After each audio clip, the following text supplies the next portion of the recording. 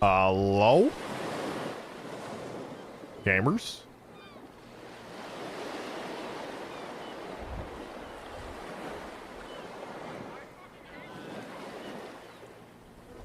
Hey, Captain Link, there for 58 months. Q Ball, 102 months. Riot SHT, 20 months. Chuggernaut, Fish Traffic, Astral, Furl W, Demonic Rain. Thank you for the resub, Sue.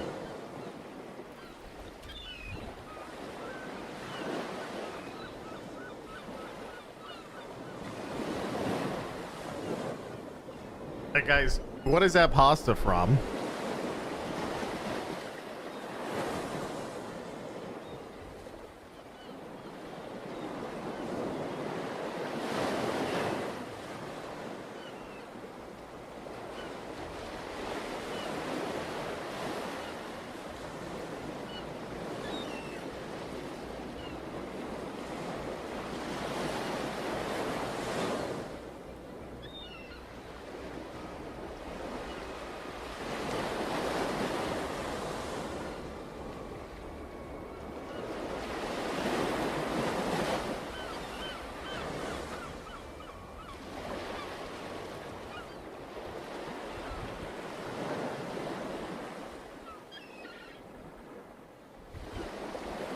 Oh, it's tech.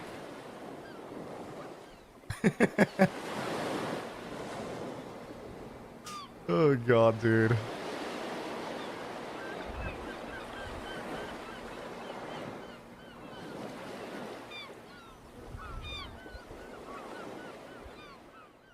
What's on the build menu for the day? Well, apparently I'm fucking ass at this game because I got ass 6, chat. Very unfortunate, really. Apparently, your rank in the first week is dependent primarily on the fact that it's dependent on whatchamacallit. Stay safe during the ritual. This should be fun. The quick play MMR. Is 6 the bottom? No, 6 is the top. Number goes up is better.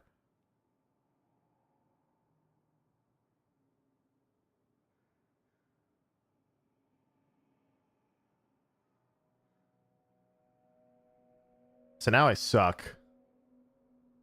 The games always do it differently. Yeah, because now Valve looks at it like, oh. Okay, if you look, I see the point is literally, do you see the little star? Every time you go up a rank, you add a little point to the star. And then when we get 6, you're at the top and you go to a new rank. That's how it works.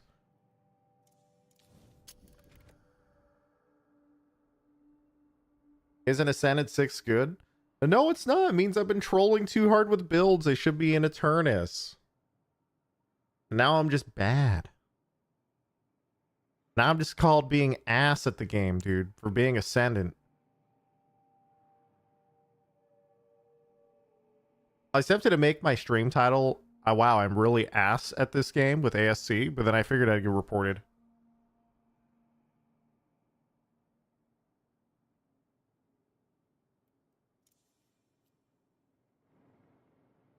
No balls. Yep.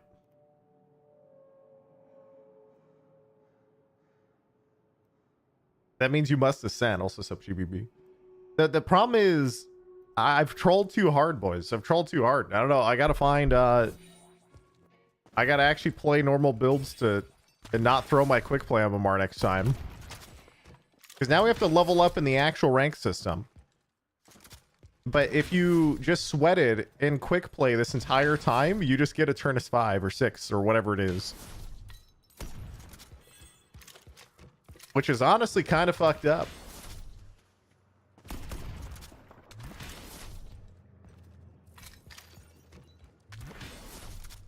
Doesn't it recalibrate every week?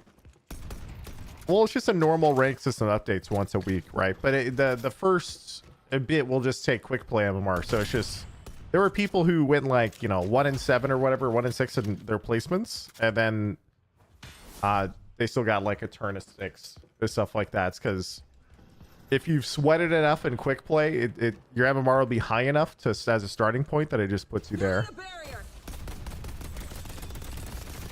Which means I have to find a better turret build, guys. Or stack abusers. I didn't think about that, but well, if you get higher MMR, you actually can't stack. But they would hop on Smurfs and stack, but I don't think that really counts.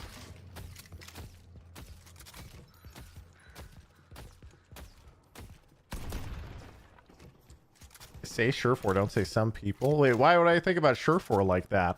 Surefour is a normal, ethical gamer. He just plays every character and tries to win.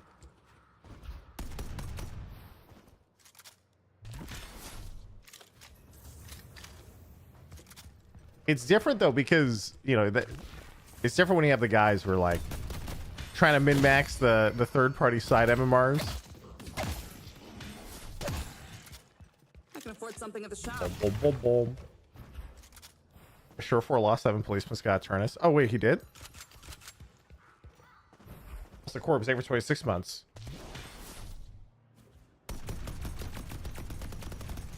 To do a corner boost. I still need to learn how to do stuff like that. So what's the theory? How does the corner boost work, chat? Is it just boosting as you touch the corner or something?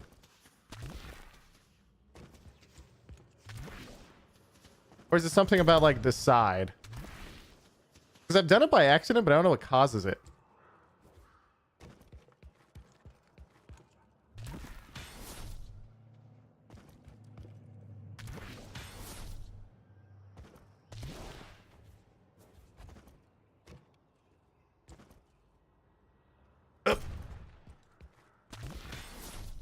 Oh yeah, the other thing that's happening today, by the way, is the Deadlock Fight Night #3 happens this week. It goes on every week, but I was gone traveling last week, so I missed it.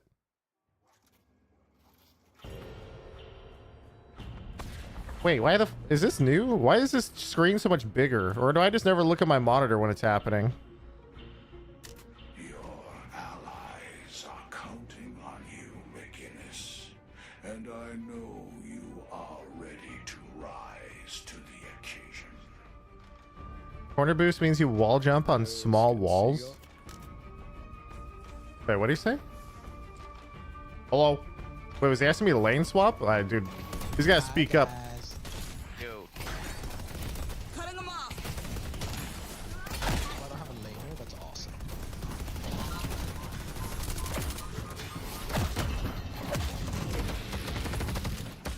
My first item reactive barrier because we're against Bebop, Thoughts, or Divine. Also, how did my Ivy... Wait, my Ivy didn't last at a... Wait, my Ivy lasted 0 as I walled and pushed that guy. I lasted 1 and I thought he had the others, but he didn't last at a single minion. Oh my god, we're fucked.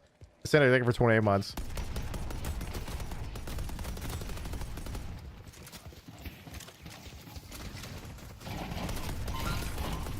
Don't let them out-position us.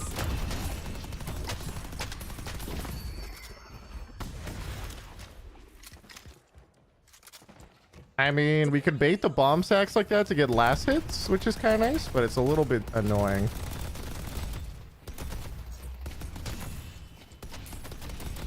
Gotta get a relic.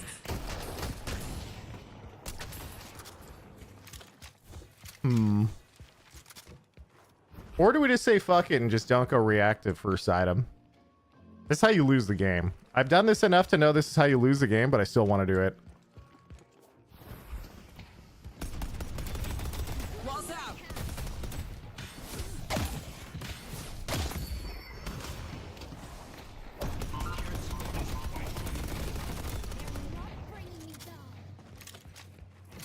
Oh no, actually I was shooting and he didn't do the last 2 last hits there either, I think. Alright, we're just gonna AFK, just get... Oh, well, he's dead. Oh shit. It's over. It's over! Man, if I had wall right there, I'd go in and kill them both, I think.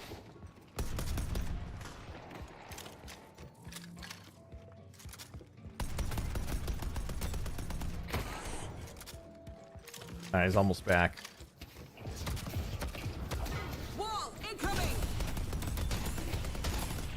I made it here just in time. Welcome back, bro. You know the most fucked up part about doing that mechanic, by the way? So minions desync when they fly now. Not now, they always have, really. And so when that shit goes down like that, it feels like there's nothing you can do. Because you can't just kill the minion in the sky. You have to aim like behind it or something weird. Oh yeah.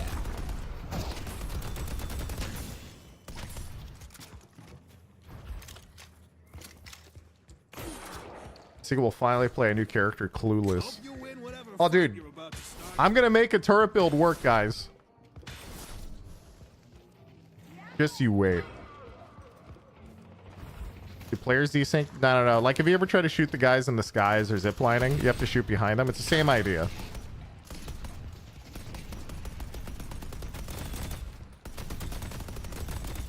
Oh, no, Ivy, don't.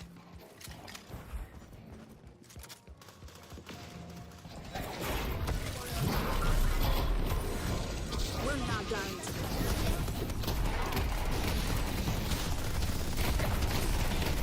What? That's crazy that he got that much the double punch off on me. See ya. The second one felt so much faster than the first one, I can lie.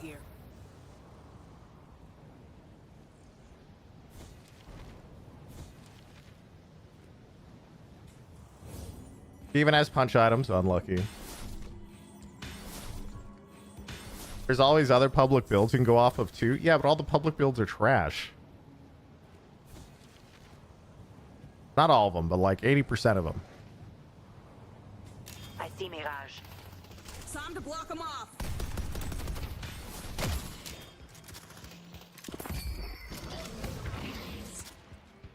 Defenses are That up. Bebop just ulted, right?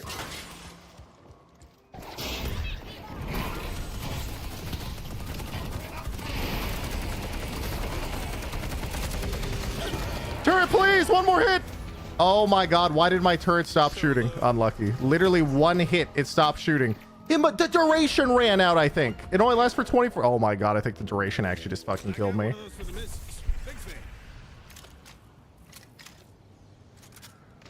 That was actually a kill right there. See you, buddy. Building cover. Turrets online. You're out of your league.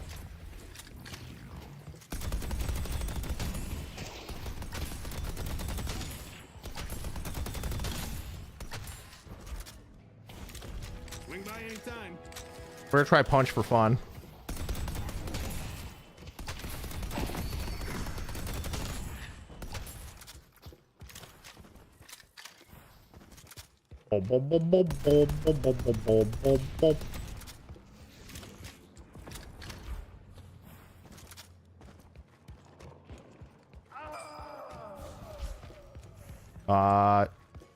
Sure, I'll wait for melee charge. It's so funny how few of the streamers I watch even use builds. Oh, that's probably because they run the same shit every game, so they just don't care.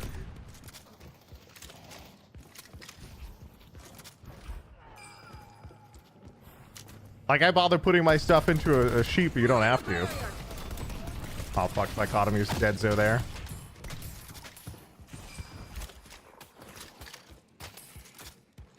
What do you think about Ray's builds? I don't think I've used theirs before.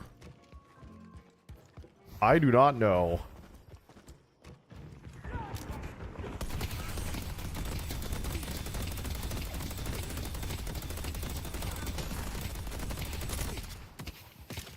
Bebop is missing. Missing a lash. Missing a lash. I need to make as many of these as I can. Oh shit, wait, he fucking pushed it early. It's gonna go yellow. Okay, I still got it. Cool. Oh, no, I just threw over here. No pockets in our... Watch out. Sorry. No.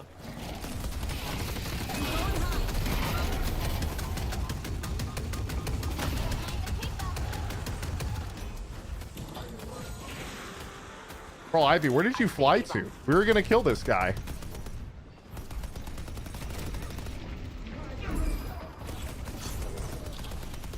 Classic We pocket. got each other's backs.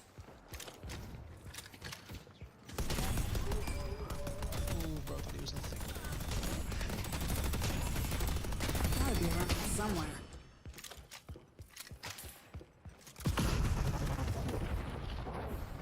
Gotta build me some backup. Barriers up. Just Take his money! Hey, we're dead. I'm on the way making it.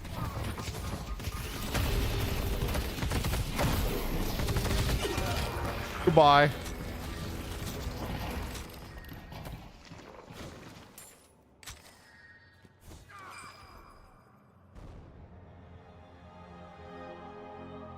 You're killing me, Smadles. Thank you for the sub. CF early, thank you for 30 months too.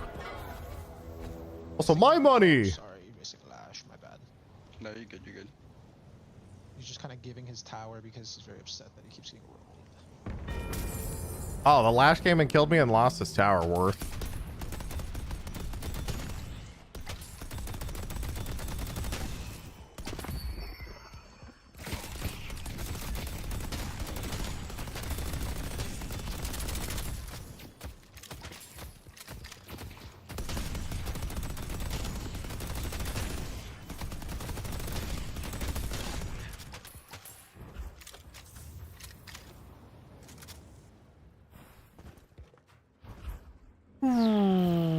Send it up. Let's see him dodge this.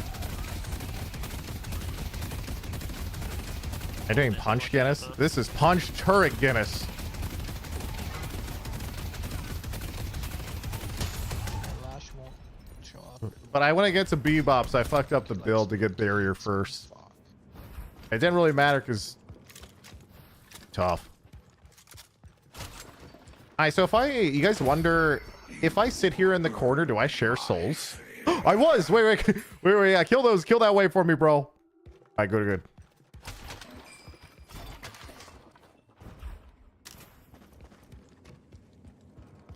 I could swap with you, purple. Here, I can gank it in 5 seconds through TP.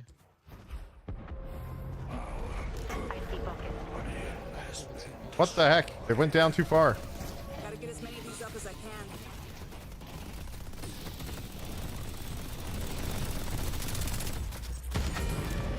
The turret got it. You can pick up some pen. The job's done, boys. Nah, fuck him up.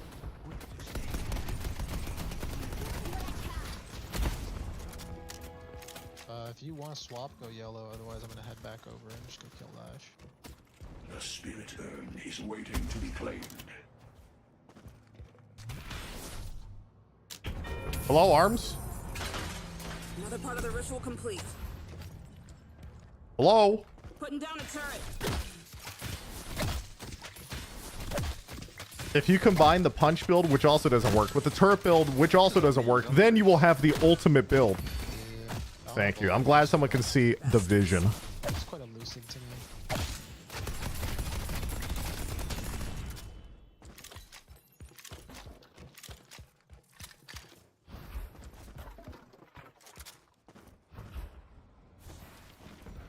Stay strong, buddy. Alright, so here's the strat, right?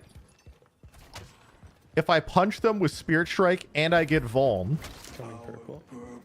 then maybe my turrets will have enough damage off the minus 20% Spirit resist for them to actually do something. Thoughts? Another tower, actually.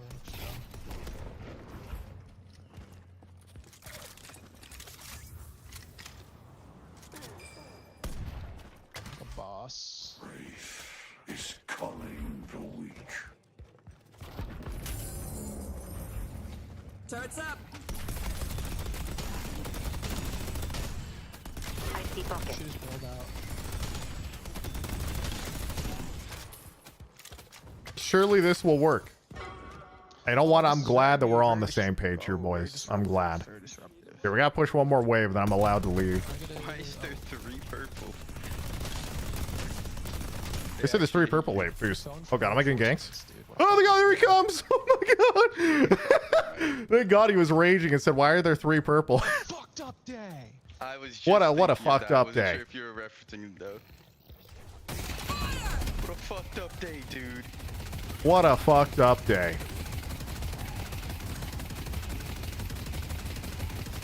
Alright, come on. Kill these before they show up. Thank you. Appreciate it. You got expensive taste. I love it. Need some healing? Don't mind me. Power.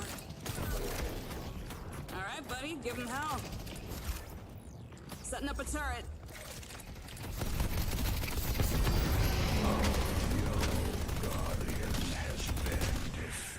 But I got bamboozled by the pocket. Feels bad. Peek your head out. Good We fight can test turn. turn. Yeah. 100%. Boom. 100%. And they said they want to contest the urn. The urn has been dropped. Alternatively, I simply ignore what's happening on the map and simply push a lane like a dumbass. In which case I will just push purple. Yeah, I'm gonna push it with you. Double back if we need to. We're staying in this fight. Gotta get as many of these up as I can.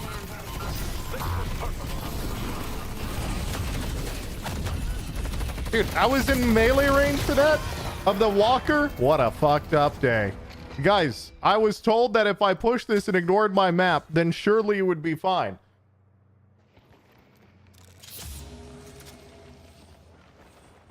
They took out Ray. I was chased very hard and it was not fun and I didn't like it. I didn't shoot the walker. Honestly, but I can't suicide on the walker until I get intensifying. He already has Echo Shard. He already has Echo. Of course he's gonna have Echo Shard. He has 17k. He's gonna have Echo Shard at like fucking 12k. He's vibing, dude. You guys, I guess I should just buy debuff remover now and just make it so this guy never has fun again. So shameless. Well, at least on me. He could have self-bomb, but that's whatever if he does that. Bolster your mind and Does Seagull play a lot of McGinnis? No. Gotta build me some backup. they delivered the urn. No one else came though. Hi guys, ignore everything on the minimap. Surely gamers at my MMR will not take the teleporter and gank me.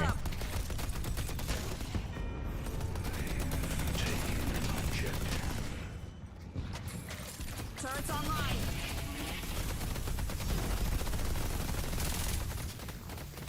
I see people. People's on the roof. Job's done. Objective secured. We're moving out. The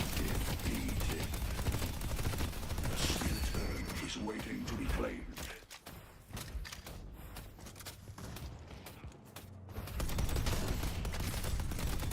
We gotta kill this beat bop at some point. We have to kill him. Time for a box run. Boom, boom, boom, boom. You know what? Screw all these. We're getting intensifying. We're gonna shoot stuff.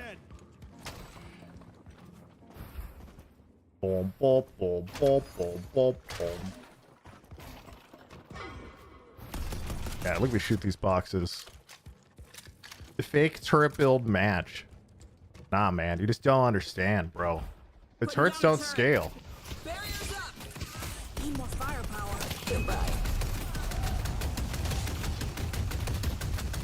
Hey, where the fuck did this guy just go?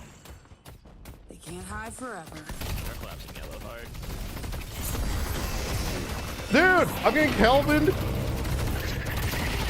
Oh my god, dude. There's the Avengers are here.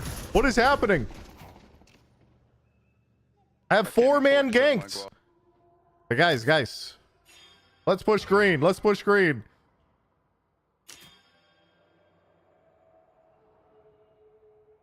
They hate me. I had Hayes ult because I was gonna kill them both if we didn't ult. So I'm just that crazy, dude. Wait, they're feeding. They're not pushing the walkers. Headed to purple. Can I deny anything from here? There's the goal. +1. Destroyed.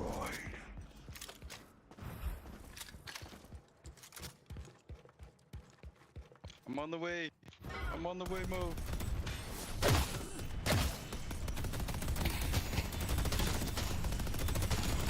They're all my TP, but I'm gonna pull up anyway with my ult. Boom, boom, boom, boom, boom. They get bored by attacking the walkers. It dies too slow. Keep everyone up and fight. Dude, walkers in this game just fall over.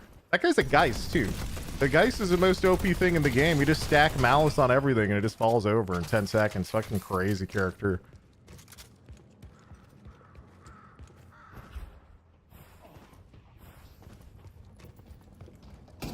Walker is under attack. Headed to yellow. Don't mind me. Just being team janitor here, picking up some lanes. Gotta get as many of these up as I can. Okay, see you later. Alright guys, what do I get next? A stevedore. Good luck not getting Sure. You know what? I do need heal booster, but I have divine barrier. All right, let's go fight over this urn now. Lash is looking to pick someone off. Maybe get cooldown or duration. No lift. Gotta build me some back. What, am I being all in? The fuck is this? They're all just waiting for me. I got 5 teammates here. Hello. I forgot to get reach in my build. Whoopsie. Yeah, I think we should just try to drop it in. I see Lash. Defenses are up. Turrets on. Anti-aircraft moving in. He pops down. He's like, holy fuck. Kill guy in the sky. Kill guy in the sky. He's just shooting my turrets. Flash, flash. I mean, that all. I mean, if you're shooting your turrets, they're not my teammates, and you know we win, so I don't care. Good job, guys. Purple. Awesome. TPing to purple. There's a bag here. Where's the bag? I see it on the map. Yeah. Oh my god, it's rich. 500 Say souls. no to free souls. Hey guys, when we do 4 here, they just take 2 walkers. When they had 4 here, my team just AFK'd. That's fucked up. Yeah, I'm saving for Colossus.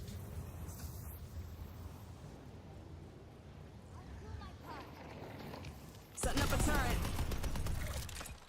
That's a ranked experience. Bro, I'm not even in ranks. The saddest thing about the fact that I didn't sweat enough in quick play chat is the fact that I will basically never be able to play ranked until they change the hours. It's actually really sad.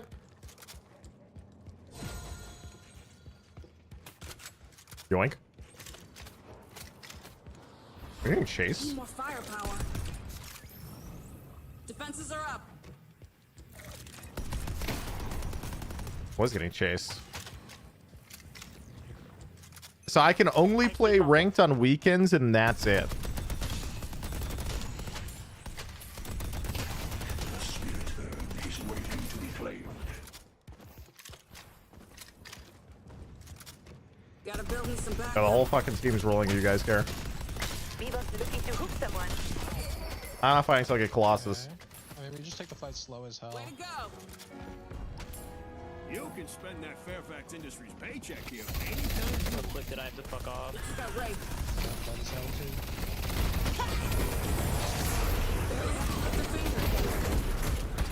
too. Run! They're chasing me. Turrets up. I don't have anything, dude. My whole team's dead. Unlucky. Yeah, Coven is no dome.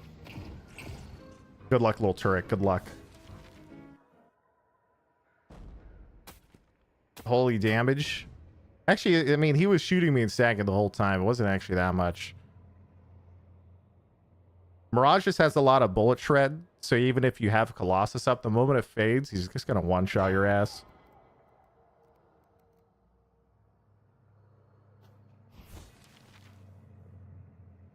The bag greed. Okay, actually, I might have been able to get out if I didn't greed for the bag. It is true. Honestly, if you don't greed for the bag, are you a real gamer? And you heal booster too. I'll be able to cut off their escape. I thought they gave enough choices to suit most people. Oh no, that was only the first 2 days. If you haven't played in the last week, immediately afterwards they hotfixed it and they changed so there's only 1 time slot now. Putting down a turret. They said queue times are too like bad or something.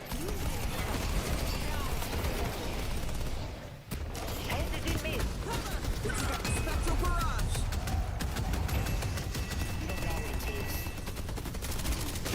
Setting up a turret.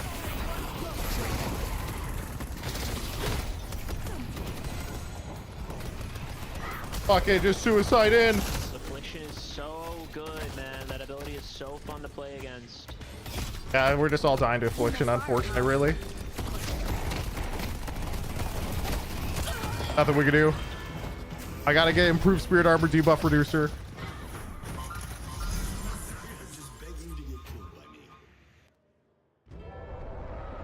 Lady guys can play by fun abilities. No way, Shiv got this.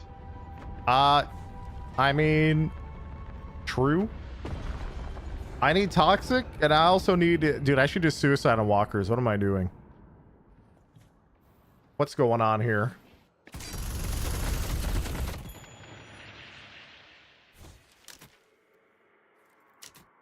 Sell medic round or restorative shot. Yeah, I should, but I also need healing booster. So I need a lot of things.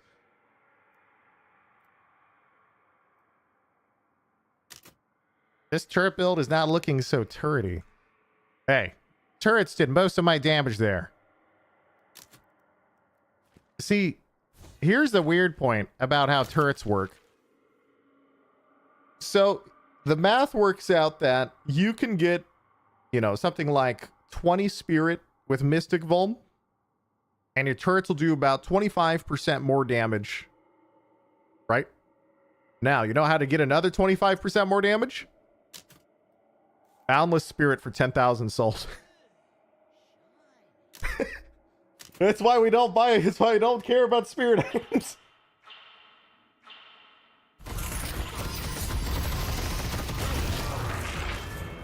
Hisham's out, I think, for 6 months. None of you rise to the challenge.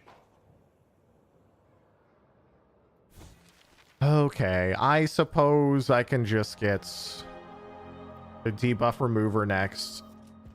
You're looking to survive. Our You walker came to the right is place. under attack.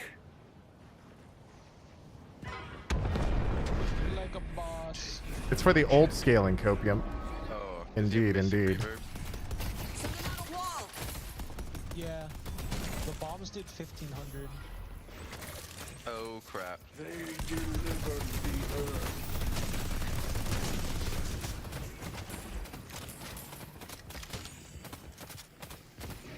They killed the purple. Time for a little help.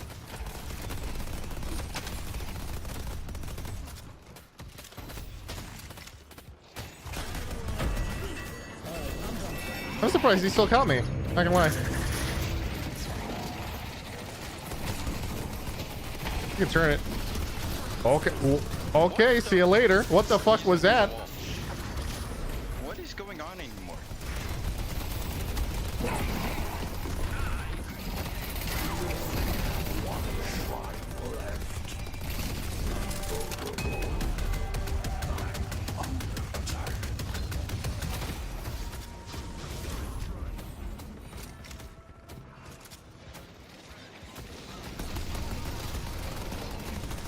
Turrets up.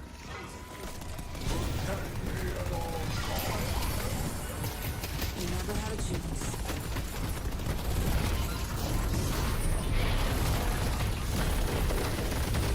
Tornadoed! I feel like this game might be over. Yeah, probably. Don't stop us. Guys, I got debuff remover.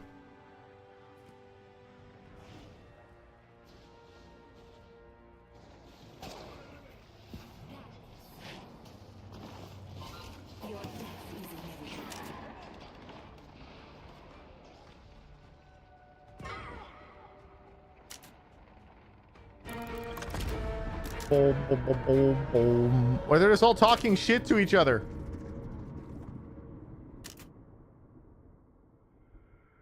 On this account, I main Haze.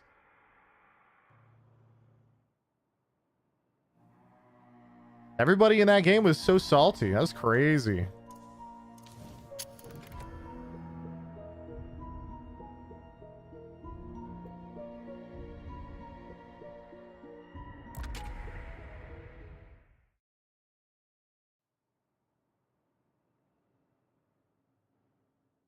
Everybody got their ranks and people went insane. This is unranked. We're not even in ranked.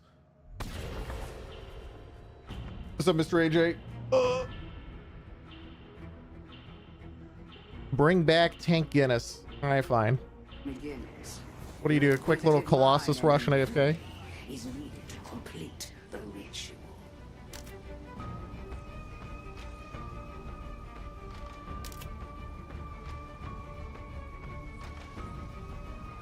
Or do we play a meta build for once in our miserable life and actually kill the enemies? Oh god, it's a Mo and Krill solo lane!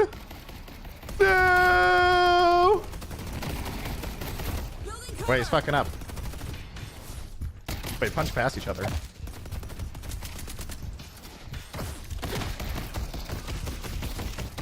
The minion's gonna kill me. The troopers did fucking nothing. We're good. Didn't die to minions. Let's fucking go. Okay, we have 0 souls. Let's go, boys. How are you not autoing him? Hello? Hello, game. We are dead now, unfortunately. There's literally nothing we can do. Walls up. Just kidding, he's fucking garbage! Super, you didn't want to listen. Oh shit, the minions! Woo! Okay, we're good, we're good. Deploying heal. Alright, we're fucking back.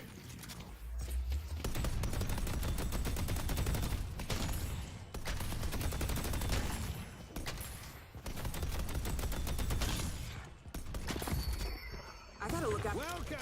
Alright, guys, all that. We got one item. Let's fucking go.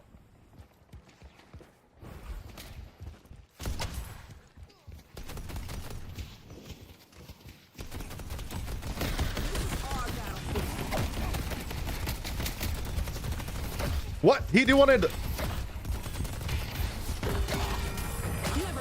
Fucking Mo and Krill players just run at you and they don't stop. This is boxing. Little does he know, my built-in 15 bullet resist is popping the fuck off right now. Need some healing? I'm getting melee, dude. We're going full melee items now. We have to box this guy. It was already in the build, but like now it's doubled, you know. Swing by anytime. All right, double melee items. Let's go. Run them down. We don't even need to auto attack here where we're going. Turrets online. Come at me, bro.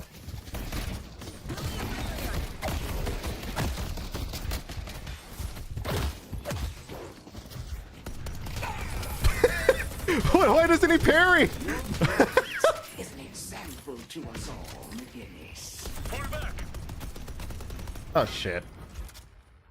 We getting ganks? I see one. Time for a little help.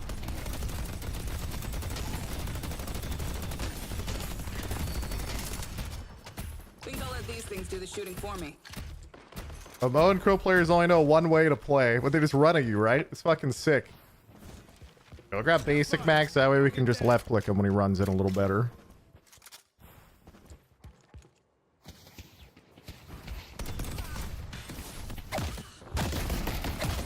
Barriers up. Okay, this was a little bit obvious, even for me. No! Take cover. It's okay. We're built in resist, boys. We're built in resist. What? How do I just take that much damage, actually? That's disgusting. That is insane. Oh, right. I don't have fucking monster rounds. I don't have monster rounds, so the fucking... the Guardian just shredded me for 300 damage. I usually get monster rounds. Wait, he died. What did he die to? Wait, he died to minions?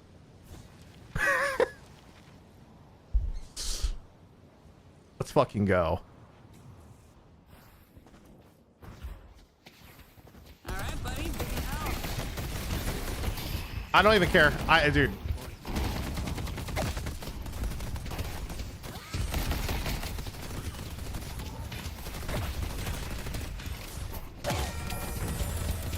You brought this on yourself. But guys, eventually he will not parry the first punch because he's gonna think that I won't do it because it's happened the last 4 times What do I think of next? and it will eventually work. Such arcane as I will show you. Run!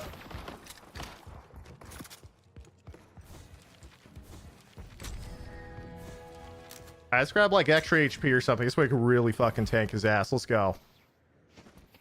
Where is he? He's in base. Fences are up.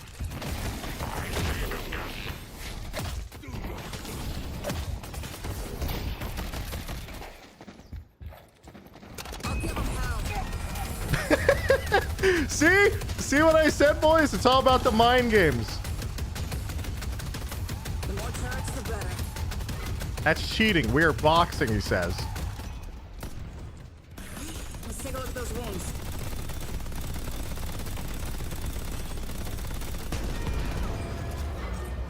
Headed to Broadway.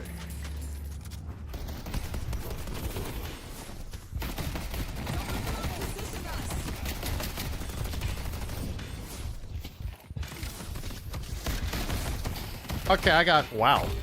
Wait, I'm in tower range? Oh, shit. Bro, why is tower range go down the ramp? I thought it would be at the top of the ramp. My bad. Ivy's going blue. Ward missing, Micah blue, Micah blue. Okay, wait. He's good. Boosting! We're flying and we're gonna box his ass. Let's go. I don't have wall. Fuck it. From the top rope! Gotta build me some backup. Quick melee's only. Quick melee's only. Noob down! You didn't think you were getting away with that, did you?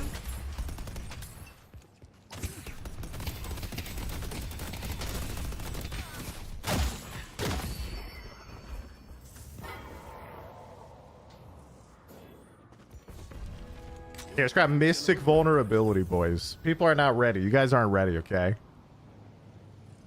You get mystic vuln, spirit strike, we're gonna punch his ass.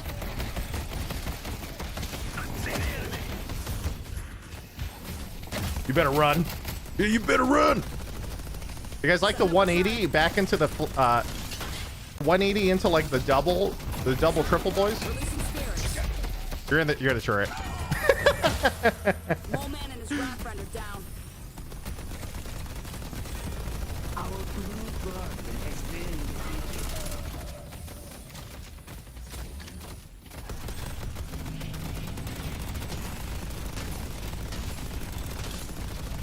Our purple guardian's been defeated. I was gonna come in hot, but I'm low on HP and I got nothing. The one turret's gonna have to do the job.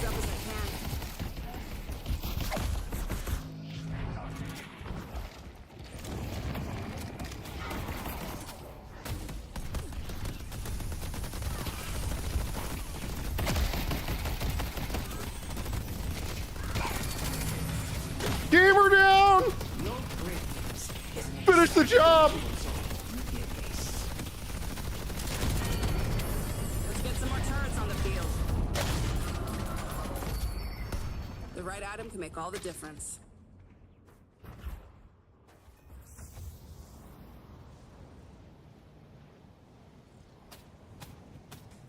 Upgrade your melee lifesteal. Hey, this is a turret build? Listen, this is a turret build, okay? Okay, real talk. How much damage does turrets do in that last, like, minute? 100! Huge!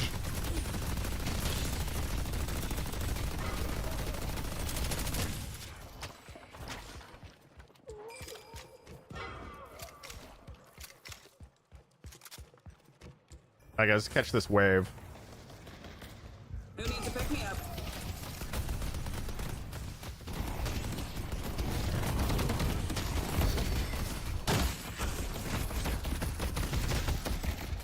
Boosting blue. Putting down the turret. Guys, them all. We chased this. Oh my god, the turret shredded him! I got enough ammo for the whole team.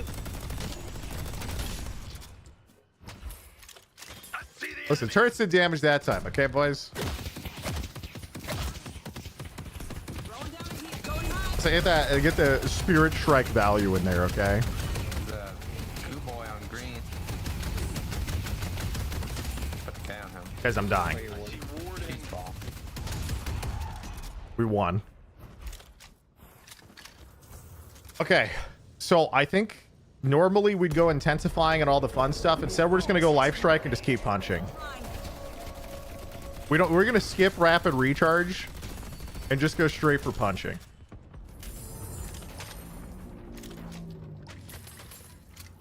We're staying in this fight.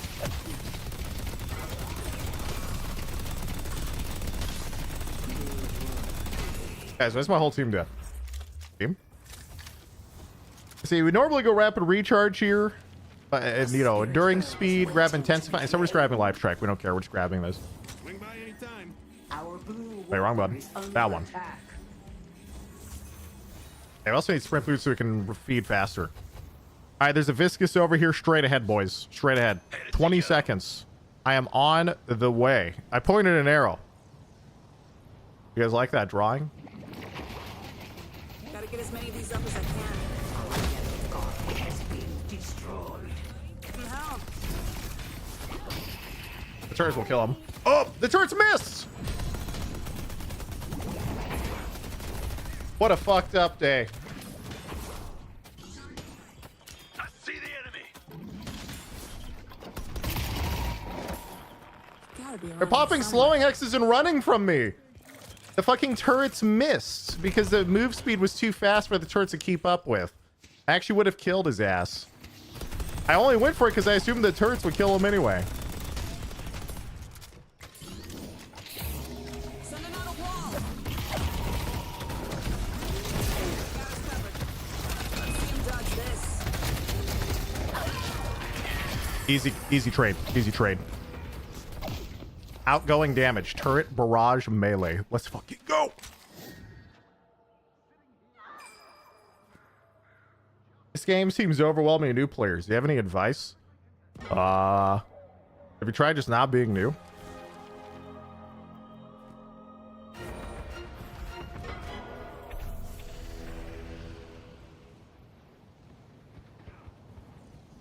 Okay, this Mirage probably mad I'm yoinking his wave. Or am I? Defenses are up. I will heal.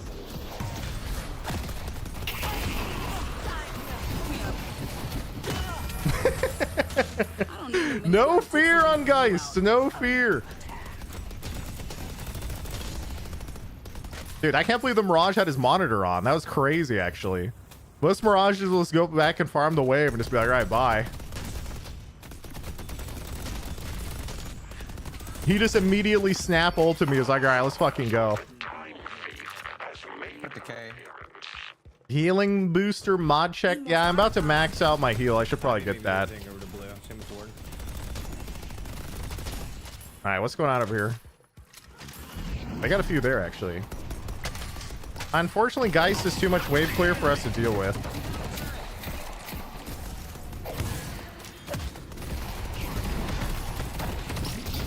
Fuck! Wait, I got flanked in the back. Hit me for fucking a bazillion. All right, I guess I'll get recharge now and healing booster, okay? I suppose. Yeah, I thought I had 4 here fighting, so I figured, oh, I'll just feed for this and it'll be fun. Take the 1v1. Little did I know, no one can 1v1 Geist.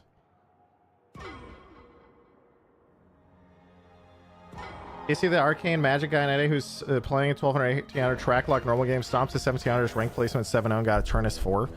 Like, none of that means anything. All that, like, okay, guys, the track lock score, if somebody had that score then placed in Furnace, all that means is that track lock didn't actually track their games. Because it doesn't track most of the games. Setting up a turret.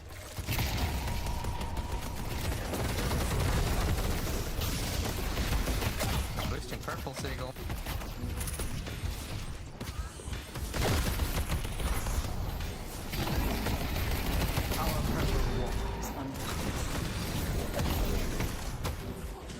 Run!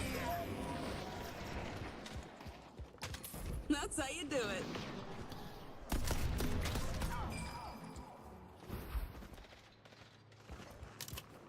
Because, okay, for those who don't know how the rank system works right now, No one's dying it's on primarily based on your quick play MMR. So if you were sweating your ass off in quick play and like having a good time, you get ranked really, really highly. And so that means, you know, if somebody did their placements and apparently they're sitting at low on more lobbies or whatever, there's two explanations. One, it's a new account that is ranking up, like internally in the MMR stuff. Or two, it just didn't track all their games. That's it. Does that mean my Nico score is accurate? Well, no, that Gotta get as many of these it up as usually we can. is decently accurate when it comes to ballpark figures. The only thing that I've had an issue with when it comes to the scoring systems like those that people have been using is that people are trying to take it as an act of like, oh, I'm rank 1 or I'm rank 5 or I'm rank 10. And that type of thing is like, it's literally not accurate enough for that. You might be rank 1, but I'd wait for an actual leaderboard.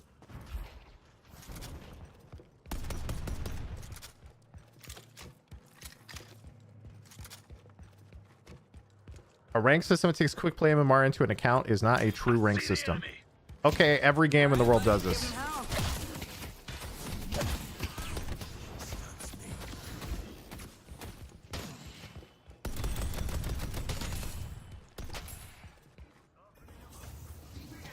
Turrets up. Actually, I forgot I actually have a heal now, so I just said attack speed boost. Cutting them off.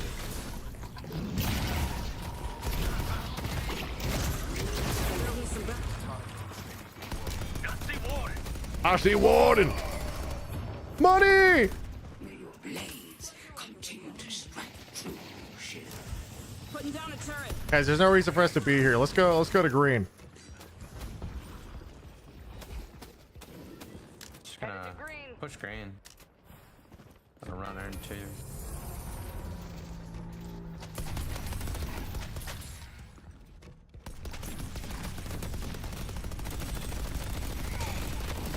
Oh, we're not gonna take green. I have somebody waypointing this too. The blue.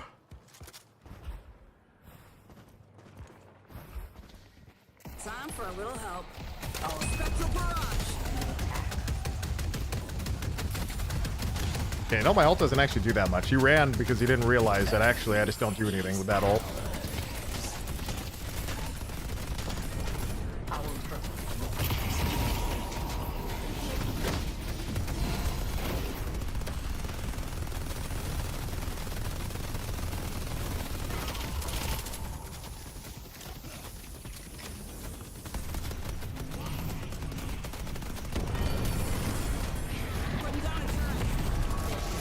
No! No!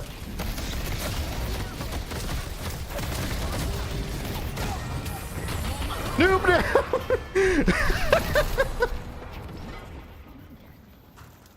Holy shit, dude. The turret's at 1600, the melee is 1700. See, the punch is worth, okay? I just got improved armors now. Or we just do base armor and save for Colossus. I like that more. That's apparently in my build. Let's just do that.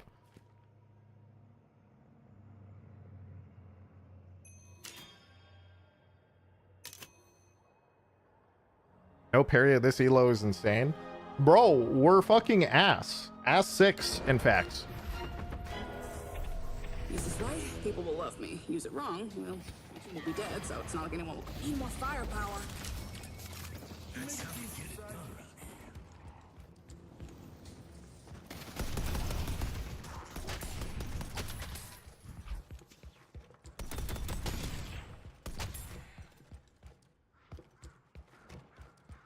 Turrets online. Guys, I need to go in a box run and get Colossus. You think he's done the boxes? Box check. Please no boxes. Over. Yes! These boxes are up. That usually implies if these boxes are up, the other ones are also up. But those are gone, though. No!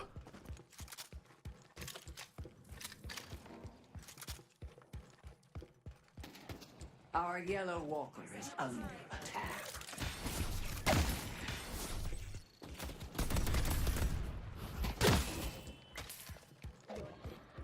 Time for a little help.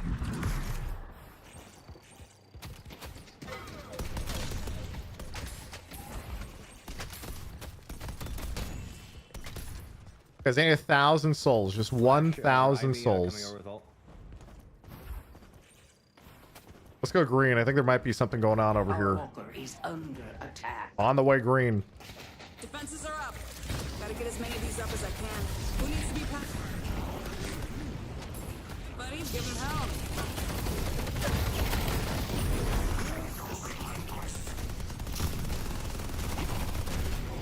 Get him!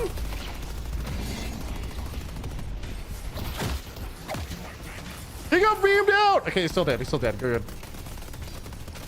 We got each other's backs. Chase him! I can't let the turrets have all the fun. Okay, well, it's viscous for you. All right, bye. That was a good run, boys. Yep. I gotta go buy real quick.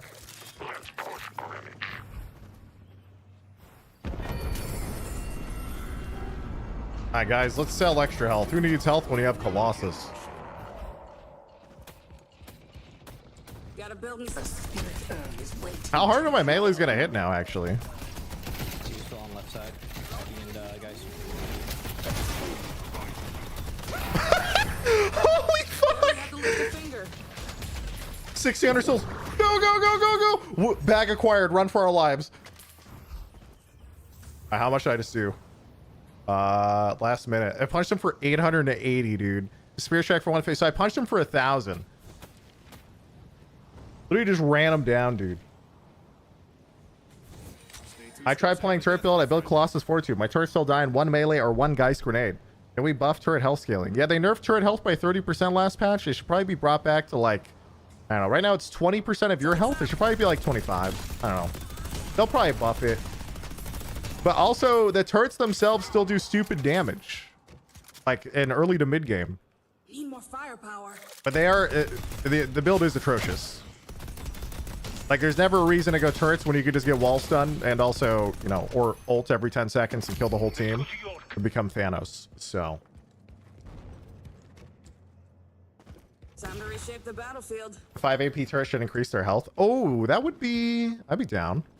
One sec. We got one of these fights coming up here. Nice. Turrets up. Wait, I forgot to get Mystic Reach. My turrets won't be able to see shit. IV's coming in. Anti-air. Prep the cannons. Take them out! Alright, see ya. Bye.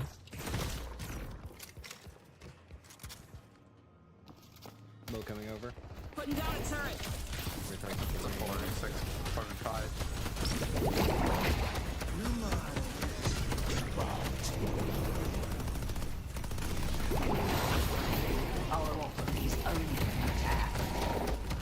Chase him!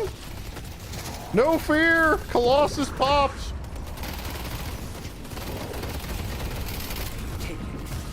No, not again! You'll never keep me alive. Did you?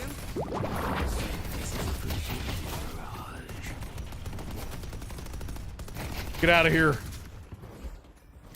Guys, I gotta get toxic bullets. I can't fucking kill anything. Warn on me, warn on me, warn on me, Byron. Warn by Byron. Got Lash. Gotta build me some backup. He's on the run! Chasing this warden. I guess I could turn in the urn. Need some healing? It's coming for me.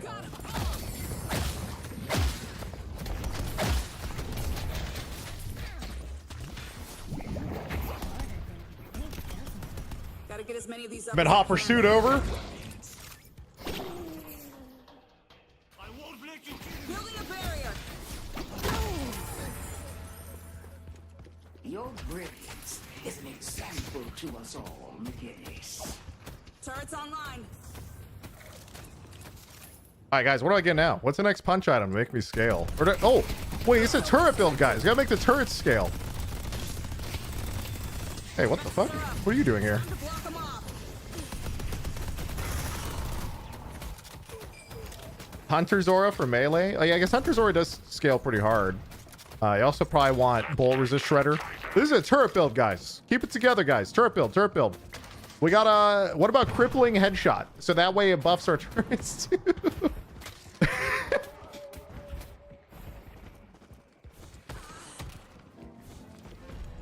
Where is it? You can spend that Fairfax Industries paycheck here anytime. And you also still need Toxic. Echo Shard is so good on any beginner's build. Echo Shard double wall is just disgusting. Like, if you think about it, if you actually want to play a punch build, I think you just go Echo Shard turret, and then you just play... You drop the turret as like a one-time turret drop, and then you just wall punch them, and then wall punch them again with duration extender, and hope for the best.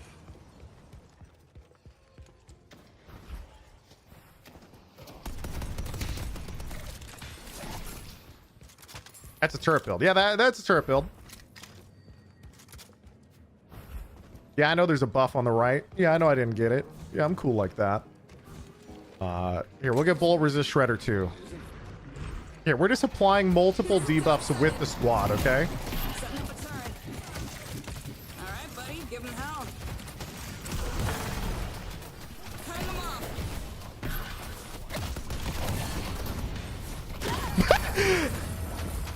Oh my god! I see warden.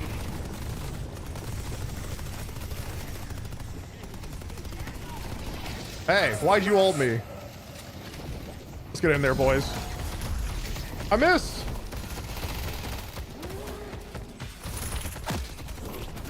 Setting up a turret.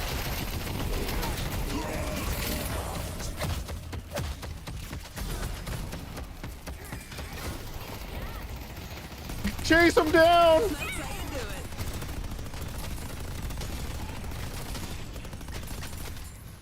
it. But guys, I need more tank items. Guys, we check out my turret damage that fight last minute. Turret's at 1,000 damage. Wait, why can't I move? I just see beginners. I can't move my character. Alright, now I can move. What was wrong? I tried going to a zip line, it like stuck me in the floor. Take cover. All right, buddy. That's funny. Oh no, I use wall. I forgot I don't have infinite CDR in this build like I usually do. Oh fuck, I fucked up. Oh, he's gonna fucking yoink this shit. I can feel it. Just kidding. 2,000 souls! He just delivered money. I should have given that to you. Oh, I'm sorry. You're fine, you're fine, you're chill, dude. I just punch like you. We're punchers out here. I've said God will never accept me.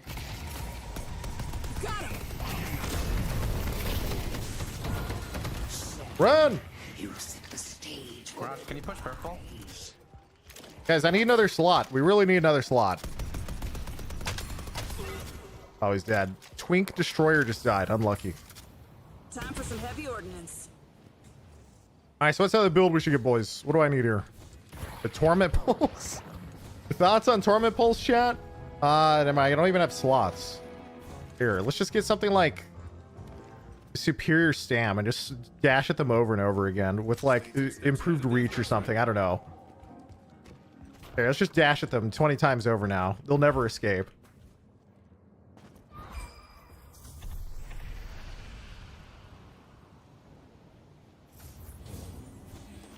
Fucking auto mod.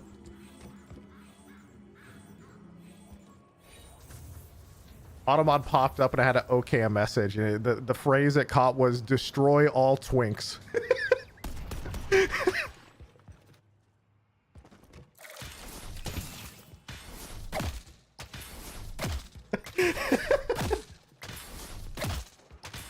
Coming Mirage.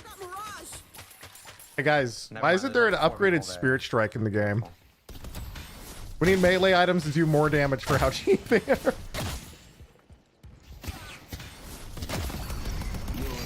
Putting down a turret. I can just kill that guy when he walks in and does that next time.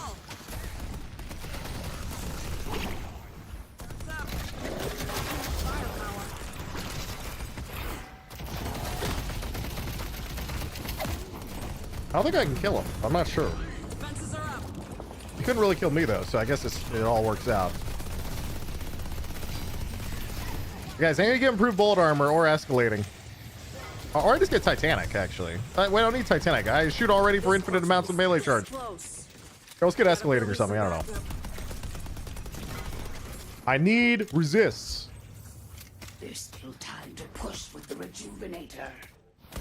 Oh yeah, we had rejuve this whole time. Alright guys, let's grab... I need toxic bullets more than both. Okay, now we can actually kill players, so that's kind of cool.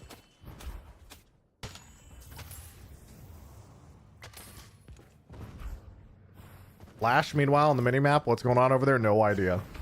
Gotta get as many of these up as I can. Wait, who's over here? It's Geist. Geist is here. The fuck you doing here, Geist? Hey, where'd she go? The fuck? Oh, she went into the room. She's hiding. Punch her now! Okay, we apply toxic.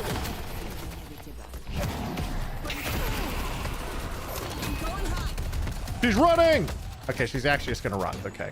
Nice to swap. I don't even care if she has ult. I'm pretty sure I still kill her. Yoink. We got each other's backs. Gotta build me some backup. 2 on green. I'm boosting blue. Dude, I need fortitude in this build, chat. I gotta get even more. Maybe I replace enduring speed with fortitude. Does it get even more HP and it helps me regen out of combat? Thoughts? Yeah, my team's fighting. They're probably fine.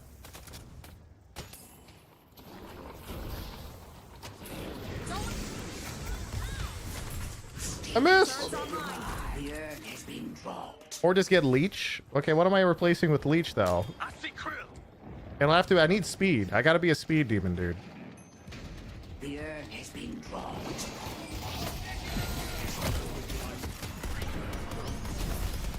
They're running. Get them.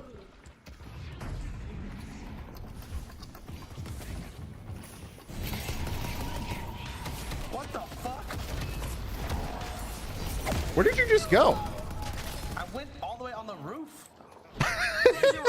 I saw the ult. It's the first time I've ever seen a Shiv ult not connect. There, healing station left side over here. A spirit is waiting to be claimed. Okay, guys, we need another 1,000 for something here. I'm thinking maybe inhibitor. Does inhibitor proc off melee hits, chat?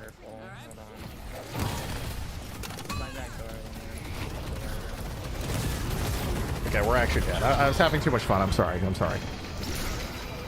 Why don't you just push purple walker? Guys, I'm having too much fun. I'm sorry. I'm sorry. Listen, I took 50-50 there. Is it time for improved bullet armor or what? FYC, I'll be playing for Poshi's team and find out. I'll do my best to make you proud. Hell yeah. Also, I don't have any VIP slots, so you get a sword. Have fun. Okay, do I get Fortitude next, boys? Is it time? Or do I go Alk Fire? Nah, dude. I need something. I need something dumb. Dude, I think Torment Pulse, if you had this earlier in the game, actually shreds. I probably should have gotten Torment Pulse. Wait, I can get Mystic Reverb and apply it to my turret so it double slows off Mystic Slow, and then I chain punch them to death. Maybe that's a strat. You get knocked down, so we get another stamina. Surge on turret for an actual turret build. 1 sec. Abrams is in danger! This guy's fucking dead, right? I'm just flying into die. Wait, let's turn this around. Need more firepower. This is stopping. Throwing down a heal.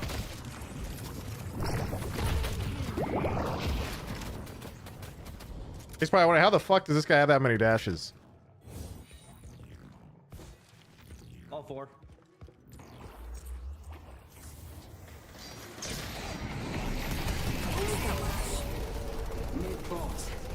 That is an unfortunate timing to die right as mid-boss spawns. Not gonna lie. Very unfortunate.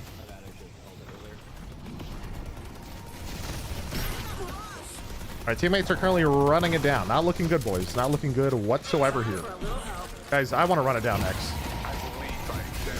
Yeah, I walled because I got scared I was gonna die. Hey, guys. We gotta find something dumb here that'll help bring back this game. It's gotta be Leech. I just gotta chain punch for 10 years. Fuck! You know, I could have just gone to the other side, I guess. Gotta get as many of these up as I can. Turrets up.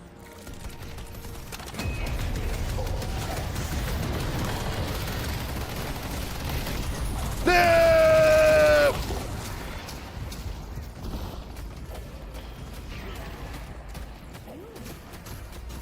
For anything with the prime.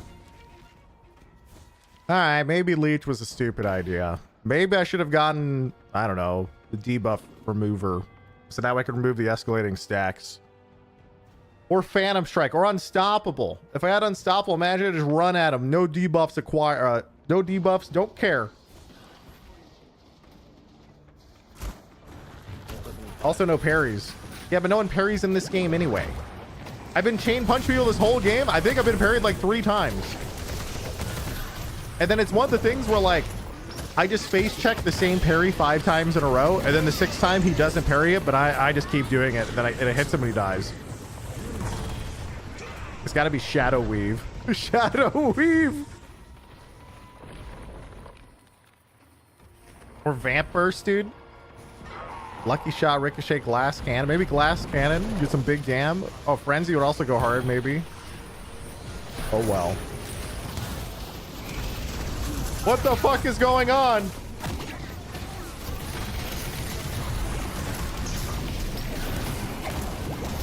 I'm popping Colossus in my spawn. What a fucked up day.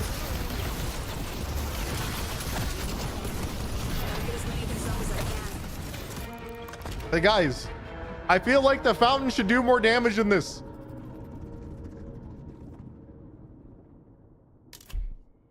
Or there should be more regen. I don't know which.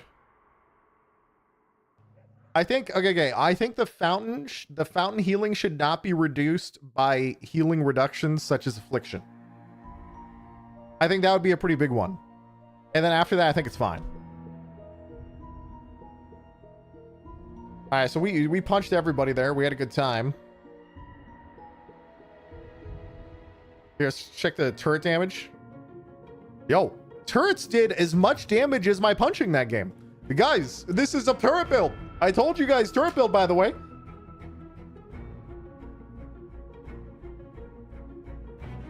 Melee greater than turret, though. Yeah, 60 damage, guys. 60 damage.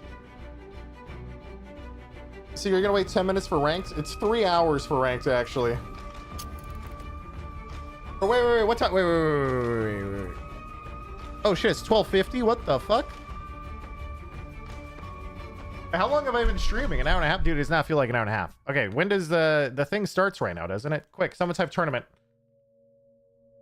Tournament. They're checking the wiki. The stream starts in 10 minutes. All right, 10 minutes. All right. I have it right.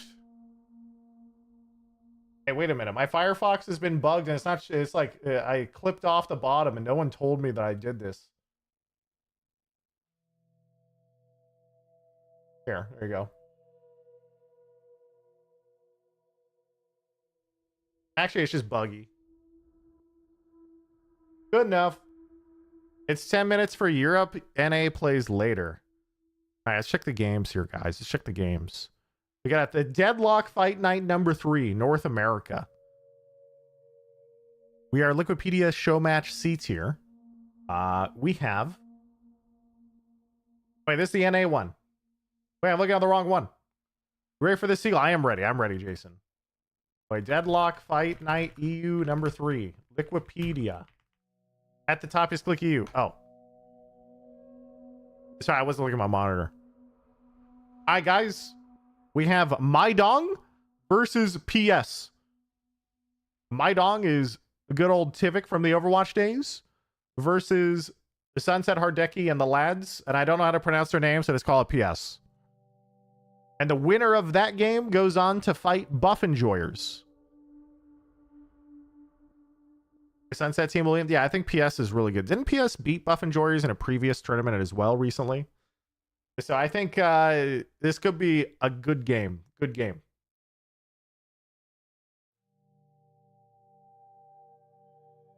Because they did just beat them like a week ago in a tourney. So PS versus Buff Enjoyers, they're neck and neck. Also, guys, okay, the turret punch test, it did work out. Unfortunately, I think it's 90% melee with a little bit of turret, but it's just kind of fun. And so here's, you guys want to know why this build does damage? It's because turrets, let's say you do a normal turret build really fast. You just grab like, I don't know, spirit, cooldown, recharge. What's another one we usually get? Reach.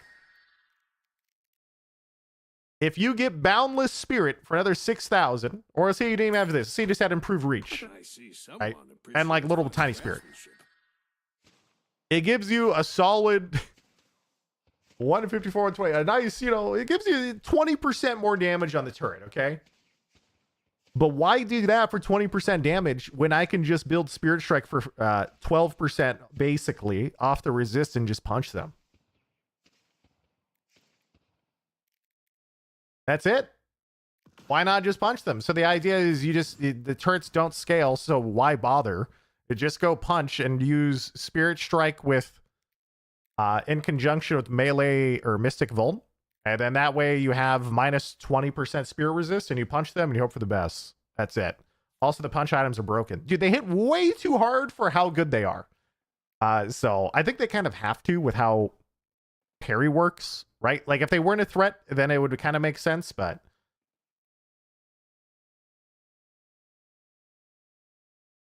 spirit is insane for your healing. Yeah, but like we're not a heal build. We're a turret build. So basically this is just how it works is, you know, I don't see the point in investing into turrets. The only thing that's worth investing into turrets is like the base spirit you get out of usually Spirit Strike, Vuln, Charge, and maybe like Reach or something.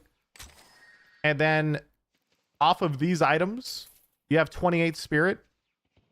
And that gives you like a tiny boost. And then the punching and heroic aura does double DPS for it, and that's it. Don't get caught. So, I don't know. Is bullet resist not worth it? Bullet resist shredder? Yeah, I did that last game. I don't know where to put it. I was just kind of vibing. But realistically, this build is just dumb. Like, if you just did this build, but instead you did it probably without the turrets, it would do a similar amount of damage. Well, actually, I'm not sure about that. My turrets were actually quite a lot. My turrets did as much damage as my punching did that game. So maybe I'm underestimating how much damage they really add over time. Can we check the damage diff with the bot? Sure. So usually, I think we get like reach, this. I think I even am getting shredder now. And then what's the last one? I think I'm Vuln. I got Vuln shred. There's something I'm missing, but whatever. Let's put base spirit in or cooldown. Someone appreciates fine craftsmanship. The thing is, it never makes sense to stack turret DPS chat because, oh, spirit shred. Oh, right. The melee items. Right. Here, just grab this. Expensive taste. I love it. And then we usually get rapid recharge instead of this. Okay. Do whatever you want. It doesn't matter. Point is, Defenses are up. oh, that's not very realistic because it's not leveled. But I mean, it's just a base increase. So it's hitting for 41. When I punch, it goes up to 45, 46. And then I think if I get boundless, it will actually go up a lot. But the problem is this is 10k souls to get boundless. And usually if you're going to go, I usually have improved reach late game too. Your mastery of the occult. So you're 45, 46. And now it's at 60. So it is actually a huge increase, but it's less when you think about how much base damage you get because of fully maxed turrets. So like here's an example, right? Don't look at this now. I'll show you guys a quick example. I can wait for this guy to disappear. The problem is you have so much, the base damage is so high and the scaling is dog shit. So Putting down a turret. the turret does 66 with Vuln. If I hit it, it does 73, right? And now with boundless, let's drop this guy over here and wall off this guy. Oh no, it's gonna look bad because I wait for the wall debuff. All right, I think I faded. 85 versus 67, or rather 85 versus I think it was 73. So it's just super awkward. I just don't see the spirit scaling is just bad. And escalating, you don't really stack escalating either. Unless you have something else to pre-stack it, but it's just kind of pointless. The escalating is okay if you have decay. But otherwise, I don't see the point. So. The problem is in this build, I actually want too many spirit items. So I think what I want to do in this build, chat, is can you up the fire rate of turrets? You can. The only way is via Heroic Aura. So Heroic Aura, this is the biggest DPS increase, just getting Heroic Aura at 10k souls, right? This is the max attack speed. It can't go higher than this. Which is why scaling spirit doesn't make sense, and instead all you do is just get Heroic Aura early. And if you get Heroic Aura early, your turrets basically have the most DPS they're going to do for the cheapest amount of investment. Which is why turrets from 10 to 15 minutes actually do a lot of damage. And then after that, they do nothing.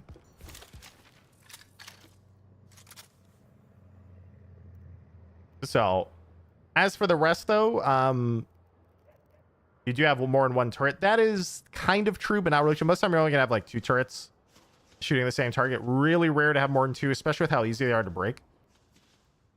Why is escalating bad if it's minus resist? Because escalating is like 6k souls for 10% overall, the damage. And I got nerfed a lot. You need decay to pre-stack. You need something to pre-stack escalating. So that way, so like, let's say you're fighting somebody and then you like have decay on them a little bit. And it starts stacking, escalating for you. And then you drop the turret and then you drop like a wall or something. Then your turrets will start to actually shred. It starts doing like 200 plus DPS. But to get there, how often is it that like, you know, oh, I'm shooting this guy for a few seconds and then I drop one turret and you see if he starts blasting. The problem is the turrets escalating is definitely not weak. It is not very good. Not on McGinnis. I've looked over like a dozen games at this point. On average, escalating for a McGinnis players adds 10% or less damage. So in other words, you get the same damage as Mystic Vulnerability, but for 6,000 gold. That's it.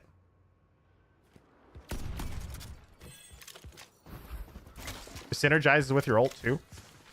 Okay, question. How does the item which ramps damage over time help your ultimate, which is all burst damage? Most of the time in a fight, you only ult someone for 2 seconds at a time. Like 2 or 3. Like you're literally just like this. And then by this point, they're dead. At that point, you have like 3 or 4 stacks. That's it. So that's why we don't build escalating. All the damage numbers, unless you're going to argue the damage numbers are broken in the game, which I can argue. You can argue that if you want. Escalating adds 10% or less damage. You're better off getting Kevlar? Yes. I would never get escalating. I would just always... I mean, dude, it's kind of funny. We built this ult build like a year ago. Or not a year ago. A month ago at this point. And ever since then, it's still been stupid. And all it is... Where is it? The one I did for Mobilytics. I barely even updated it. It's literally just the basic build with Infuser. And then it just gets Kevlar into cooldown. And then it just goes reach into escalate, all that good shit. Like, it's just disgusting.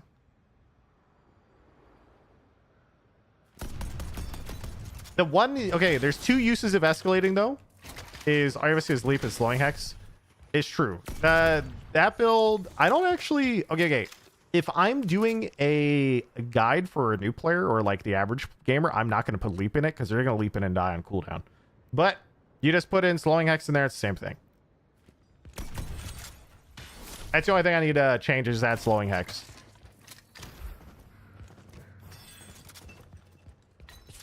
Hate that build more than you.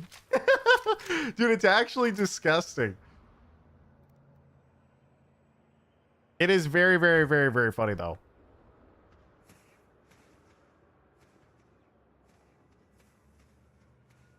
Let me find out where's their Twitch at. The stream should be starting right about now, boys. A buy throw shift's the only way. The only way is to get early. The only way is so the reason that's also a lot better than it used to be is because people stop buying tier 2 boots as much for some reason after the move speed buff, and that's the only movement slow resist in the game. So there needs to be more movement slow resist so that build, the only reason that build feels so strong is because it's stacking 70% slows or 80% slows on you in the first 8 minutes of the game. And it's just like, what do you even do? You know, Spick and Co back. I did get confirmation, by the way, that Onabi on their team actually is the Let's go. Soon, who you might recognize from Overwatch or from Valorant. Okay, so before we watch this tourney, boys, let me quickly give you a quick summary. Every week, a lot of the old Overwatch casters from back in the day they start up Deadlock Fight Night, which is essentially once a week. They got a tournament together and they have a quick show match between a few good teams every week. So that way people have stuff to watch. So they do it in EU and in A, and it starts off as a quick BO1 between 2 teams to fight against the team from the previous week who won. So essentially, if you win, you come back the next week and defend your spot. And this is a best of 1 to see who fights the holder of the week, and then a best of 3 for the defending title type of thing week to week. How are the 2 new teams decided? I think they just talk to the teams and ask who wants to play. It's just a show match thing. They just look at tournament results and ask like, hey, who's around? So we're looking at Deadlock Fight Night number 3. This is an EU. We have Buff Enjoyers, who are the current champs from last week. We have My Dong, which is a hilarious name. And then you have PS. So I'm not going to bother pronouncing the name because I'm definitely going to mess it up. But PS is an interesting one. About a week ago in a different tournament, PS actually did beat Buff Enjoyers in a different tournament. So I'm actually super curious to see how Tivik and his team hold up to PS, and then also how PS, if they do go through, will match up against Buff Enjoyers as well. If we do have a rematch from that tourney last week. Who has won the most so far from comp teams? I've seen PS win a couple, and I've seen Buff Enjoyers win a couple, so I think there's quite a lot of... I would say Buff Enjoyers more than PS. I think PS is more lately in the last one I saw. And then Hydration's team in NA. Yeah, Hydration's team in NA is also considered to be like the best. I'll say Mitch. I don't know. I think we both know Kevin quite well. I think it's a name that definitely fits the kind of team he brings up. But to kind of bring it back to these two teams in particular, I feel like you have two different teams because you have They just ask anyone who's top 5 in a region. Yeah, that makes sense. Did you see the Reddit clip about Sunset? Kind of sus. Wait, is there a cheat thread? Link me the cheat thread. I live for cheat threads. Dude, somebody posted a cheat thread about me that went to Reddit, and apparently I had bad aim, and I kept flicking to movement on the silhouettes for my teammates, and they said I was aim locking to my teammates. And I feel like that's where Mydong is going to falter. However, I will say this: Kvik leading the team, not to rizz him up too much. He's a very smart player. Yeah, of course. Very smart player. He knows what he's doing. He knows that when he chooses the team he wants to play with, he's going to be very certain of this team. And they showed a lot of promise. Like in the Deadlock Core tournament you're just mentioning, they ran it back in the lower bracket after losing the first round in the upper bracket. Ran it all the way to the finals to play against Buff Enjoyers, and they did lose 2-0, but they showed they can contend against Buff Enjoyers in the late phase. They didn't let Buff Enjoyers run away with the game in the beginning. So that's like one really good sign for me in my eyes about this team. Okay, wait. Somebody did link a Reddit thread. Further into the game, we've got someone very special to introduce, of course. One of our mainstays, one of our co-hosts is going to be ZP coming on in. By the way, who achieved a pretty reasonable rank this week in Deadlock, by the way. What was that? What did you manage to get to, mate? It's 6, but it's a little bit of listen, a sore point because it's so close to. Yeah, it is. It is. Yeah. Guys, please do not refer to me as an Ascended 6 gamer. Please refer to me as Ass 6. Thank you. ZP, you obviously. We were subject, I think, to the hijinks of Kvik and Co. back in the early days of Overwatch. Great to see them back here, but I don't know. Like me and Jason tend to sort of agree that Podulias and Bria maybe. Oh yeah. Wait, you guys linked this Reddit thread. I wanted to look at it really fast. What do we got? Is best successful chase of Sia in this game? Guys. Oh, wait. He's kind of owning. Dude, this is why it's always funny thinking of like, why do I play McGinnis when other characters have so much mobility and they just run around the map? I feel like I'm just permanently locked into just being like, all right, play leap ult. Oh yeah, that was nice. Wait, that was actually sick. Okay. Oh, does he die? Okay, that was cool. I like that a lot. That was wait, and he got the second guy too, the Lash on his way out. Wait, I didn't see that. Lash low behind it. Lash low. Oh yeah, the tough buddy. See ya. Do they think he was aim locking? Check the comments. Couldn't track this guy. Smooth wall jump. These high level players have the same move, make every hero scary. Dude, I mean, that was a sick chase. What's with the part where you slide around the corner, headshot 4 minions and Wraith? Looks like a little weird spectator bug. He's cheating. Wait, what? Oh no, dude.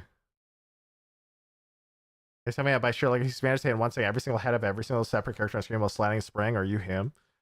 Wait, I mean, it wasn't even that crazy. Nothing. Wait. Around the corner, dude, it didn't even. Nothing triggered my sus internally here. What part of this are they talking about? He's just chasing this guy.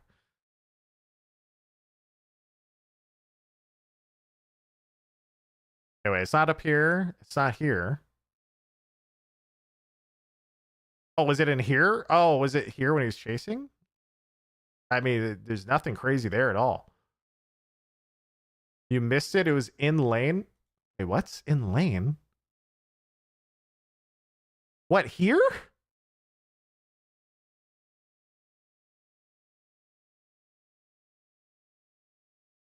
What?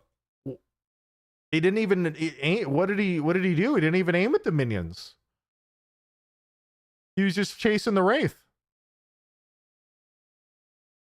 Unless you guys mean like this. But he knows he's going through the arch. He knows where he is. He's tracking him on the minimap. He knows where he is. He literally sees him here, and he sees where he's going. So, of course, he's just going to shoot him through the wall. I think video quality plays an impact here for, like, the average player. Because the video quality on, like, a random clip like this that gets posted is so bad. But in his POV, it's probably clear as day. People see the minions take damage. They think it's aim snapping.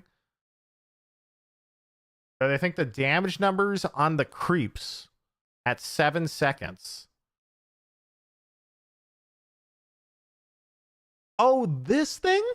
Wait, he's just aiming head level at the Wraith and he sprays and hits the head on these.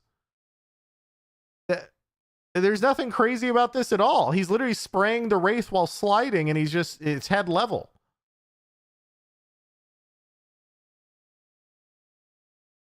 And also, let's be real, if he was an actual aimbot, it wouldn't be locking on minions in that scenario. That's the most random thing ever. The rightmost minion? The rightmost minion?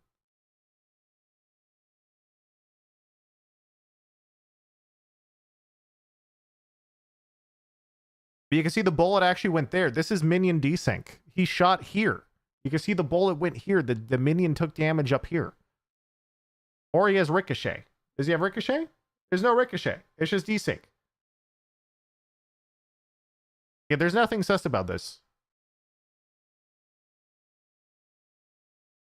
You see him literally spraying the wall as he comes around the corner. Can I like slow this down? See how he's spraying here? You can see where his mouse is. It's literally right here. And then he swings left onto the Wraith. And you can see even the hit marker is desynced right here from the minion on the right. See, the hit marker is here, but the minion's here. It's just minion desync. Minions, while they're moving in this game, have desync. You have to aim either in front of them or behind them. It's a known bug. Have you guys ever shot a minion on a zip line? When they're on the zip line before they fall, if you shoot at them, they don't do anything. You have to aim higher.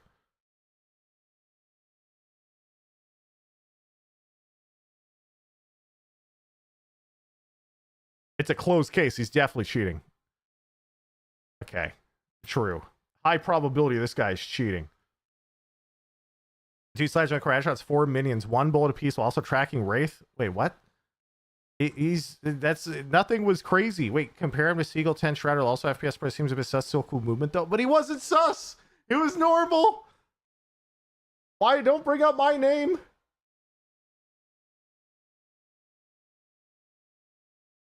Oh well, let's see if the match has started. Let's go back to the match. Sorry, I got caught up in. It's always fun to read the comments from stuff like that. But yeah, I mean, look, we've seen like Lady Geist be like pretty reasonable in a gun build, in a spirit build, but more often we're seeing these hybrid builds picked up.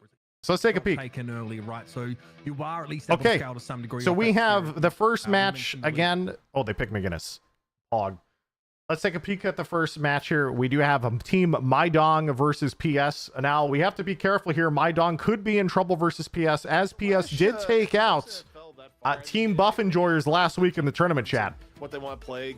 Maidong's team, I mean, honestly looking pretty solid. The only thing I look at and sort of wonder a little bit right now is just the engaging could be a little bit more difficult. Like between the two teams right now, like Plagila Scumbria is definitely going to be way more. Okay, Geist, Infernus, Warden, Mirage. And that's also kind of a problem because if they're successful in getting ahead, and so also if you guys are figuring out where they put the numbers above the order here, so you guys figure it out. But they first picked Mirage, Geist, you know, and they probably first picked Paradox over here. I don't know.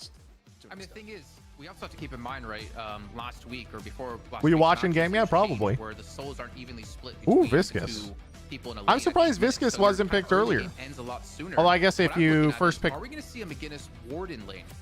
Because that is so daunting to go against. You just throw up the binding word, you throw in the wall, and guess what? You're stuck, and you're probably going to die.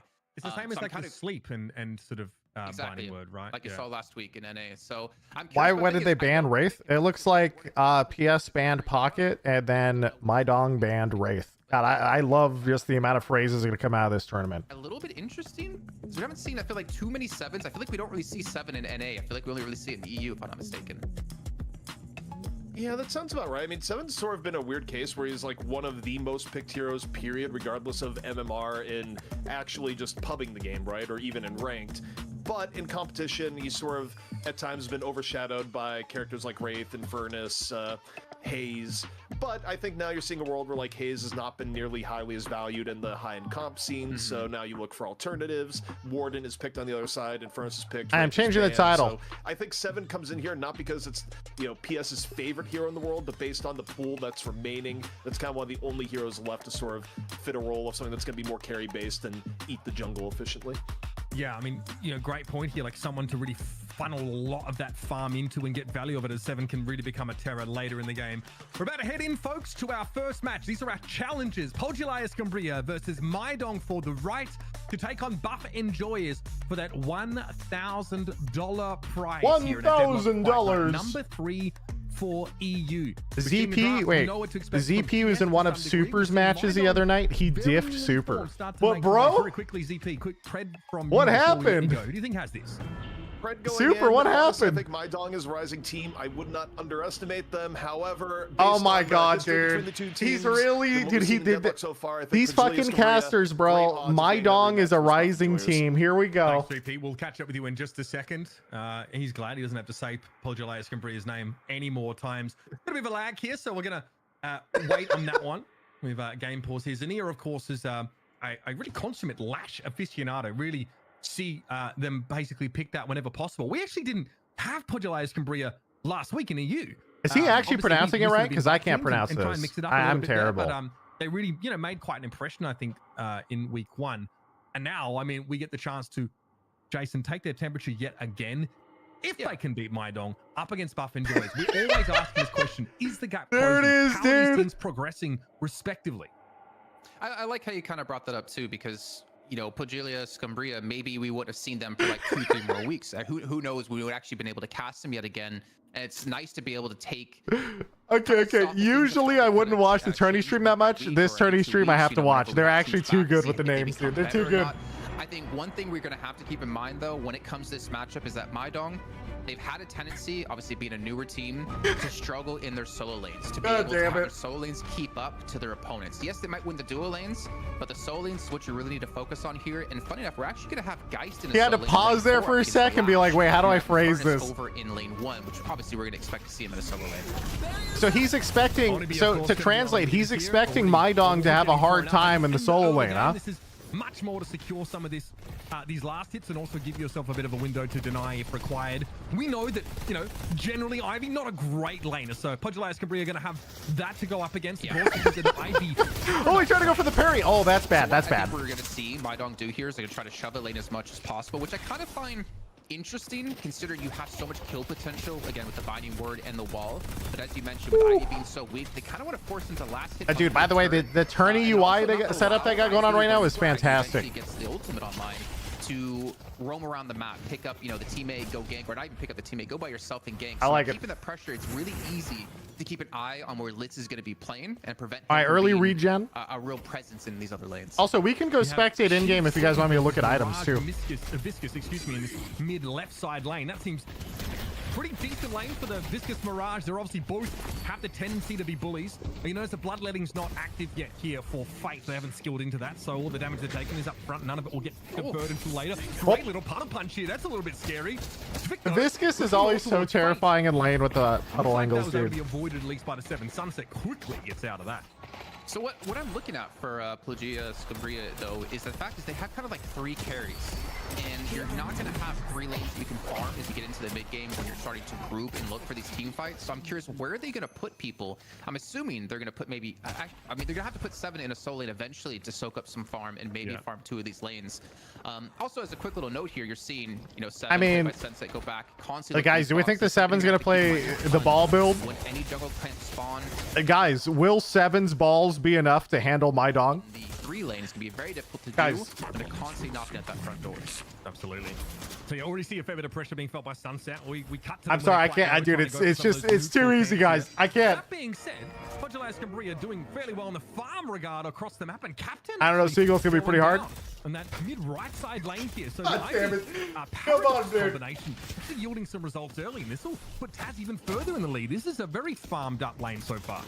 Yeah, I mean, you do have 2 stuns with this, obviously. Open up with Paradox, follow up with the Ivy statue as well, and you can get a lot of damage down. Maybe they cut Onabi off without having a spectral wall to actually stop them. Guys, do you guys think Tivic's playing with the Viscous mod? 2K soul lead, only 3 minutes in. And obviously, you know, the kills we just saw kind of go into it, but trying to take stock of where the actual money discrepancies are going to be. Looking at the last lane, they're pretty equal, but looking at the other solo lane, 1.4 for Waldo up against the 1.6 for Together. So yeah, it's mostly coming down to these dual lanes. Big This is interesting. It looks like there's a full commitment from he's just dead. Siphon really takes Zinnia quite low. I like how he last hits the minion on his way out. Goodbye. The gun. It's a little bit different for Muffin. Nicely done. The Geist wins out See that ya. solo engagement.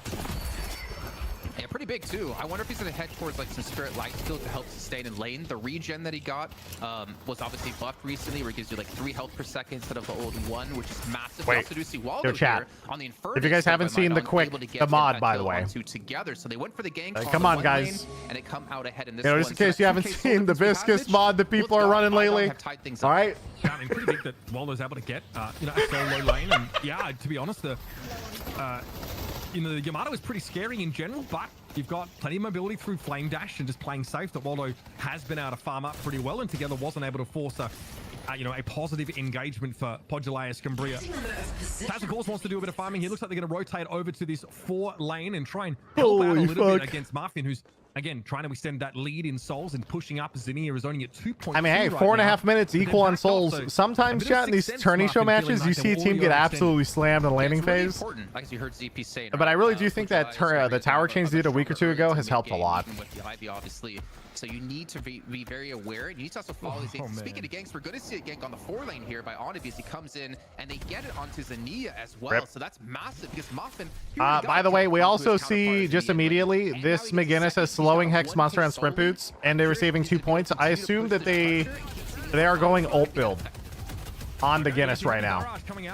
This is a classic slowing Hex ult. You get 25% from slowing Hex, another 35 from the ult, and 25 from the wall. And you get to stack all 3 of those together immediately at 5 minutes into the game, and they just get rooted and die. It's a super strong combo right now.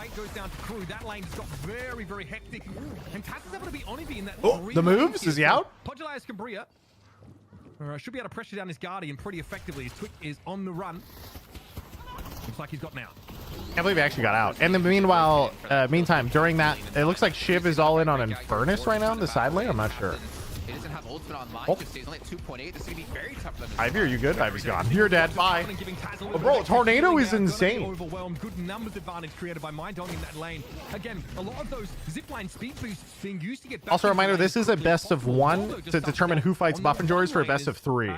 It was Hardeki, I think, running into that lane after Together got picked up to at least take a trade. So very hectic couple of moments, but we are coming out even on souls. But I mean, crucially, there's a nice number of souls on the Master's Taz. 4.4 on a 7 this early is going to be pretty strong as well. But again, I'm looking. How much time is? Not much. They just started 6 minutes into the game. They're still even on lane souls, so not much. Any of the Guardians go down yet either. We can see Tavik here on the high ground trying to gain some information, look for potential gank. They're trying to figure out if Yamato is going to push up to ganker right now, but they're just chilling. Now they're going to hold hands in the jungle. Not afford to keep dying here in this lane. But we are seeing it looks like now he goes back up top. Match here in lane 3. This is a 2-on-1. And Viscous looks so fun. I need to play more Viscous. Right now, Vic also rotating to that 2 lane. Muffin goes down. That was a gank on that 4 lane as Taz got involved very quickly. I think very important to keep a lid on that Lady Geist's farm there, and also, give your Lash the ability to get to that strong early to mid game that we know. Dude, 3 minutes to buffs Captain, and mid boss. The ultimate coming out from Ivy doesn't want to be. I think McGinnis just got out. We should use the mod on Viscous. Sure, why not? As long as I don't get banned, then sure. Actually been spot on the Viscous yet. Yes, he's definitely going to be spotted here, as you can see on the screen as well. Looks like the first start of the game. Slowing Hex ult. I'm just kidding. McGinnis wasn't there in time. A single important question on that Viscous mod: are the spell effects also changed? Yes, they are. There's McGinnis wall getting thrown down pretty far out. Dude, this guy's getting run down right now. Oh, Lash thing's gonna go out through teleporter, maybe? Is he gonna make it? But a slowing Hex as well by Captain, and Zinnia has to get out. Just hiding for the time being. Surely not. They checked the mini map. We spotted him out. Oh god, it was actually good. Away with that, just being sneaky beaky in the corner, that'd be extremely impressive. But now that they got that kill, I was expecting to push a Guardian for themselves, because we do have 2 Guardians down for Podulea Scumbria.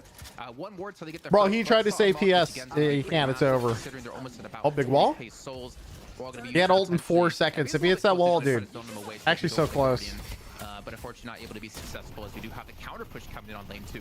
Yeah, the crew can't do too much in lane 2 either. They really have to back away. Meanwhile, though, Mydong are trying the same thing. So Okay. Warden, Warden drops ult. They take the tower. Guardian down. Huge. On the board in terms of those Guardians here.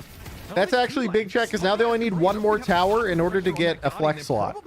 A lot of these early game fights are all just about like who gets the first flex slot, grouping at the towers, etc. So much action happening. Oh yeah, dude, these games are crazy. It gets, weirdly enough, it gets easier in the mid game because things are not as crazy as 1v1s in every lane all the time. Oh, he actually rooted him. There's gonna be a big fight here though because people are want to defend this tower. Oh my goodness, from up on high. Oh shit. He can kill him behind the pillar, I think. Yeah, that pillar is not safe for McGinnis ult. I don't know if that guy knows. Oh, he went up top. Okay. And now behind this heavy barrage, Mydong try to take the turret, but together with a big power slash. Here comes Infernus. Goodbye. Here's that combustion used from Waldo, who's got 6k on them already. Crew is going to fall. And now we're going to head over to Captain, who is simply trying to get out of the eye of the storm. Podulai's Cambria still want to try and push Shiv POV, not running melee Shiv. Only is hiding, waiting. Went 3k at him. Did a Yamato buy a 5k? Probably Torment Pulse, yeah. They usually rush Torment Pulse. The unfortunate part there, Mitch, was that Mydong had the man advantage as well. They still lost the fight, and they had also 2 players from PS pushing in the solo lane to do some damage. So this is like really the worst case scenario for them to not win that fight and to lose some objective control around the map. You see them try to salvage that by sending some players over to the 1 lane to deal with it, but we did see Sunset escape in time. So I don't know, Mydong are going to be in a tough spot because they don't have a flex spot. Their enemies do. We see Tvik getting caught. Oh. Gets it up. He's ball. He's fine. He's fine. He gets out. Oh, he gets stuck. He's fine. Dude, how is this? How is it? The 3 people gank him. He just turns into a ball and just leaves, dude. I'm backing off this 4 lane. Now they're going to move in with 4 players. Airdrop even active here for Litz as they will. Here comes the first buffs. But by the looks of things, They're trying to stun him in it. Boom! Huge combo. He's gonna kill him. Oh, so close, dude. That was a nice combo too. Oh, he popped ult though. Warden ult. Now he doesn't have anything. These guys hurt. Ah, he's good. He's good. Still gonna die either way, so he's not gonna escape. So he did die for that buff. Decent trade. Inside the map was able to pick that up as well. But Urns, Mitch, this is what for me I'm gonna be heavily focused on now in this match is who can be successful taking these Urns. It's so many souls for your team, not to mention the ability points you get. It's goodbye 7. Right. Surely he dies. Just getting his barrier. Wants to push towards him here. This is not good. Do not peek that ball. Oh my god, it does so much damage. You just did. He's dead. What the fuck? I know he had ult, but still, it's not worth it. Everyone knows you have ult. They're just gonna range you. Oh no, dude, they're feeding. This is where PS takes the lead. The first big Urn fight. Oh, dude.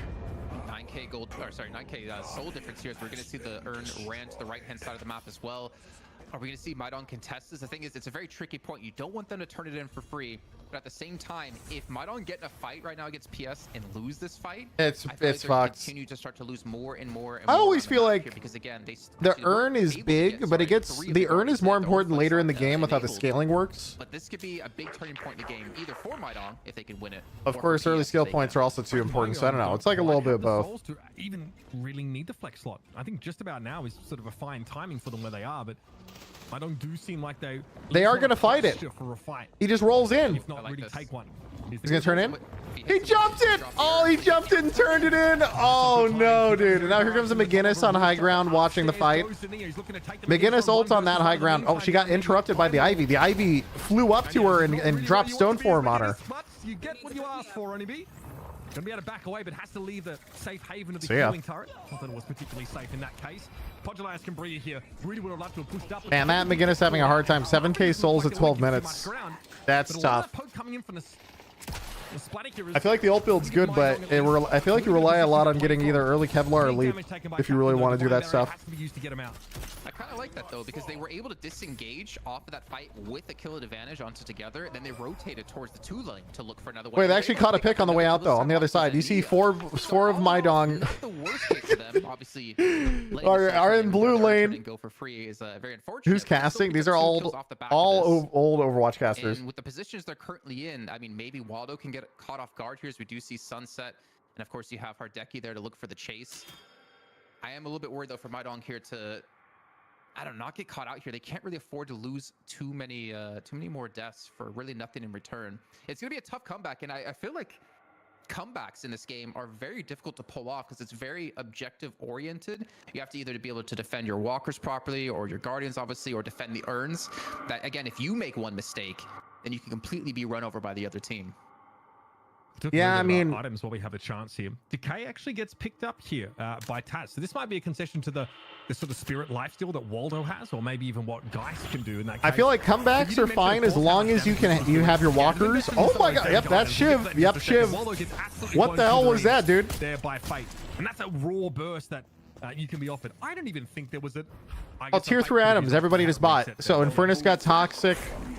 Yamato has Torment Pulse. Yeah, Paradox got Recharge. Rescue Beam on Ivy. All right, so Ivy's got their support build up and running. I'm surprised McGinnis went for Surge. Of course, the ricochet off your knives. And PS, honestly, with like we can see, just in tier 3 items alone, He might be going for a move speed build, maybe. I don't know. 10k soul difference between the two teams. But I'm curious again, like where's this? But if Surge, so the reason why it's weird is because Surge gives you move speed, but McGinnis ult is coded as an enemy debuff, and so Enduring Speed actually gives you, I didn't say enemy debuff, may or may not, whatever. The fact is, Enduring Speed gives you more move speed than Surge of Power would. He's holding on to. Definitely very supportive. He's got return fire and of course that warp stone, so can really be wherever he needs to. I think it's all lit to even pick up a headshot booster, so that's something to talk about in a second. But here's the swap straight through the time wall now. Looking to try and back away. Kutsu Bomb as well. A little bit of a nuisance here. Why not both? Because I think he only has 9k souls, so I don't think he has both. I think he only has one. And he went for the damage. Yeah, good disengage. I think that was Tviki caught right on the Viscous with the paradoxical swap, so he was able to get away with the help of that warp stone like you mentioned before, and they might be able to turn this into a fight for themselves. They need to ban Paradox. Yeah, Paradox is insanely... Honestly, I feel like Paradox is such a ridiculous character. I don't even know how I would ban Paradox every game. Obviously the same, almost catching up. Like having a shield and then also having a fucking a hit scan swap essentially, because everyone, you know, they just do it off the click. It's crazy. The Warden up a little bit more, which is going to be important. I don't think they even had Majestic Leap last time we checked in, so I feel those tier 3s are still coming in, like we mentioned before. Onabi has that Surge of Power. Really do want to try and use this McGinnis to catch people out, as that wall, when skilled into, can even stun. See that cancelled out there. No catch it from Onabi. That's a huge power spike for McGinnis. The McGinnis now has a max ult. But it took so long. Usually every max ult are like 10 to 12 minutes, not 15 minutes. You do have Waldo at 14k, but it's a lot closer between him and like Moff. Okay, they're playing for these new buffs. They take this one. It looks like PS might have taken both buffs. I think 1-to-1 if I'm not mistaken. And even the Urn gonna come back again. This is gonna be probably the next fight. Does McGinnis Unstoppable still work? It does. I mean, if you can go like Unstoppable move speed, or you can go leap build with slowing hex, or you can even just rush Cavalry. Pretty much, dude, you can build whatever you want. Like the ult's gonna do 1 billion damage no matter what. It just depends on what you want. Taz looking to get this one turned in already. My Dong are grouping up around there. All of their ultimates are available. Concussive Combustion, crucially, going to be. Is this EU? Yeah, it's EU. Last stand there for Captain, so this will be an. Oh, they're trying to intercept though. They're doing the Urn fight before the Urn and catching it in transit near the actual turn-in. Oh, it's impossible to burst. That's a huge wall, actually. Massive wall. Everyone, dude. See ya. You're dead. Bye. I thought it was a massive wall, but then they all ended up dying anyway. It looked like a big wall. He's looking pretty dangerous. Already used that soul exchange though, but the damage is very, very good onto the lash. Then they'll be able to chase him down. 2 for 1 favoring My Dong here. However, the Urn is on the other side of the map. The Urn is being used. Yeah, not much longer as it does get turned in. There's the Urn. See ya.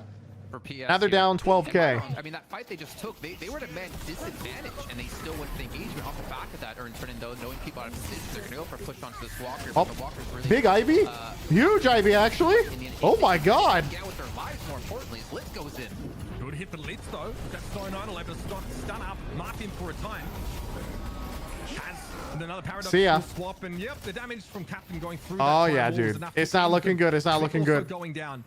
We saw Pugilize Cambria get to. Honestly, I'm a little bit sad. I don't understand why the McGinnis doesn't go support build versus the Paradox anyway. I feel like you just want an early rescue beam, and who else on your team is going to build early rescue beam except for what, Viscous or something? I don't know. If you're on be here, I know you want to go in. Oh, big wall, big ult. McGinnis looking, and McGinnis is dead. She's running from Yamato right now. She just walks up ults and runs. Onibi's gonna fall for this. They get the reju of McGinnis running for her life from Yamato still. Yeah, she's dead. It's so hard Nice to down dash. everyone coming around you as well on the enemy side, and well, unfortunately, he will fall, leaving Maidong down a player now as PS looks to potentially push off the back of this. It's a nice alchemical flask hit there for Captain, but they do not have their ultimate available. And of course, they're playing against a team with Rejuvenator. Now, bear in mind, much like other games you may have played, not only does Rejuvenator give you the advantage to respawn much quicker, it also buffs your minions across the map. Well, here comes a group push. Rejuve's pushing every lane. Time to group yellow. Now you can see this walk is starting. I said group yellow, but every lane's yellow. Still have Faded. 3 of them up right now, but that is about to change. No doubt I mean, they can wave clear this maybe, but oh, they're dead. If they stay here, this is really bad. I don't think they want to take this fight that unless they find a good pick. Let me see. I mean, the ball's rolling around, but it's not really doing that much. Geist getting caught. Does she have swap? Though has gone very, very low. This is dangerous. Really posturing out in front. And McGinnis is dead again, dude. She's having the worst game, dude. She is dead on cooldown. This is. I don't think there's a reason they should be all inning outside on the walker. I think they should really just keep. They should have. Okay, if you look at the mini map right now, look what Mirage is doing. Mirage is split pushing for a walker. It's like, okay, so why are you all inning the fight outside, taking the fight there? Why not just wave clear and just AFK with McGinnis wall on the towers? Like, what else are you gonna do? Now they're just getting snowballed, right? They stagger a few deaths. Now it's like 6v3 over and over again, and they're just going to lose. But it was just a little bit too late to do much of anything here. Onibi nicely done though. Big heavy barrage coming out of spawn. I mean, that ult is giant. That dude. Here's how overpowered the ult build is. This guy literally walks out of spawn after chain feeding. He's down like 8k souls from the entire enemy team. Pops ult and kills 2 people. That's crazy how broken the ult is. But the upside for Maidong is that's a lot of souls going back their way because they get those kills, and more importantly, since the lanes are pushing against them, they can clean up a lot of farm. The only question I have in mind, though, is how much of the jungle are they going to be able to secure? Which ult? McGinnis ult. It's because the base damage on McGinnis ult is so high, even if you have no items, you're still going to kill people. Base to do so. But we also didn't see she was down like 5 to 8k souls on everybody and just immediately ran up and killed 2 people at a spawn off a wall. Oh, is she pushing up again? Is she... Oh, this is sketch for this Paradox. Which is where she really excels. Just kidding. See you later. Looking to back away as we have a burst of activity from Maidong. Everybody's fighting for the buffs right now. The side buffs are spawning in 10 seconds, boys. Coming down, Onibi going to throw a wall up to disengage, and the Infernus is able to walk away. The Infernus, by the way, who is starting to get pretty scary. That's a Titanic magazine picked up for them at tier 3, of course. So they're getting along in terms of their build now at 21k souls. Maidong skill. They said debuilt Titanic on Infernus. Interesting. Not to mention, they just picked up both buffs as well. I believe Crew got on the left-hand side, and we saw Tvik get on the right-hand side. I believe he got movement. Oh, swaps. Goodbye, Infernus.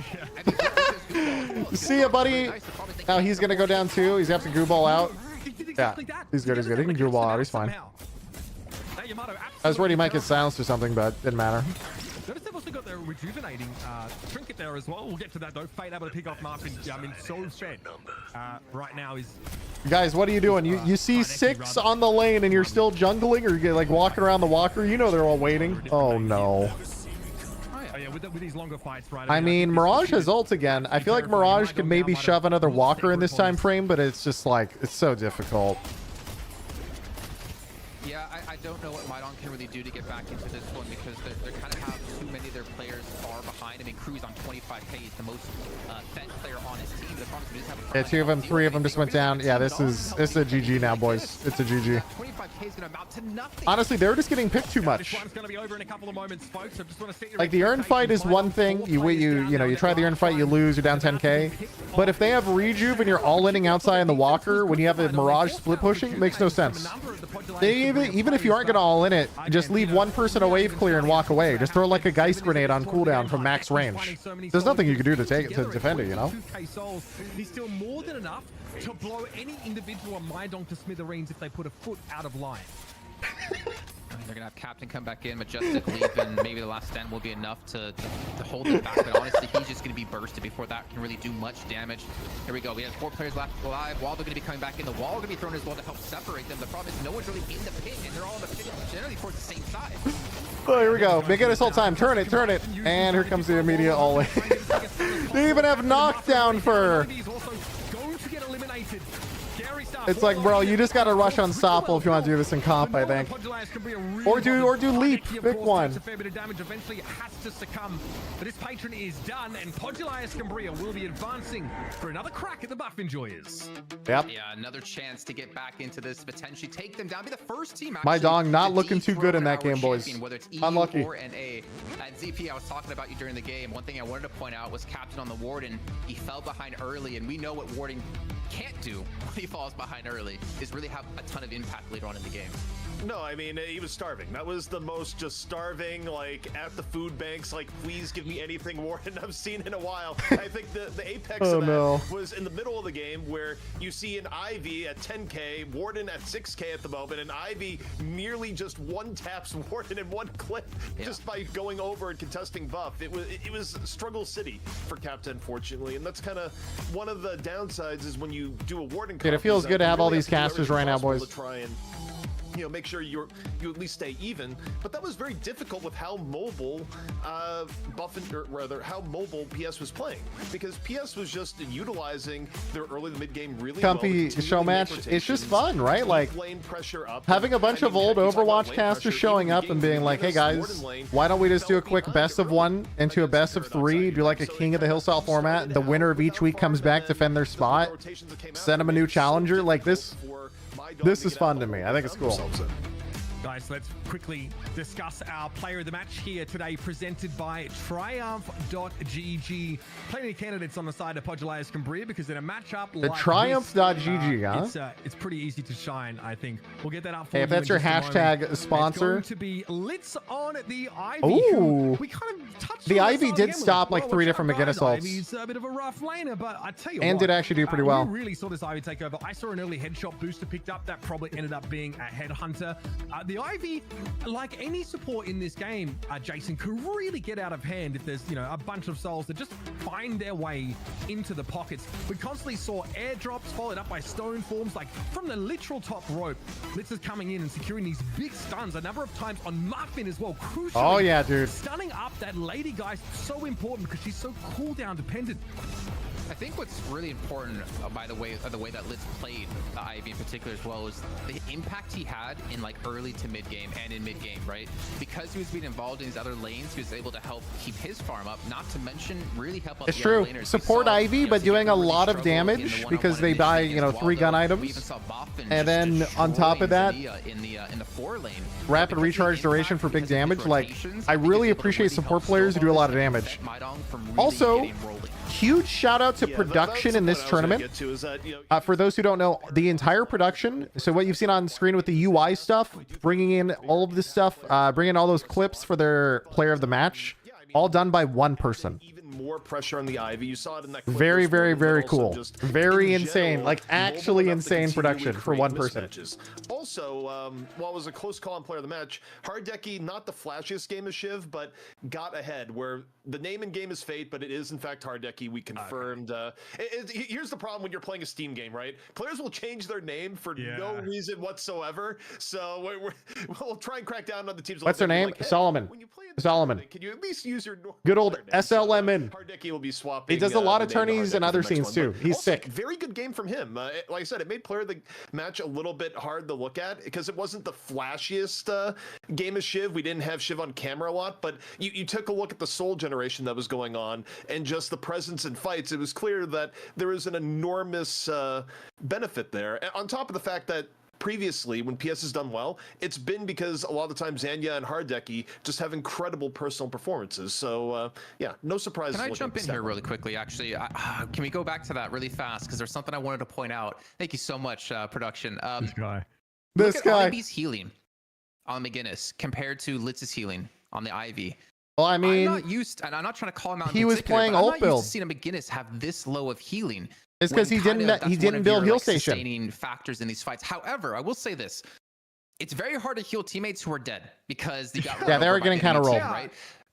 So also, it's kind of like a little bit of A, a little bit of column A, a little bit of column B here, because we did see him like farming solo lanes, which obviously you need to get some items going, but we didn't really see Maidong play around the healing that Onibi could do on a McGinnis. I mean, it's also worth pointing out as well is like It wasn't you a know, support McGinnis. The bullet life steals So, that you get, right? I just- the bullet life steal from Watchers. I don't understand who is building rescue beam and like barrier and, you know, bringing the team sustain in these longer fights, if not McGinnis in that comp. Other people as opposed I see support just Viscous the one. sometimes, So it but is like I feel like all-in team McGinnis fights. is If just Viscous better ahead, at if it. they're doing damage and your team's doing damage, then you heal more because Ivy's healing is based on that bullet life steal and not necessarily, and like a percentage of that is also replicated to everybody else connected, so it can really kind of get out of control.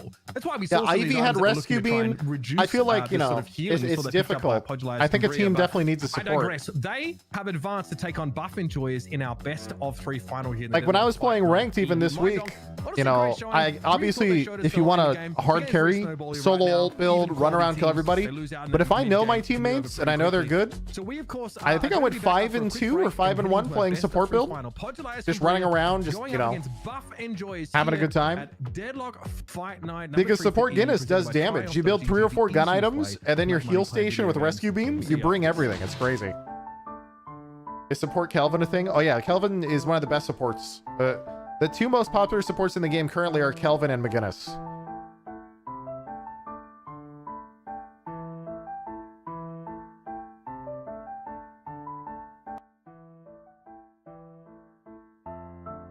It's because everything, the synergy of the abilities works out really well, right? So if Kelvin maxes his grenade early, then he brings heal grenade to the team, but he also brings damage to the enemies at the same time. So he kind of gets both in one, right?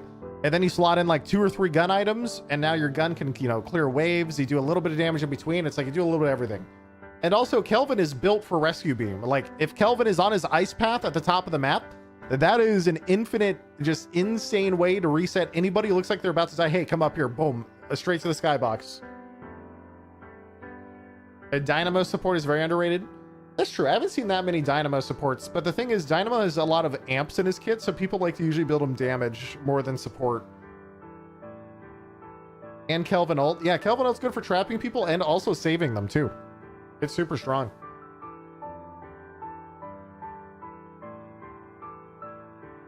But Gun Dynamo does a lot of damage, so most of the time if you're just in a random solo queue game, you'll see people just go Gun Dynamo and then they'll slot in stuff like you know, extra reach or whatever late game for the ult. So that way they have a little bit of both.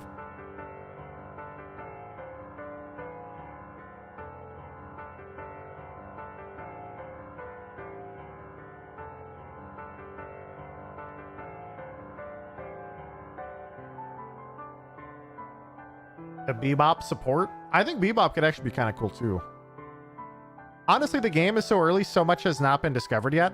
Like, McGinnis was considered a bad character for the first 2 or 3 weeks, and then people realized, like, hey, wait a second, why don't I just build McGinnis and rush Kevlar ult first? And now ult build was born, and that's super strong. And then you also have support McGinnis, which makes sense because she brings a heal station. That also came up, and now every tourney we saw support McGinnis being picked by a lot of teams. And before that, McGinnis was considered literally the worst character. Yeah, she also got buffed a lot. But even still, I would say it was mostly the builds. The Geist was also considered weak. She was. She didn't really get used that much about 2 weeks ago. Then people realized, like, hey, wait a minute. She's actually not bad.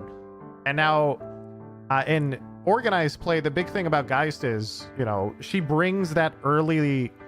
If she levels up her 2 early...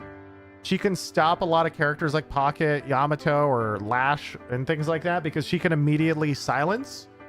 And so having that early level silence is super strong.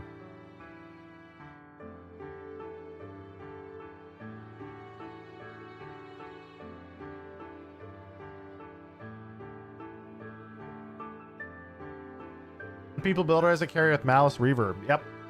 Malice Reverb is non-stop AoE slows. And then Malice just stacks up so much slow and so much damage that it's just insane. She does a lot of damage.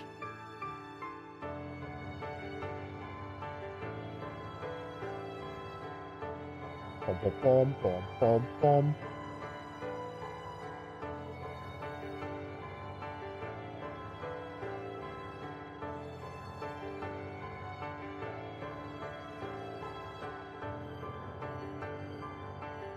So wait, we have 2 minutes. I'm gonna grab more water. Be right back.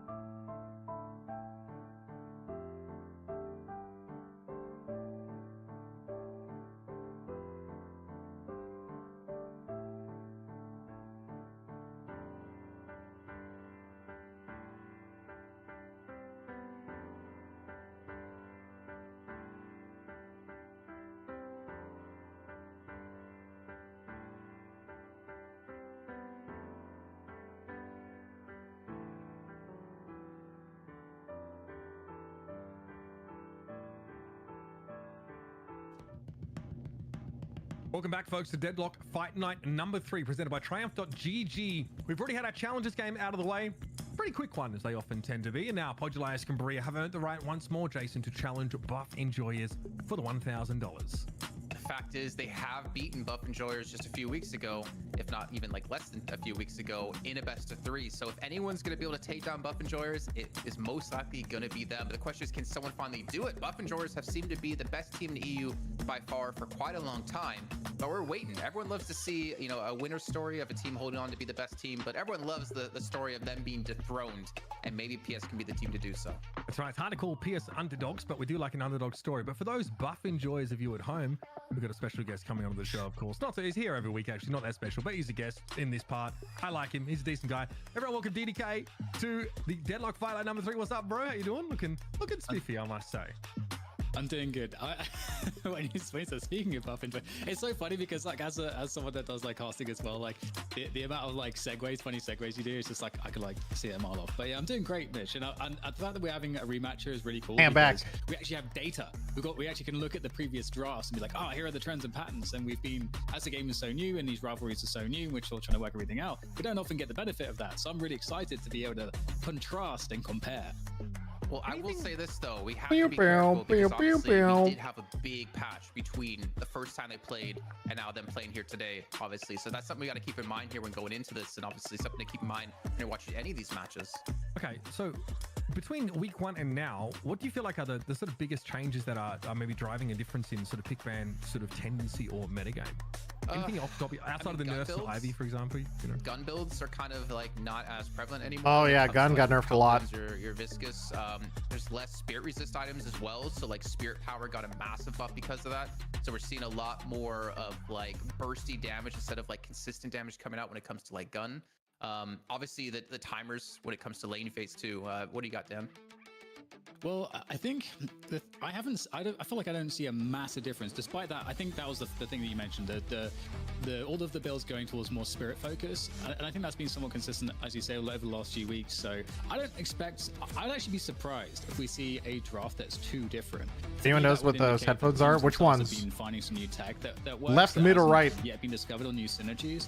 But what's interesting is that in the previous draft that we have with both of these teams, it felt like there was Sennheiser HD 598. Secure about like 4 heroes each, I think, like consistently through every single map that both teams were quite comfortable with and performed really well on ultimately. So that's the thing I'm really interested to see, because there are some natural dynamics. I have those there. I think you guys already mentioned the previous map, different earmuffs dynamic, because I think this was actually one of the changes. We actually didn't expect guys to be too they're amazing, dude. I love them because of some of the I've used them unironically. Like, oh yeah, well, I think I've used that pair of headphones and I replaced the coordinate for for 7 years now. Those are $5.99. So Buff and Joyers previously, Close enough. they picked Geist every single time. So that's one of the first questions I have, is whether we will see that again. We're going to be jumping into the draft in just a second. I mean, it's such an interesting trend because Lady Geist in all of our games over Deadlock Fight Night has been picked every single game and never banned. Now, she's got like a 53% win rate, right? So nothing completely out of the ordinary, whereas Shiv, by the way, is a 78% win rate. I think 7 and 2 in general. So Shiv is that among all tournaments in the last week? That's crazy. Gravitate towards here. But it looks like Buff and Joyers want to ban the Mirage away from presumably Hardeki. They banned Mirage. That's crazy. Play the Shiv or the Mirage, so you're kind of limiting what he can play, which means I'm curious if Buff and Joyers are gonna pick Shiv in the beginning. Dude, these guys know something we don't. Something's weird on Mirage. I guess, okay. Yeah, this is competitive Mirage is pretty good because he also gives you, you know, minus 20-25% bull resist for the whole team or more. And then split pushing and that ult is so strong. TS bans McGinnis. There in terms of, you know, taking away a comfort pick. They do not want Buff and Joyers to have McGinnis. What the heck? Early to mid phase because the damage is just extraordinarily impressive. So I feel like you can kind of Shatter says Mirage is Thanos. I haven't even played Mirage. Early momentum with like I barely played it. I know he does a shit ton of damage, but he's just kind of vibing. Getting the ban from PS. Like I know they build gun and he does infinite DPS because you can barely build resist. But I play McGinnis and I have built-in 15%, so I just face tank him. How favored that might be, or comfort that might be for one of the players on Buff and Joyers. There's a lot of like first picks you could go for here. I mean, but also I see the other meme build is more fun, where they play like support, or that's for Spirit Mirage off the marks, and somebody just explodes after they hit times 12. It's hilarious. I don't know how good it is, but it's funny. Does so well is be able to win fights that they really shouldn't. I think obviously off the back of Piggy quite a bit, and it looks like he will be going towards Ivy. First pick Ivy. First pick Ivy. That's the wow. Interesting. Yeah, interesting. So obviously, yeah, like powerful support really prioritized early. And of course, Amy, they picked Paradox Ray. Teams are probably realizing, I think, just how important these rotations are. I think Poggilaus Cambria had like the dude, people love Ivy, huh? Previous game and could kind of be everywhere. And it could also be a counter pick because Litz probably plays a lot of Ivy for PS. Devastating it was last. There could be a lot of like contested in this region, especially because target pick bans here that I don't know the entire lore on. Just picking people. Immediate Kelvin. Ooh.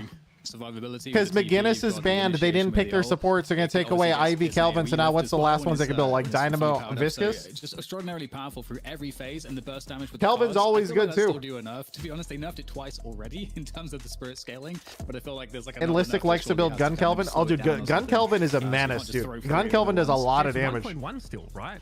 That's a huge. But the big one is also it removes a pick from PS to have like an easy support option because they ban McGinnis, they pick Ivy, and then it's like, well, if they also take Kelvin, I mean, what are they gonna do? Go on, Jason, let it out. Let it out. There's Shiv, by the way. Support. I assume that'll be Mr. Michael on the Shiv. There isn't any. Am I mistaken? Dynamo? Because Dynamo? I mean, yeah, that's true. You could pick him. Dynamo Paradox lane is insanely good. I think they pick Viscous. You suck them all in with the Singularity. I don't know though. Your ultimate to I'm go clueless. right when they're about to get out, so they get Just get like an Infernus or something. It's very combo heavy, but the thing is, I feel like Dynamo's been one of the most unsuccessful heroes we've seen for some reason. I mean, I'm looking, it's 3-2, so 3 wins, 2 losses. It's possible. Anybody with healing right and rescue beam can be a healer, Jason. It's true. Not even wrong. If you put beam on anybody, they're a support in this game. That like a Kelvin Frost Grenade puts down, or as we just saw. Yamato. Okay. Potentials. Okay, so do we get the Geist for the Yamato, or are we going to kind of save the Geist? They're going to Geist. I think they 100% Geist. PS would pick Geist, but I don't know who's going to play it because it's usually. Oh no, it's Demo that plays Geist. Oh, the Warden. Never mind. See ya. So that's always good to see. But I'm super curious. We're going to allow interesting. PS to get both Lash and Paradox there. Yeah. I mean, Zania just wants to play Lash all the time. I don't think we've ever seen them play not Lash. Lash is also 100% picked a band in I'm also games, it's being left so Lash is very late. I feel like between Paradox and Wraith, like they have great engage / pick potential. Now they've taken the 7 here, so someone that combines Buff and Joyce is 3 Geist enjoyers. Really terrifying late game they enjoy everything. Also really Goosey, they were 23-month resub. Appreciate it. Late enough into the game for the 7 to be that level. You're thinking like an ass 6, talk about bro. A carry that scales beautifully well on Spirit Power. I mean, in terms of even movement speed scaling on Spirit Power 7, pretty terrifying. Is it going to be Abrams Dynamo, the last 2 picks for PS? Because they don't really have a front line. Like Yamato, a pseudo front line with the ultimate, right? But Where are the no one really tanks? soak any damage for them. Dude, I'm a obviously tank Abrams can enjoyer work in with this the game, Dynamo, chat. set I up believe the Dynamo team by with hitting a more nice tanks with stun like onto one them. support or in one hard carry wins. Has not, from what I've seen, been really that hotly contested, right? Abrams Are they gonna pick Geist? Five. The Geist check? 5 times over the course of all of our fight nights here. So, a Mo and Krill even. The Geist check. Hello. Like never see Mo and Krill. yeah, I mean, again, like anything that can like kind of shut down one of those individuals who are like, you know, need to channel, for example, or who are like very cooldown oriented. I don't know if it's. I have seen a few more people playing it in ladder, but you never know. The what goats that's really despair. supposed to be Guys, stop bringing up the goats. only- Goats is not real. I mean, Goats cannot hurt only you in Grey this Talon game. and Mo and Krill have been unpicked so far in our Deadlock fight nights. Here's the lash. Sonia eventually gets the lash. Grey Talon got changed quite a bit actually the last patch, and Grey Talon I think is actually a pretty solid hero. The problem is it kind of limits where you can fight from, which is why we're not seeing that many Infernus. I was people wondering who's often gonna get do. Infernus. You have I assumed it was gonna be fight picked by out in the somebody. open, which not necessarily every team's gonna let you to do. Okay, I really like Buff and Joy's comp a lot. I have no idea how they got all that. I mean, Buff and Joys have obviously gotten the Pop, best pop, of the pop, bunch pop. with What the fuck McGinnis is off this? the table. Podlius Cabria almost like getting punished for banning the McGinnis and then allowing Buff and Joys just to take support straight away. We'll take I your do feel Paradox away from the KLS, but then you're gonna take 2 supports from us, and oh crap, what happened? I do feel like I would love to see Abrams here in this lineup again, also to just make it a bit more tanky. Because also depending on how people are building 7 these days, you know, 7 is also going to be somewhat at range. Dynamo. There's a Dynamo. The other one for the slot too that you mentioned, Okay, so definitely interesting. Another good pick as well. And I guess your Dynamo is going to be getting in there. You can make the Dynamos pretty tanky if you want. Yeah, I suppose so. I mean, Lash the is problem that tanky. you can still be interrupted during Singularity, and I think that's like. I mean, it's not even about the concerning, like, interrupts. you know, It's Curse can also. be picked up, right? We Yo, often can we waste talk about sometimes this? see that picked up No Geist on either straight away team. by some Hello? people. Anything that can disrupt the dynamo Why are they not midway Geist through that believers? ability from like a decent range? I mean, like items like knockdown and stuff are like a 45-meter range. Like some of these are really long range active. So that's something to bear in mind. Dynamo, you know, might consider investing in items. All right, well, you know, like, Infernus is just going to make show up late themselves, game, like, but then you have the unseasonable in that sense. What Warden is this about, pocket.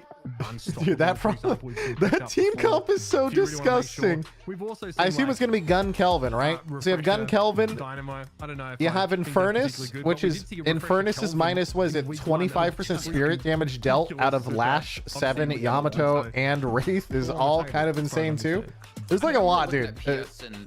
Like, Infernus is a lot of passives. Start strong. Like, who goes gun on PS? I assume Wraith, maybe? With Paradox and Dynamo paired together, because they Obviously, just Paradox is a little bit. I mean, they Isn't have it 30? sustained Wait, is it heal, 30? I thought it was they have 25. they have a stun into a knockup. They have so much kill potential because they do a lot of damage as well. On top of that, I'm all in believer on Buff and Joyer's comp. Yeah, Buff I and think Joyer's if I comp had is to pick, disgusting like, to one me. Focus for the team, I think it's just Ivy, the early game Kelvin, success Shiv, of Pocket, Warden Infernus, / Warden Shiv is for crazy to Buff me. Enjoyers, and for PS, the early success of Yamato Wraith, gun build is also good. essentially, because it's just like, Is you it? know, I thought they Warden and Wraith, nerfed these it. are heroes I feel like if they do get behind, I haven't tried. I haven't seen it it's since. just a bit of a struggle to kind of catch up. But if they get a little bit ahead, they just drive all of the action, and it can really turn into a huge amount of map control and objective. It's time to rush buff removal. Yeah, they're going to need debuff reducers, and then also they're going to need silences for the pocket when they come flying in. I feel like overall, I feel like Buff and Joyers should feel more oppressive.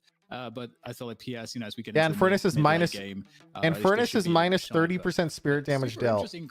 I mean, that's crazy against 7, and it's crazy against, you know, Wraith. I feel like even Gun Wraith is like half and half. Podulaeus Cambria to join the lobby as the draft is done. Okay, can we talk about this though? Why is Infernus get minus 30% damage, spirit damage dealt on the enemy at level 1?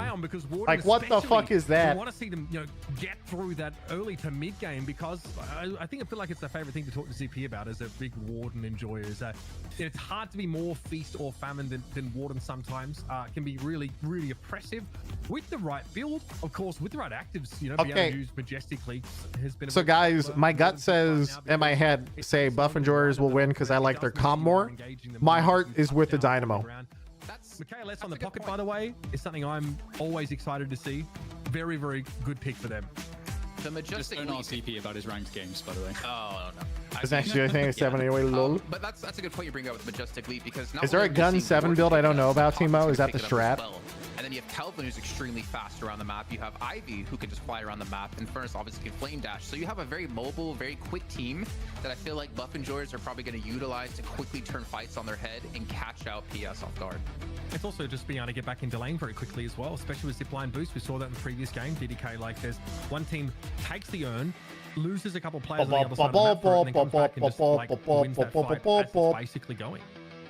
Yeah, the urn dynamics, I think, are super important to mention because some of the things that unstoppable soft damage reduction. Yeah, but it's like only 7 seconds though. I guess they get debuff remover too if it gets got. With Willex just owning everyone and just it was all about those team fights and the hyper beam. But you can kind of circumvent that entirely with Ivy. He's just gonna kill him in 3 seconds. That's picked up the urn and just deposited like very quickly. And because of the urn changes, this game goes long. Oh yeah. You don't actually show up on the map to your opponent when you're carrying the urn for 20 seconds. So you can. If let's say the other team isn't keeping their eye on the urn pickup, they don't have any visibility on that. That could just go straight away. So I think you're gonna have to be very cautious if you're PS. On to there for the prime. Sure you're on top of the urns. Well, here you go, folks. Our final for our Deadlock fight night number 3. Everybody another term already. Yeah. So for those who don't know, this is Deadlock fight night. Every week they do this. It's a quick best of 1 into a best of 3, and then they repeat it again back to back for NA and EU.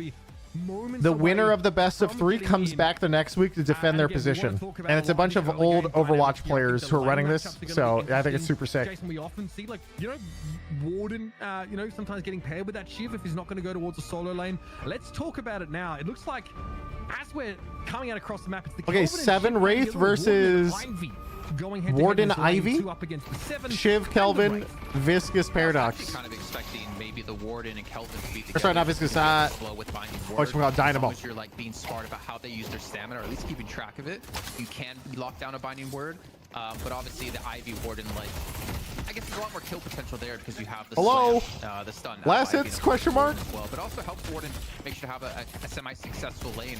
The Dynamo Paradox, though, that's where my eyes looking at, to be honest.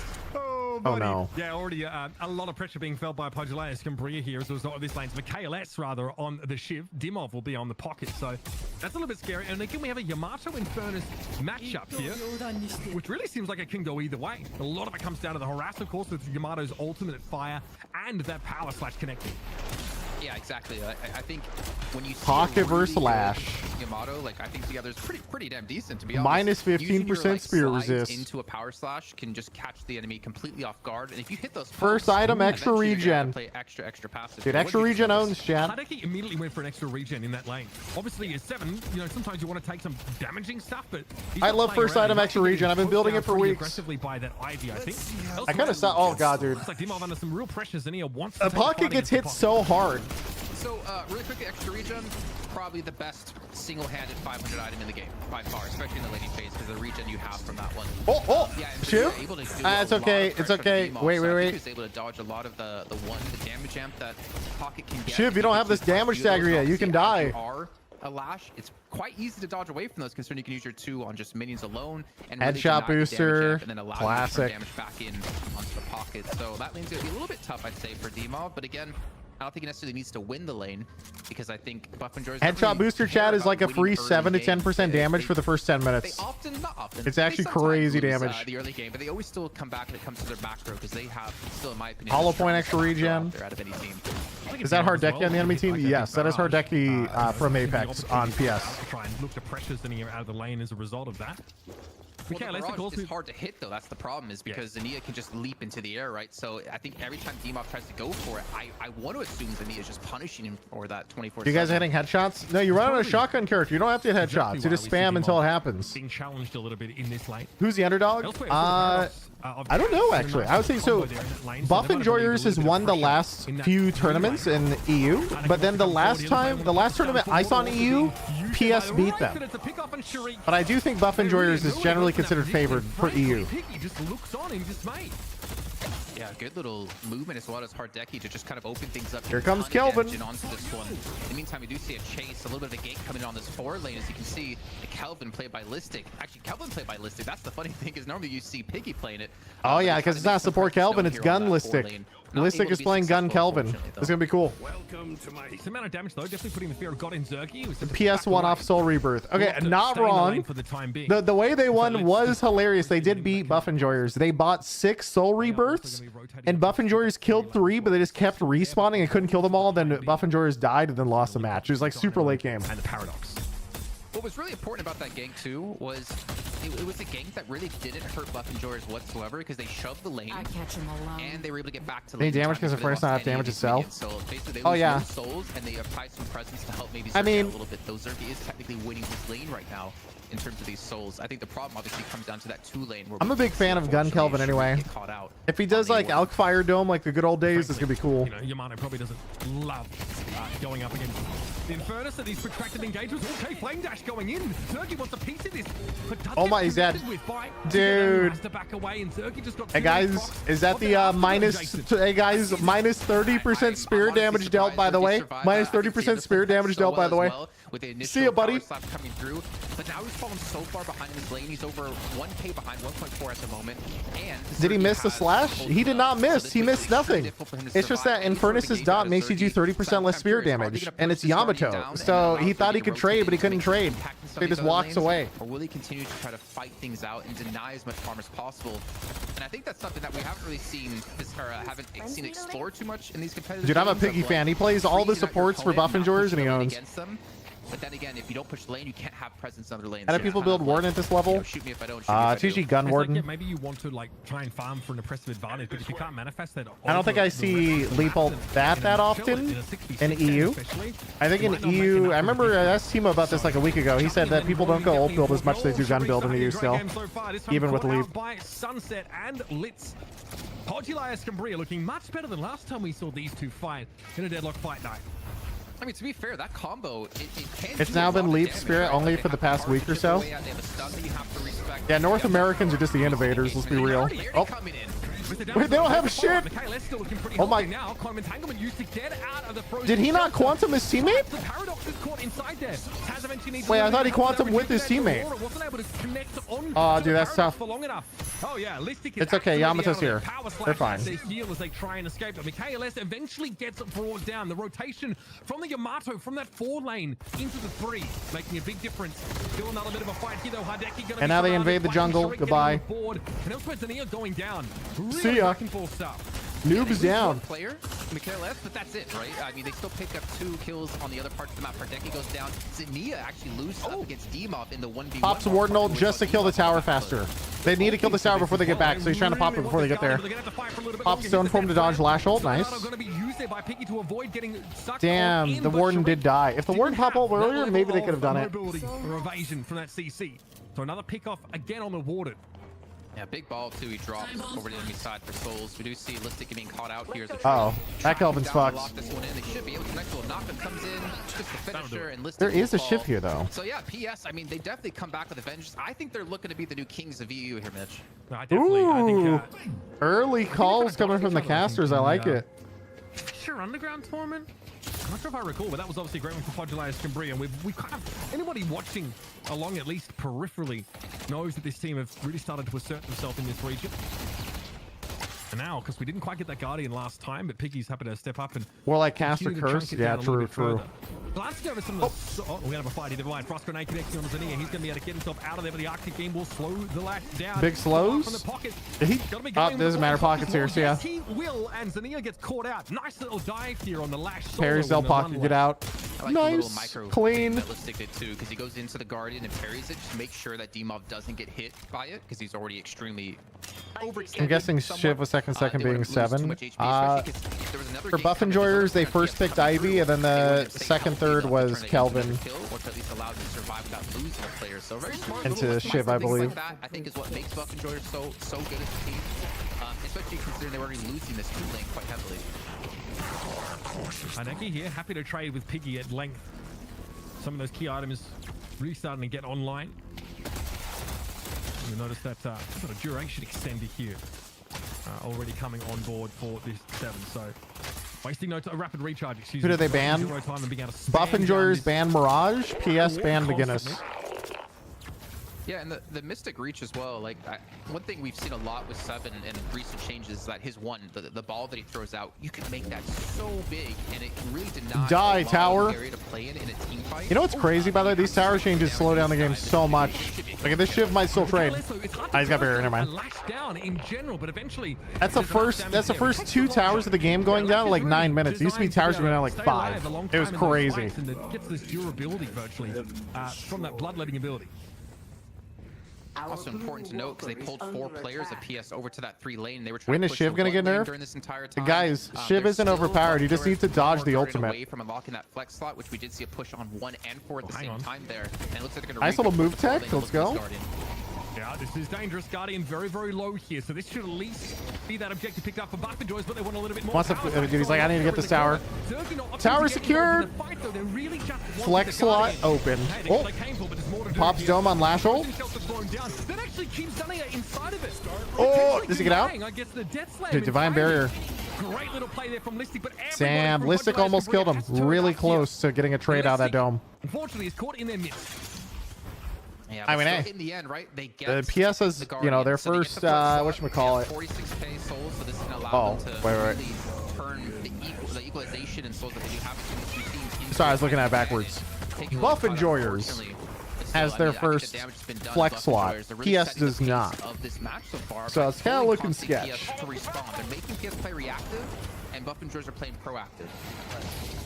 Again, Paradox trying to set up a pick opportunity. Zergy wants to try and come in here, but has to get around the carbine there. Don't worry, guys. It's just Infernus here. Taz getting a little bit low. Another time wall thrown up at Zergy. Oh, he's trying to give one more refresh on him. He's hoping one of the bullets to go through. Cambria able to keep their Paradox alive. Listic, it's Dynamo ulted.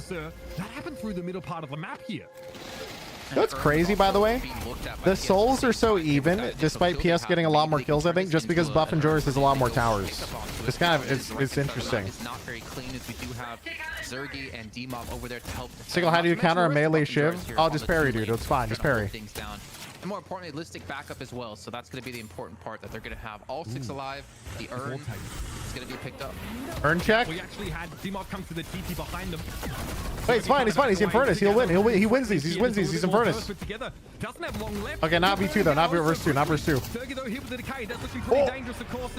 And will be run down. Taz gets on the scene pretty quickly. The urn though in the hands right now of Sunset is being taken across the map, and there won't really be anybody from Buff Enjoyers to intervene with this. They're going to trade this for a walker in the 1 lane by the looks. I mean, yeah. So there's 4 people in lane 3 and 4 here combined. You can see Dynamo trying to come back as quick as Buff Enjoyers just like, you know what? Down as Zania is going to be behind. You guys can have that urn. We're going to try and push a walker. Buff Enjoyers have 5 players in the vicinity. Well, now 4. So you got to trade for every objective. If they can't get the walker, you could be now, how do you stop the wave clear though? See, it always feels difficult to trade urns for walkers when the backdoor protection comes back so quickly after wave clearing. It's like it incentivizes. It's just strange. Oh, wait. Now, in the meantime, in the top right of the map, by the way, you can see Yamato and Wraith also took a walker.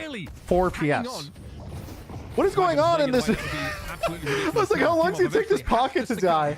The sole lead here for Podula is Cambria, billowing out to 9k. 12 kills to 4 as well for PS, as they do score an 8k soul lead. Not to mention they have 9 ability points ahead of their opponents as well. Just want to point out really PS is D-Mob, when he gets Stutsland into the walker, he doesn't just try to run away, he just kills the walker because he realizes it's so low on HP. I think that strat for Buff Enjoyers would have worked if they didn't have so much wave clear there. That wave that got broke meant that the entire fight happens instead of just getting a free walker and leaving.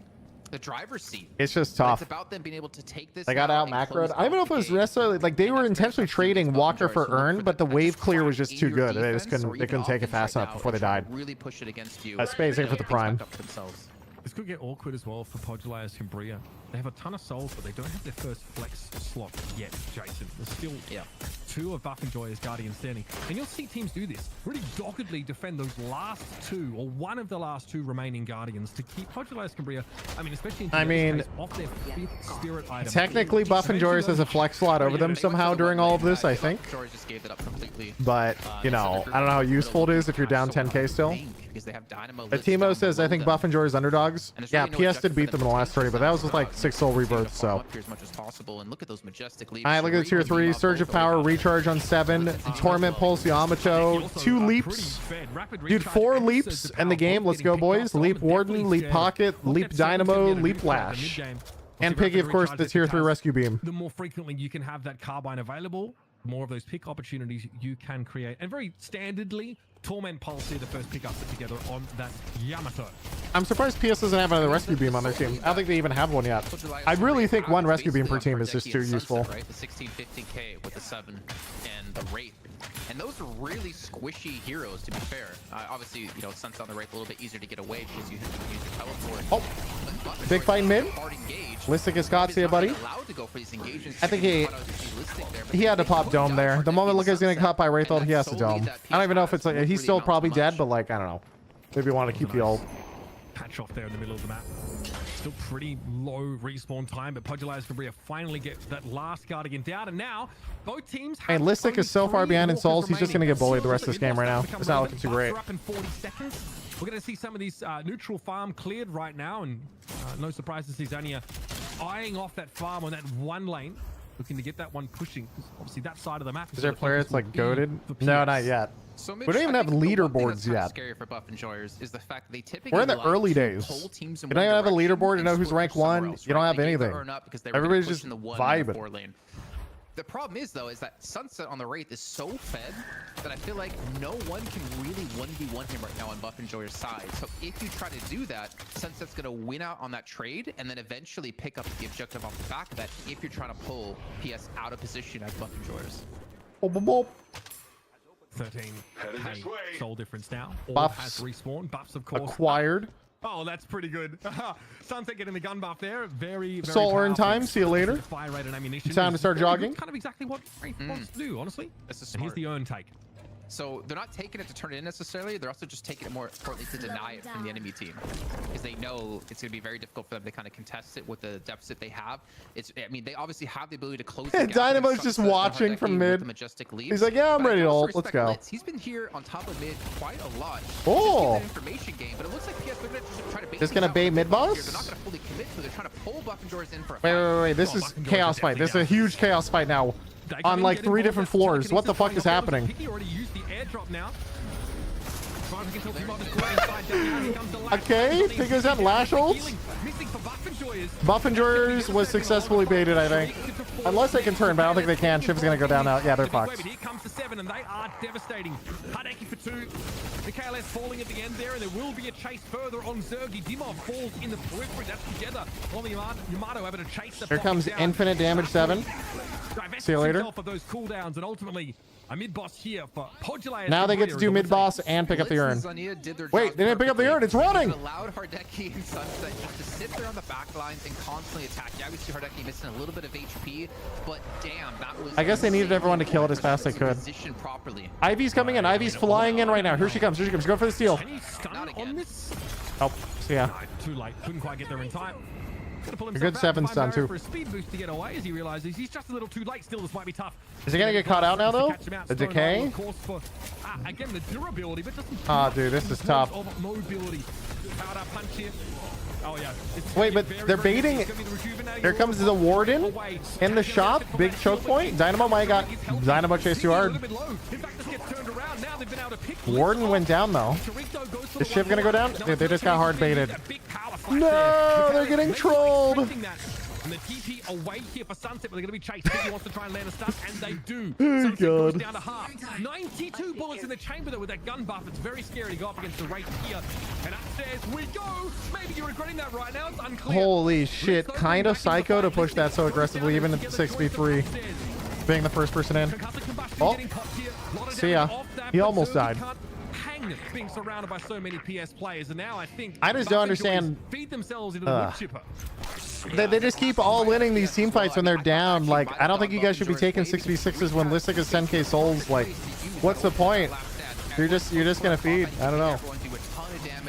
But unfortunately, he just doesn't have, I guess, the souls he needs to be that impactful player, considering the people he's trying to kill have like 6-7k more souls than him. So well done by PS there. I do want to point out really quickly, as ZP's also mentioned as well in chat as we're watching. I mean, Litz, he's very far behind in souls. But because he's been Buff and Joyce does not have hard CCs. Yeah, they have like such a long time. Infernus, Soul Ivy, spotting out, Stone like, Form, Warden Root, but not a lot of just hard CCs. It is true. Not like a Paradox, who's like point and click and swappy type, or a 7 stun, or a Wraith ult, or Dynamo ult, or Lash ult. I know what you mean. He also has Majestic Leap now, by the way. So that's one way of getting a decent Singularity delivery system online. And they're just turning in that urn. So Podula's from bringing out. This is blowing out to a 30. I mean, look at the kill difference in this game. That is absurd. 24 kills to 7 is so difficult, dude. What do you even do against this? Getting picked up here. It looks like it's another day at the office for Together. Podula's Cabria definitely want that King of the Hill spot right now. They're good to take in game 1. I mean, this is a BO3 though. We'll see. Very, very fed. Pretty close to that tier 4 item now. Michaelis just see escalating exposure picked up. Sunset does have the shadow weave. The one thing you can see here, remember I was talking about backdoor protection being so powerful? They immediately are wave clearing and holding these walkers pretty well. At least that one. His life steal, oh my god. Into rescue beam. Yeah, don't worry guys, it's just Infernus. Don't worry guys, it's just Infernus. If he did, I think PS would have taken the walker. They would continue to push into the base as well. I looked like so much was getting thrown at him. Podula's Cabria though here. Now have all the walkers taken down. They did stall it a lot. The careful Shiv has escalating exposure. Also, a number of Podula's Cabria players probably in a position to be able to buy soon. They're also noting that Shiv has hit the Infernus doesn't even have heal booster. Yeah, true, he didn't have heal booster or leech. He's just vibing. Longer fights, this Shiv is going to be a terror. As I said before, I mean, Shiv just does not want to get bursted down. He does not want to die very easily. And lucky side for him as well. He's one of the more fed players on his team. But I think this might potentially be one of the final fights of the game here, actually, because we do see the urn being picked up. It looks like PS want to yet another urn. Because honestly, they win either way. I feel like they win. Look at all these nice boxes. Ignoring anything crazy happening from Buff and Joy's side, or they get the urn turned in, or they get both. And that's going to be really, really bad for Buff and Joy's to come back from. And I don't know if they can come back from it, but I feel like this is almost a fight. Oh, give it to Lash. He's like, hey man, I might have to ult this. If they lose a fight near their Heal him up. They've lost the map. Good old Dynamo. 40k soul lead and change. Yeah, I don't know what you do against 40k soul lead. That is that's tough. Buff and Joy's know at some point something's got to give. They cannot allow Amberside to continue getting this soul lead. We've got so many more of those big items can be developed here. I think, you know, my Dong put up a better fight so far than map 1 out of Buff and Joy's. I was paying attention to where like Sunset was going and Top was going on the mini map. God damn it! I can't resist it. I'm sorry. So they're just kind of forcing Buff and Joy's to contest this, but in the end, like Buff and Joy's get nothing, PS get nothing, but they also do get the ability to pick up a lot of farm here on the map. I think they want to shove the lanes one more time before they do go for a turn-in, if they go for a turn-in. Yeah, some more buys coming in from a number of these players. Looks like Improved Reach just getting picked up there for Hideki. Just wants to make the Lightning Orb even more powerful. Oh, they got Curse now as well here onto Together to deal with Zergy, so that survivability he was able to do in that game. Time for the casual farming side of the game. Everybody go back, farm our jungle, everything up, respawn. Then we'll come back and see what's going on. It's going to be pretty susceptible. Temporary truce. What's the last stand from Ward? I'm not sure that would be interrupted by a curse, but I mean, it is a pretty powerful item in terms of its disruptive capability. Okay, Orb though, Urn rather. They might be a little bit more serious about it this time, but notice it. Up. Here we go again. Round two. Guys, we're super serious about getting this now, okay? Fight, but we've always complimented Buff and Joy's general macro play, Jason. It's been a high point from what we've seen from them.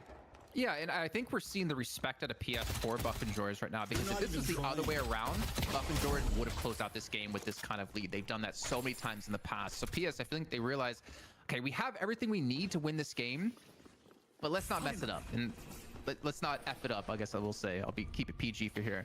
And they're going to look for the fight. PG with the team name My Dong. I mean, you're allowed to do God that. Damn it. Zero My Dong jokes. I'm very proud of you, actually. Yeah, he did. He toned it down. He didn't go. That you know. That you heard. Oh, Yamato's going in. Sticks the urn. Doesn't even care. Pops ult. Here comes the Paradox swap. Paradox swaps into curse into kill on the pocket. Oh, goodbye, dude. Everybody's dead. It's over. Far too far ahead in this game. Frozen Shelter pretty effective here, but return fire getting popped now by the Yamato. Holy shit, they got, yeah. See ya. Something you can attribute to every single member of this Pod Alliance Cambria squad. The KLS, of course, the last player you expect to get bursted down first. Some bags to pick up, some lanes Oh, to that's tough. They got outdrafted. Bro, I had faith in the Buff Enjoyers draft. I was wrong. I don't know anything. The PS knows more. They delayed and took the fight and synced it up with mid boss even. I feel like if Buff Enjoyers was tracking mid boss, they would have known that that's a mid boss fight too and just not go for it. It's not worth it. When you have numbers in this game and you have a 50k plus soul lead, if you get one kill early on like that, you're just an ass 6 caster. I know. I'm sorry. I'm only Ascendant 6. I'm ass 6, guys. And I feel like this is going to be the push to win the game. We've got players on 33k souls on Pod Alliance Cambria, players on 14k souls on Buff Enjoy. So it is a drastic difference right now. Zooming. We've here for Sunset, maybe hoping to catch someone who dared to push out of their lane, but of course getting fucked with minions, and of course just in general being able to come back with his rejuve is very, very powerful. Soul Rebirth also picked up there for Taz, so keep an eye out for that. It does increase your respawn time, but getting to come back and fight is pretty darn good. Pretty meticulous macro here from PS as they're really just trying to make sure all these lanes are moving. I mean, PS is just vacuuming the entire map. Their lead, I feel like, is actually just or they're giving a lot of growing to their opponents, or maybe, you know, I was gonna say maybe they're waiting for that one item that they still need. But honestly, when you're this far ahead, if you want to be one of the best teams in EU, you have to be able to close out this game. So I'll be a little bit critical of them not closing this out, especially with Rejuvenator picked up.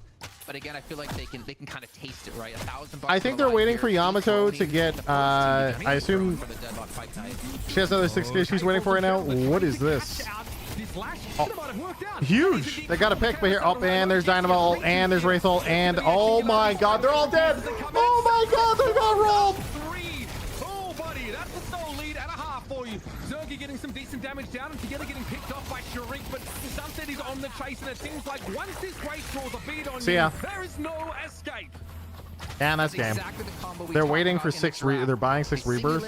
I thought the Yamato had curse but no refresher. That sounds like, does she not have refresher? It's kind of weird.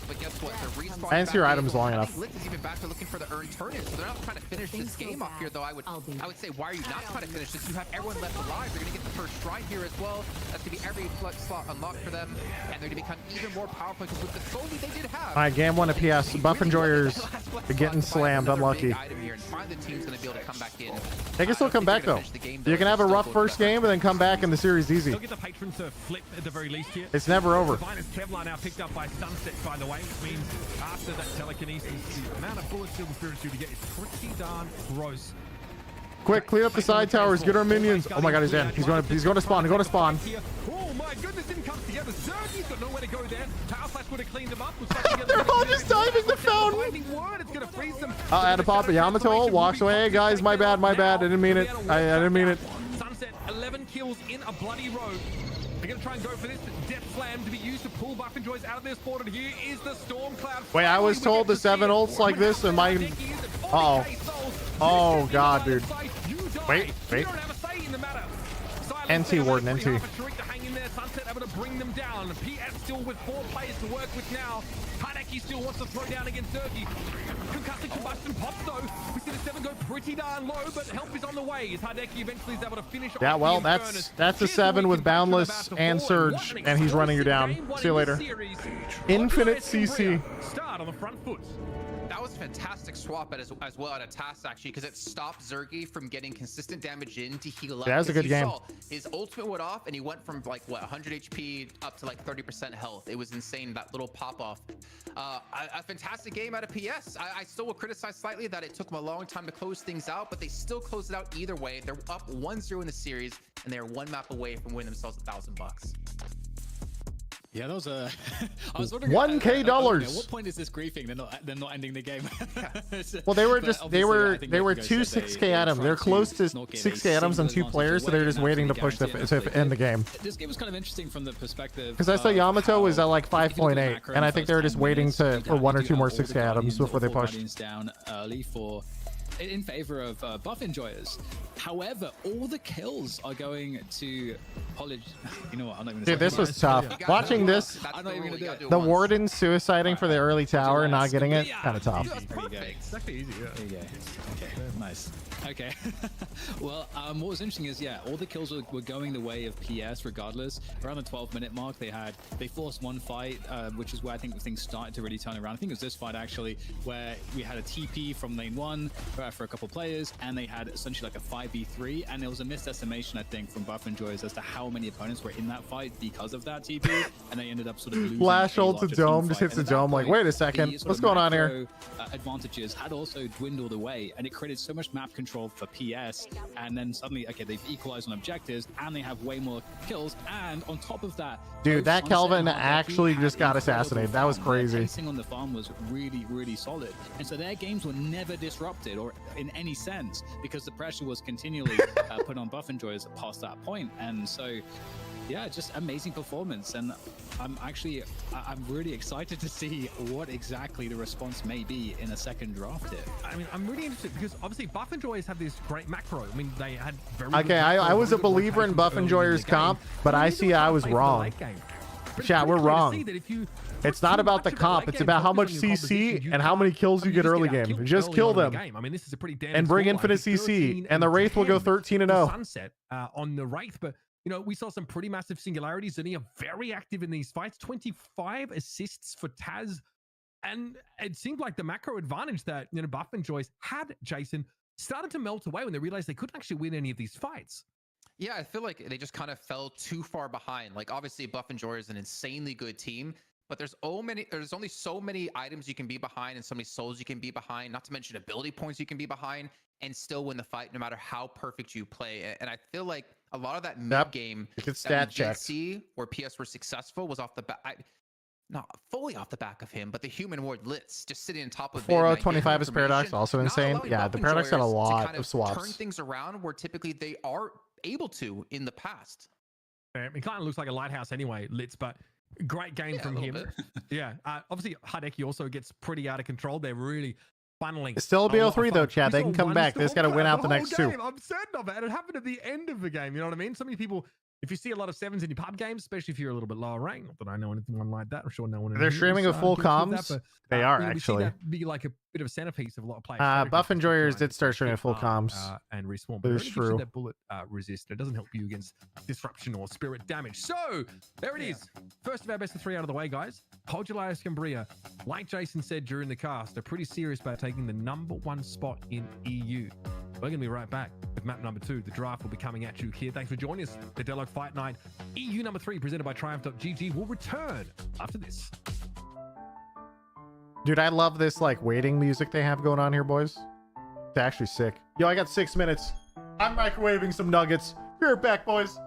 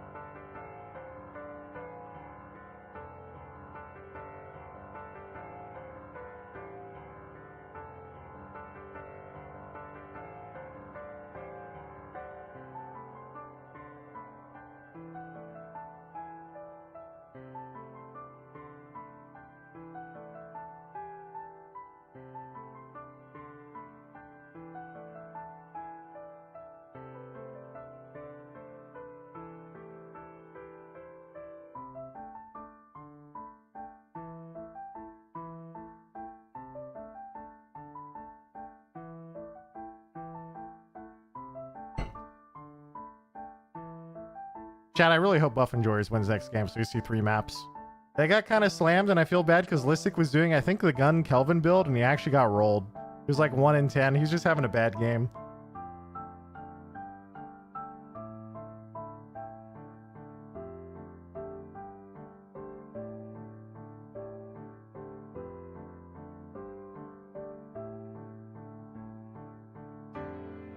It's just not that great anymore. I think it's okay, but it wasn't really the build. I think he was getting... He went like 1 in 10 that game. But even before he went 1 in 10, he got caught like 3 times. And if you get caught a few times early game especially, it's really hard to take fights if you're a gun build. I think he might have actually transitioned into like a Spirit or Dome build after that. So he was number 2 in damage on dealt on their team. Yeah, that's actually not bad. I figured he was going to transition out of it after a rough start, because I feel like it's hard to keep the gun build going if you're already really, really far behind. Hi, what's up, Ruby?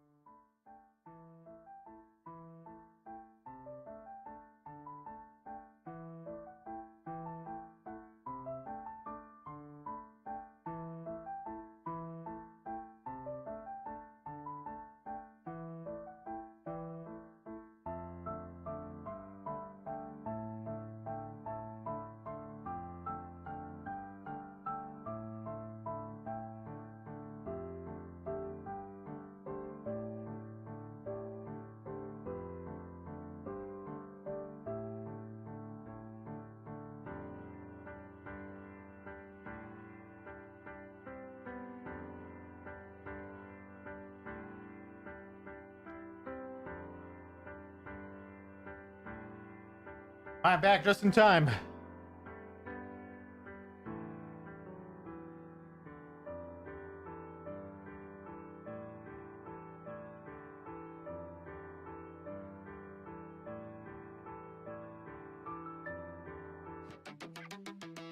Thanks for sticking with us, folks. In It's just the 4 break. people This there is running. your Wait, I thought it was only Deadlock fight 1 number if it's 3 4. for Europe, Oh, and my Jason bad. Kaplan is currently calling in from the International Space Station, bro. How you doing? Good to have you back. Yeah, you know, I don't want to talk about Italian internet, but we're gonna be here. We're gonna be back in high quality because well, I luckily have you to be the handsome one on camera. I've never been the handsome one, just the tall one with bigger upper body strength. We're getting back in the Iron Temple again, mate. I think I need to reclaim this title. That's ridiculous. Great to be here, though, with you guys. 10 kilos. No. Look at my bicep vein right now. I want you to look at it. Look at it very closely. That's right. It's pretty big. Not gonna lie. Yeah, thank you. Not bad. We just had our first best of 3 match in our best of 3, excuse me, between Podula Escambria and Buff Enjoyers. Man, how does he actually say it? I suck. Smashed him 2-0. Not even close. That last game, Podula Escambria won with a 70k soul lead. And to explain how this is all possible, with the help of the internet and of course our friends over at Triumph.gg, we're bringing in DDK as well. Talk us through a little bit what we saw in that last game and what we should be expecting in the next one.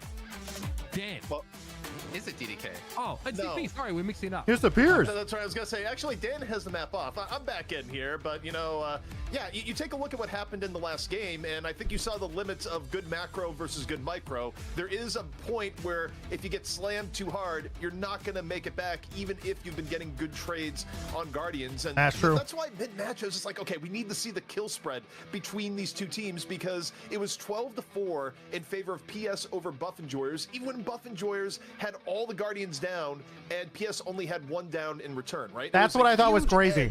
That was insane. It was 12 kills to 4. End, there's just only so much you can do, and I think but they somehow took out all the towers. We saw where too much early game power was given up by Buff Enjoyers in the draft, and I don't think it's a mistake they'll make this time around where they do have their choice of first pick. I mean, quickly. I mean, Shiv doesn't lose much in Deadlock Fight Night. He was like 7-2 coming into this game. Obviously, and that was Shiv doesn't lose much, period. Shiv, by the way, that's pretty crazy. Very powerful hero, very experienced and strong, highly respected player.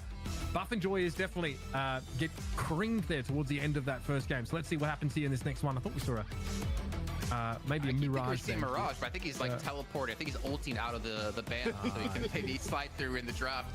I feel like though, ZP, I'll be slightly critical in the sense of like PS should have been able to close the game out quicker, but I feel like that's very dangerous to do against a team like Buff Enjoyers, who again, like they just need that one drop. Yeah, they were clearly waiting for a few more 6K items or rebirth.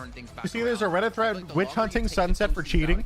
Against Buff Enjoyers, the more opportunities you're giving them to come. I don't have it open anymore. Well, to that point, Buff Enjoyers so I just have this open. Seen come back from being down 20, the 25K. I'm not sure it's been as high as 30K. Yeah, I did see there was a Reddit thread saying that somebody was cheating. I didn't know it was Sunset's POV though, which makes it very, very funny. Buff Enjoyers definitely have an air of sort of the final boss, and to an extent, regardless of whether or not it's smart play, because I think the smart play is you finish it when you have the edge. I think there's a fear factor there of going, oh my god, these guys have flipped the situation before. We should get even further ahead before we try and like commit to our advantage. Very quickly as well, just let's get some nomenclature out of the way. So people wondering about our use of the word macro. Many of you think about macro as a keybind that you have multiple actions attached to. That is correct, but also macro is the opposite of micro. When we talk about macro in Deadlock, we're talking about what's happening PS bans Wraith this game. Scale. Just because Dotacasters called it map control doesn't mean I have interesting. All right, can you use the macro? Can you use they're word Wraith believers in its definition though? I feel like that's not. Yeah, on a macroscopic level. The first pick Mirage. They ban Wraith pick Mirage. See ya. I mean, it's not my problem if people aren't literate. I don't know what to tell you. And they ban Paradox. It's a word people say. So, yeah. Dude, Buff Enjoyers banning Paradox is tough. I use macro. Games I've come from is macro. This might be a Valve game, but it's not Dota. I miss how tilted you can get. Just off let's just get that established. Yeah, I know. I mean, it's dealing with the folk can be challenging sometimes. But who pissed off Uber? And of course, for my compatriot CP and Jason Kaplan. Let's talk about some of these picks. Mirage getting locked away here. No surprise to see the Wraith. My favorite part is when I sometimes, because I went on like a league grind before Deadlock came out, and I'll call them minions, and they're like, no, it's creeps. And then I correct them and I go, actually, uneducated chatter, they're called troopers in this game. Get it right.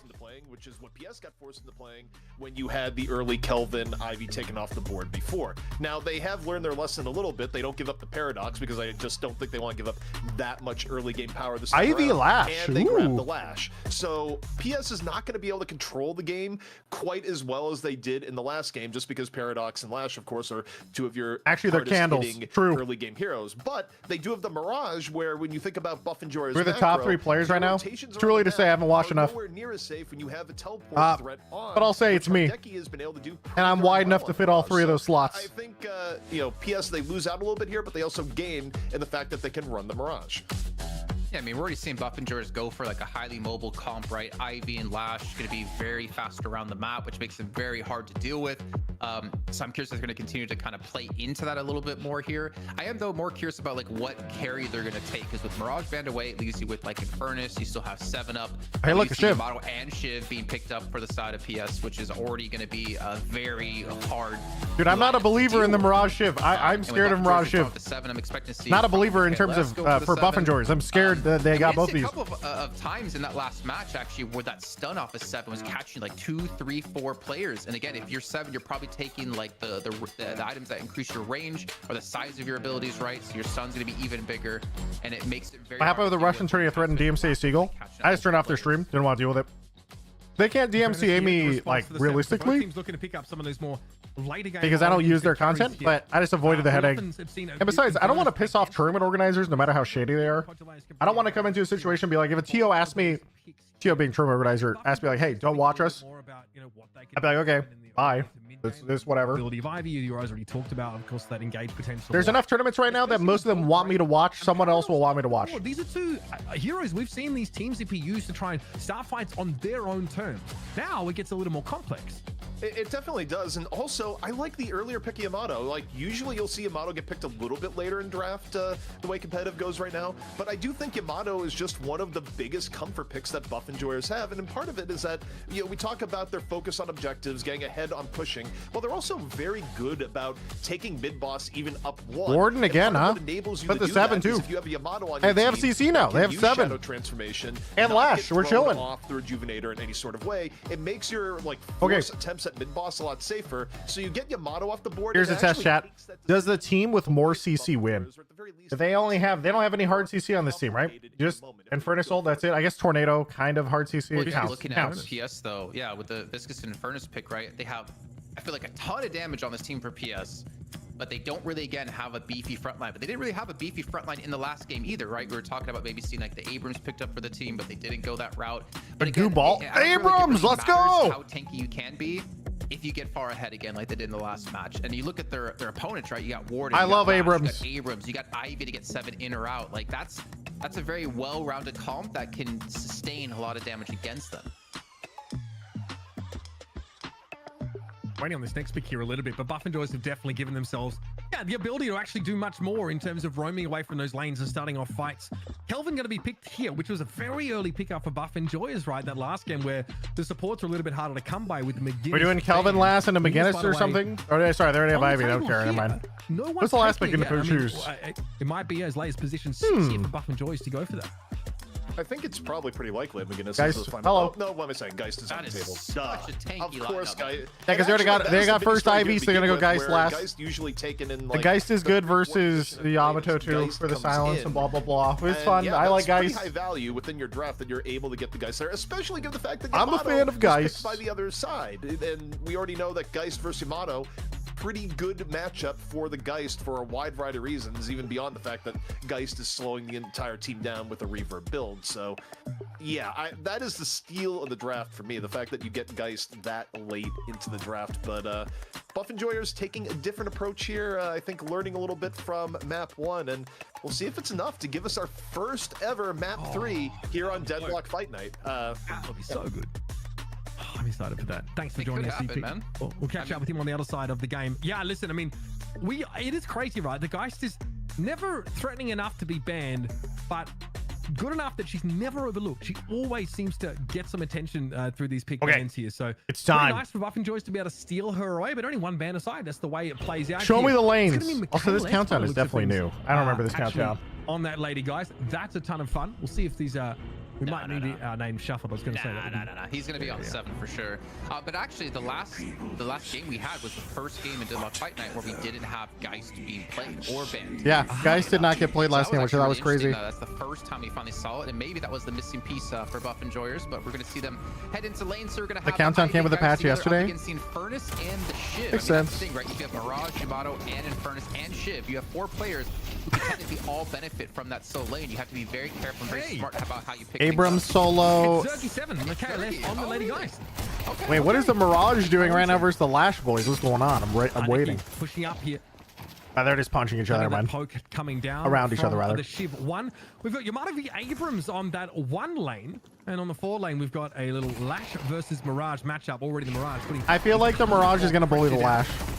Here it is. Here's what Lash everything for 86 months. KLS, of course. Elsewhere, Listic, though. Looking to try and get a bit of chase down, and does eat a power slash doing so. Counts for a huge amount of Abrams' health.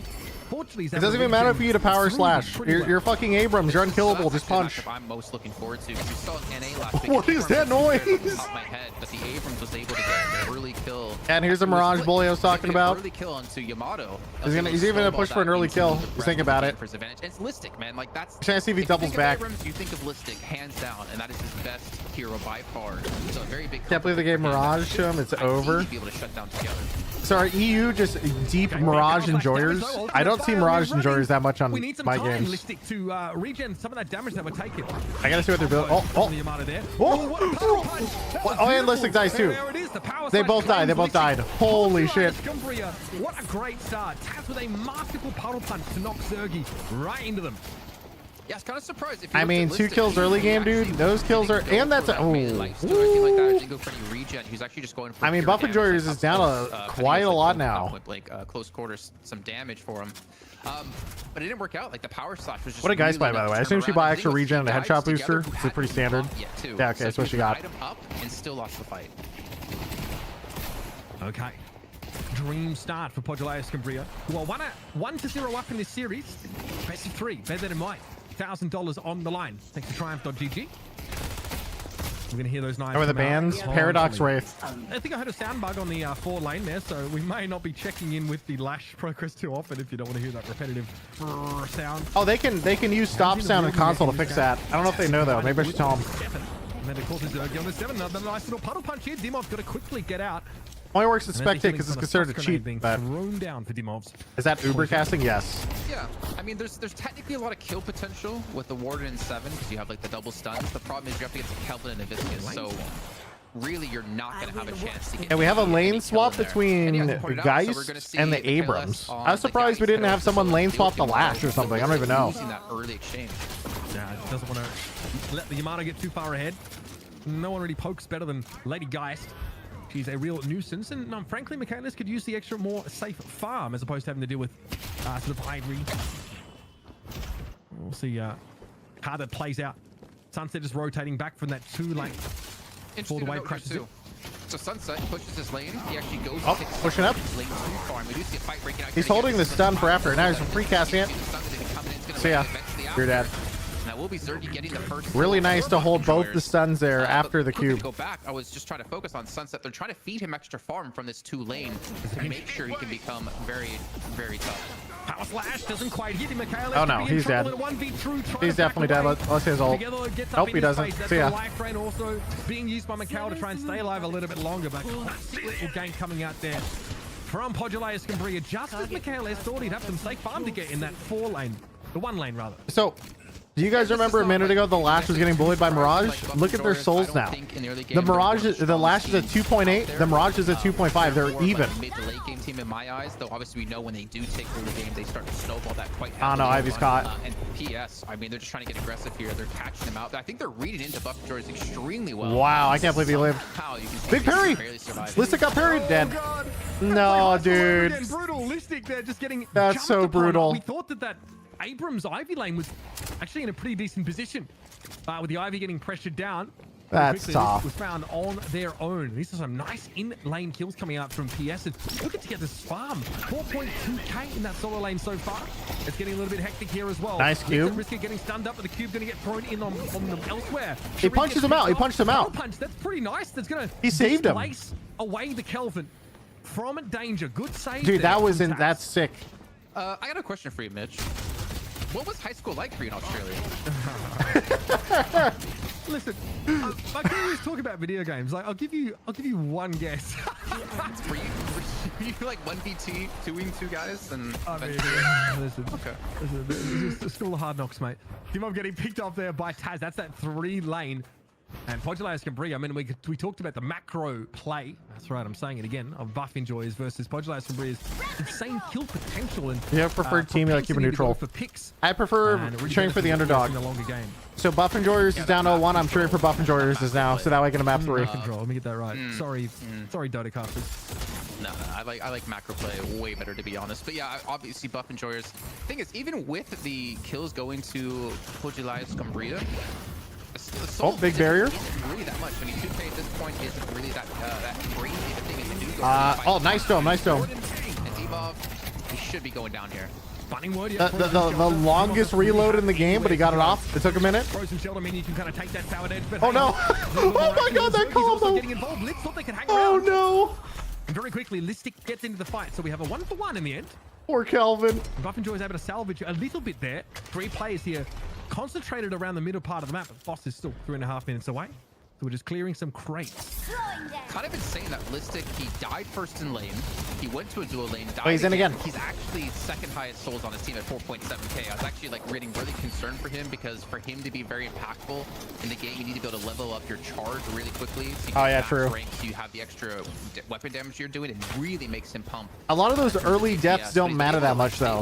Like if you die level 1 and you come back, as long as you don't miss a wave or something, you're usually okay. Obviously with how good Listic is as a player.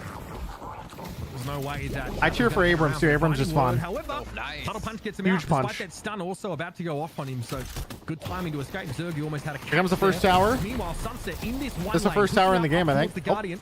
Is he getting out instead? Forced out there very quickly because the Abrams is Ooh, they rotating did not in want a behind suicide for it. They PK, actually left showed up across the just in lane, time. guys. Nice. Get away. The Guardian's still intact for now. Yeah, but as we approach the 8-minute mark, I mean, they're both healing by the shop right now. I think they're not. Yamato's teleporting through space and time. There's the great catch as well here on Together. That should be an easy kill into Piggy. And Poor Piggy. Piggy's been caught twice now. Is that a Mirage TP this turn? Yeah, they look very, very good here. I mean, 2K. Not a huge difference, but we're starting to see now. Buff and Joyce wants this tower, dude. In terms of Guardian health being depleted. Abrams, Listic getting hurt all in. Infernus all inning. He's gonna catch. He's gonna zone out the Kelvin instead. Try and trade. Nice. He does get the trade. So 1 for 1. Is too much to deal with. The lady guys, man. But Bring it down from yeah, they get out. The guy's left. The guy's left. 1 for 1. Listic both dropping here. There's a lot of green items on Yamato. That's was that reactive barrier and divine barrier and return fire? It's not the chase on that one, considering he was kind of low in HP. Obviously, you have to definitely worry about What you'll the ult see, guys. by the way, chat, when it comes to tournaments, green items are by far the best items in the game. Oh, his dash got canceled. Teammate's gonna be there. There's the frozen shelter as well. I mean, looking comfortable for a time now. That frozen shelter might threaten to turn. Goodbye, Abrams. That's gonna be the one that gets caught out here.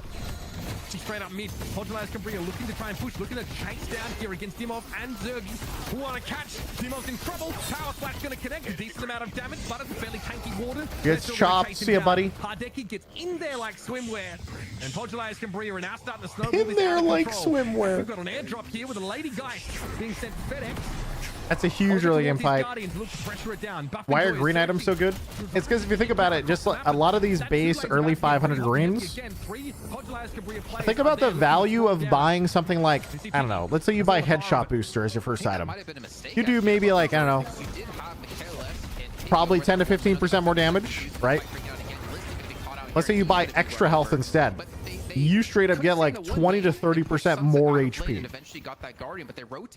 And so a lot of the time what you see is they get maybe 1 or 2 orange items and then they rush and stack as many greens as they can, like pretty often.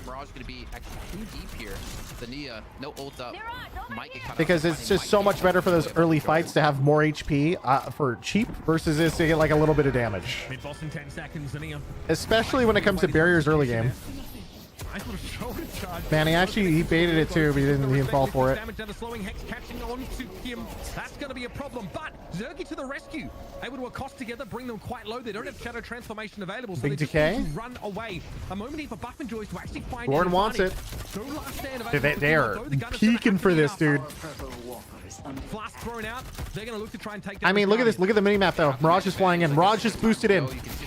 Mirage is in, and you're fucked. Yep. See ya. Thanos is here, boys. It's okay though. Abrams is here. Oh. Goodbye, Abrams. Haven't got him going low. Wait, did he get out with his ults? There's no way, right? Okay, Oh, they're all chasing him. They got 3 people. Here comes Infernus. You have to chase him down. Definitely being pursued, and Flame Dash plus the mobility that Infernus offers you means that there's no way you're getting out of that. This is a 10k difference here. 3 of those Guardians down, so open up. What's going on here? Is he just on this walker? He's just taking the walker. He punched it. Trying to find a way to get the game under their control. Yo, job secured. Mission accomplished. Is what he types worth in all chat. Nice power slash connection, but Divine Barrier means Zergy is ready to dig in and fight.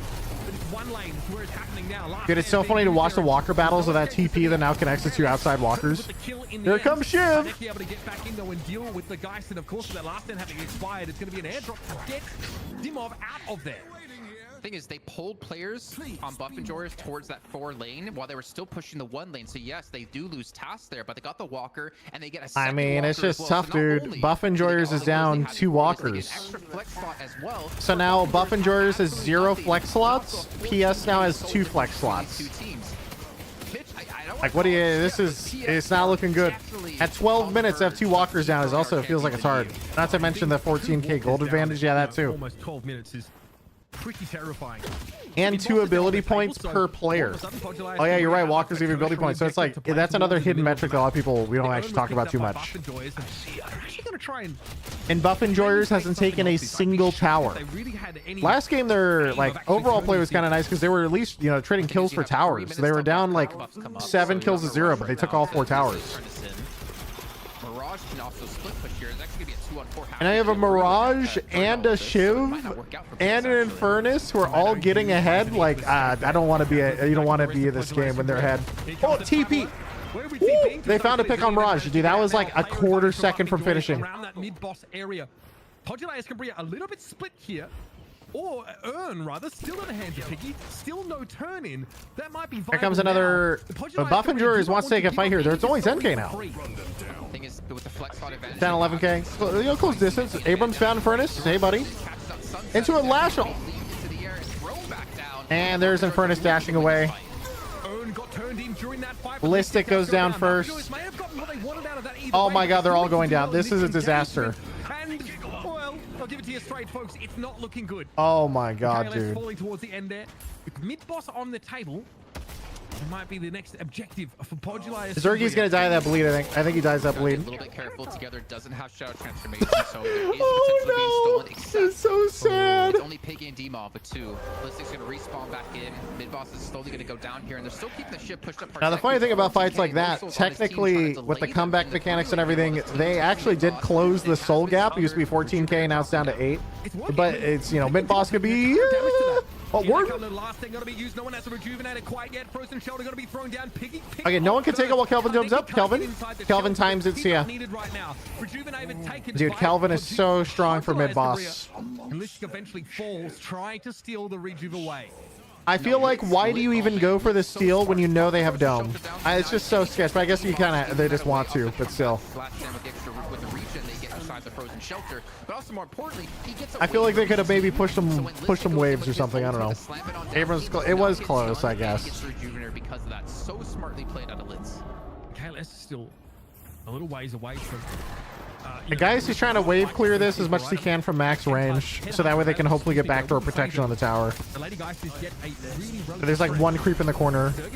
Alright, there's their 3rd flex slot. Boss basically meant the last 2 walkers remaining. 3 flex slots to 0 for Buff Enjoyers. No flex Buff Enjoyers is. They have 73k and no Jason's flex talking about slots it. to use at all at the moment, which is going to put them even further behind these fights, which means you have to be even more frugal about what items you want to buy and what items you want to replace. I would expect to see Buff Enjoyers group up to look for that last Guardian so they can finally open up their first flex slot, but I think PS might be able to catch them. I mean, Warren doesn't have ult for this fight. PS are rotating in here through the middle of the map. The Yamato Everybody's fighting all in for the urn, but the problem is your base is rejuve. The rejuve creeps are pushing their base right now. If they take this fight and they lose, they can just take a shrine instant. Oh no. I mean, I think they lose too. Too much of a gap in terms of souls already. This is pretty punishing for Buff Enjoyers, and they don't have any power heroes on the field anymore with Michaelis and Zergi both having fallen already. Well, we can see Sharik and Piggy. However, look, we have a backdoor on the tower. He's like, I need our flex slot. We need to get 1 flex slot. Come on, just take this tower. Come back in this game because they have souls. Yeah, there's a slot. Let's go. Finally, they open up their first one 15.5 minutes in, but the problem is they don't have the players up to defend this urn turn in. Torment Pulse on Viscous and Yamato. Dude, I'm so curious how much damage that Torment Pulse is doing. I'm gonna look after this game. Yeah, and that 4 lane as well is pushing very, very hard right now. I'm gonna hop in spec so I can see the scoreboard. A free urn from Podula Escambria. It's almost flowchart at this point. What an interesting pickup there for Taz. I want to draw everyone's attention to the item that the Viscous was taking. Torment. Well, Buff Enjoyers at least now has a slot. See it rush, but of course just want to be in the middle of the enemy So we'll team see. with that goo ball. The Tormy P doing work. Tormy P is a god tier item. Pretty annoying to deal with. We saw a glimpse of some of those other key items being picked up together. Also has the Torment Pulse, of course. It's already annoying as it is, just being a Viscous, right? Especially when you go into that glue ball and just roll around in the middle of this fight. Gonna be, I mean, I think it's like kind of criticized PS a little bit because they didn't really have a lot of like tankiness front line for their team. But the problem is, or the advantage. Where's they the have is that carpet? they're so far True. ahead that they can kind of Where make is the up for that carpet? in terms of items, but also even the players who are kind of meant to be supporty. Kind of like Taz, kind of like Litz. Does Tournament Pulse work during Cube? Yeah, it works during all the invul and ball and everything, I think. But he's basically equal, if not ahead, of everyone on the side of Buffingers except Zergy on this 7. Question chat, is the Amber team Russian? Yes. They should have taken that tower ages ago instead of suiciding to contest mid boss. It feels like Buff and Jory's only tries to 6-man every time. Specifically macro. Yeah, honestly, one person could have gone to backdoor that tower for a flex slot before even going to that mid boss contest. You are correct. Right now, It actually no longer works in Cube. Wait, really? Still a chance to break back into this game, but this, I mean, God, 19. That's a pretty big nerf, actually. Yeah, this is brutal. Sunset also up to 22k souls. Oh, flash ult? Where is it? Okay, a Buff and Joy is hoping to make I didn't hear a slam, so I assume he got nothing. Oh, and he gets tornadoed, and he's dead. Warden went in as well with Leap. I think Warden did a shit ton of damage on that engage, but it's just like, what are you going to do? There's no one there to follow up on it. Nobody followed it up, but I think he did like half the damage on 3 players. Don't they have one more tower left for flex slot? No, that got changed last patch. So now you only need 3, not 4, which I think is a good change. I don't think he got a single player from that one, unfortunately, and they lose 3 trying to commit into this fight. That's the last flex spot unlocked here, and Pagila Scumbria don't really. The Seagull, what happened to my dong? Unfortunately, my dong was just came up a little short in their last game, guys. There's a lot of jungle camps to take as well to continue to extend that lead, or maybe they're trying to bait Buff Enjoyers in. They're starting to come back up, but when they came in, I mean, Ivy's got now. Oh. They're clearing those camps, Jason. That's a big reason why they're so far ahead. Piggy got picked off there. That's not a great. Yamato's so ridiculous. Oh my god. And I don't think the 7 is quite He actually got swapped and just died. That's crazy. See ya. So again, a 2-for-1 favoring Pogula. Actually, maybe that's not. He just literally just died. It wasn't even a swap. What the fuck? See ya. The top of the kill here in Europe. I mean, it's 2 for 2. They it's a little bit sketched now. Are they feeding? Nah, they're gonna stat check him. Here comes 7 ult. Wait. Nope. They did get 1. Wait, they are trading. They are trading. The last 2 left here. Up in the 2 versus 2. And somehow it's a Ivy respawn. They're back. They're holding. Note, of course, still the KLS trying to clear this pit out. Zanir and Taz have to respect this and back up, and they will be chased. They're still down 30k, but they might, if they catch this Mirage, that'll be a big pick, especially for the They need catch. to be careful. They need to not get caught off. A great slow hex comes out of Zania to try to delay Michaelis on the chase here. And he can't chase him. Yamato's back. Time you have buffs coming up in 40 seconds time. Guys, they're only 30k down. It's fine. The lane shoved into Buff Enjoyers. PS can just kind of get the respawns, farm up a little bit. They're also down like 9 AP per player. And then take these buffs, maybe take mid boss or 4 Yeah, boss. yeah, it's not great, you know, because they do have 4 walkers They haven't really and a shrines. Yeah, it's not looking good. He is fed though. I want to point that out. But Together has brought a knockdown. So they are very much thinking about, trying to shut that 7 away. And that is the biggest threat right now. I mean, okay, so now you're hitting 20 minutes. Healthy margin. KLS and Dimov have been out of... Technically, okay, late game 7 could be a thing.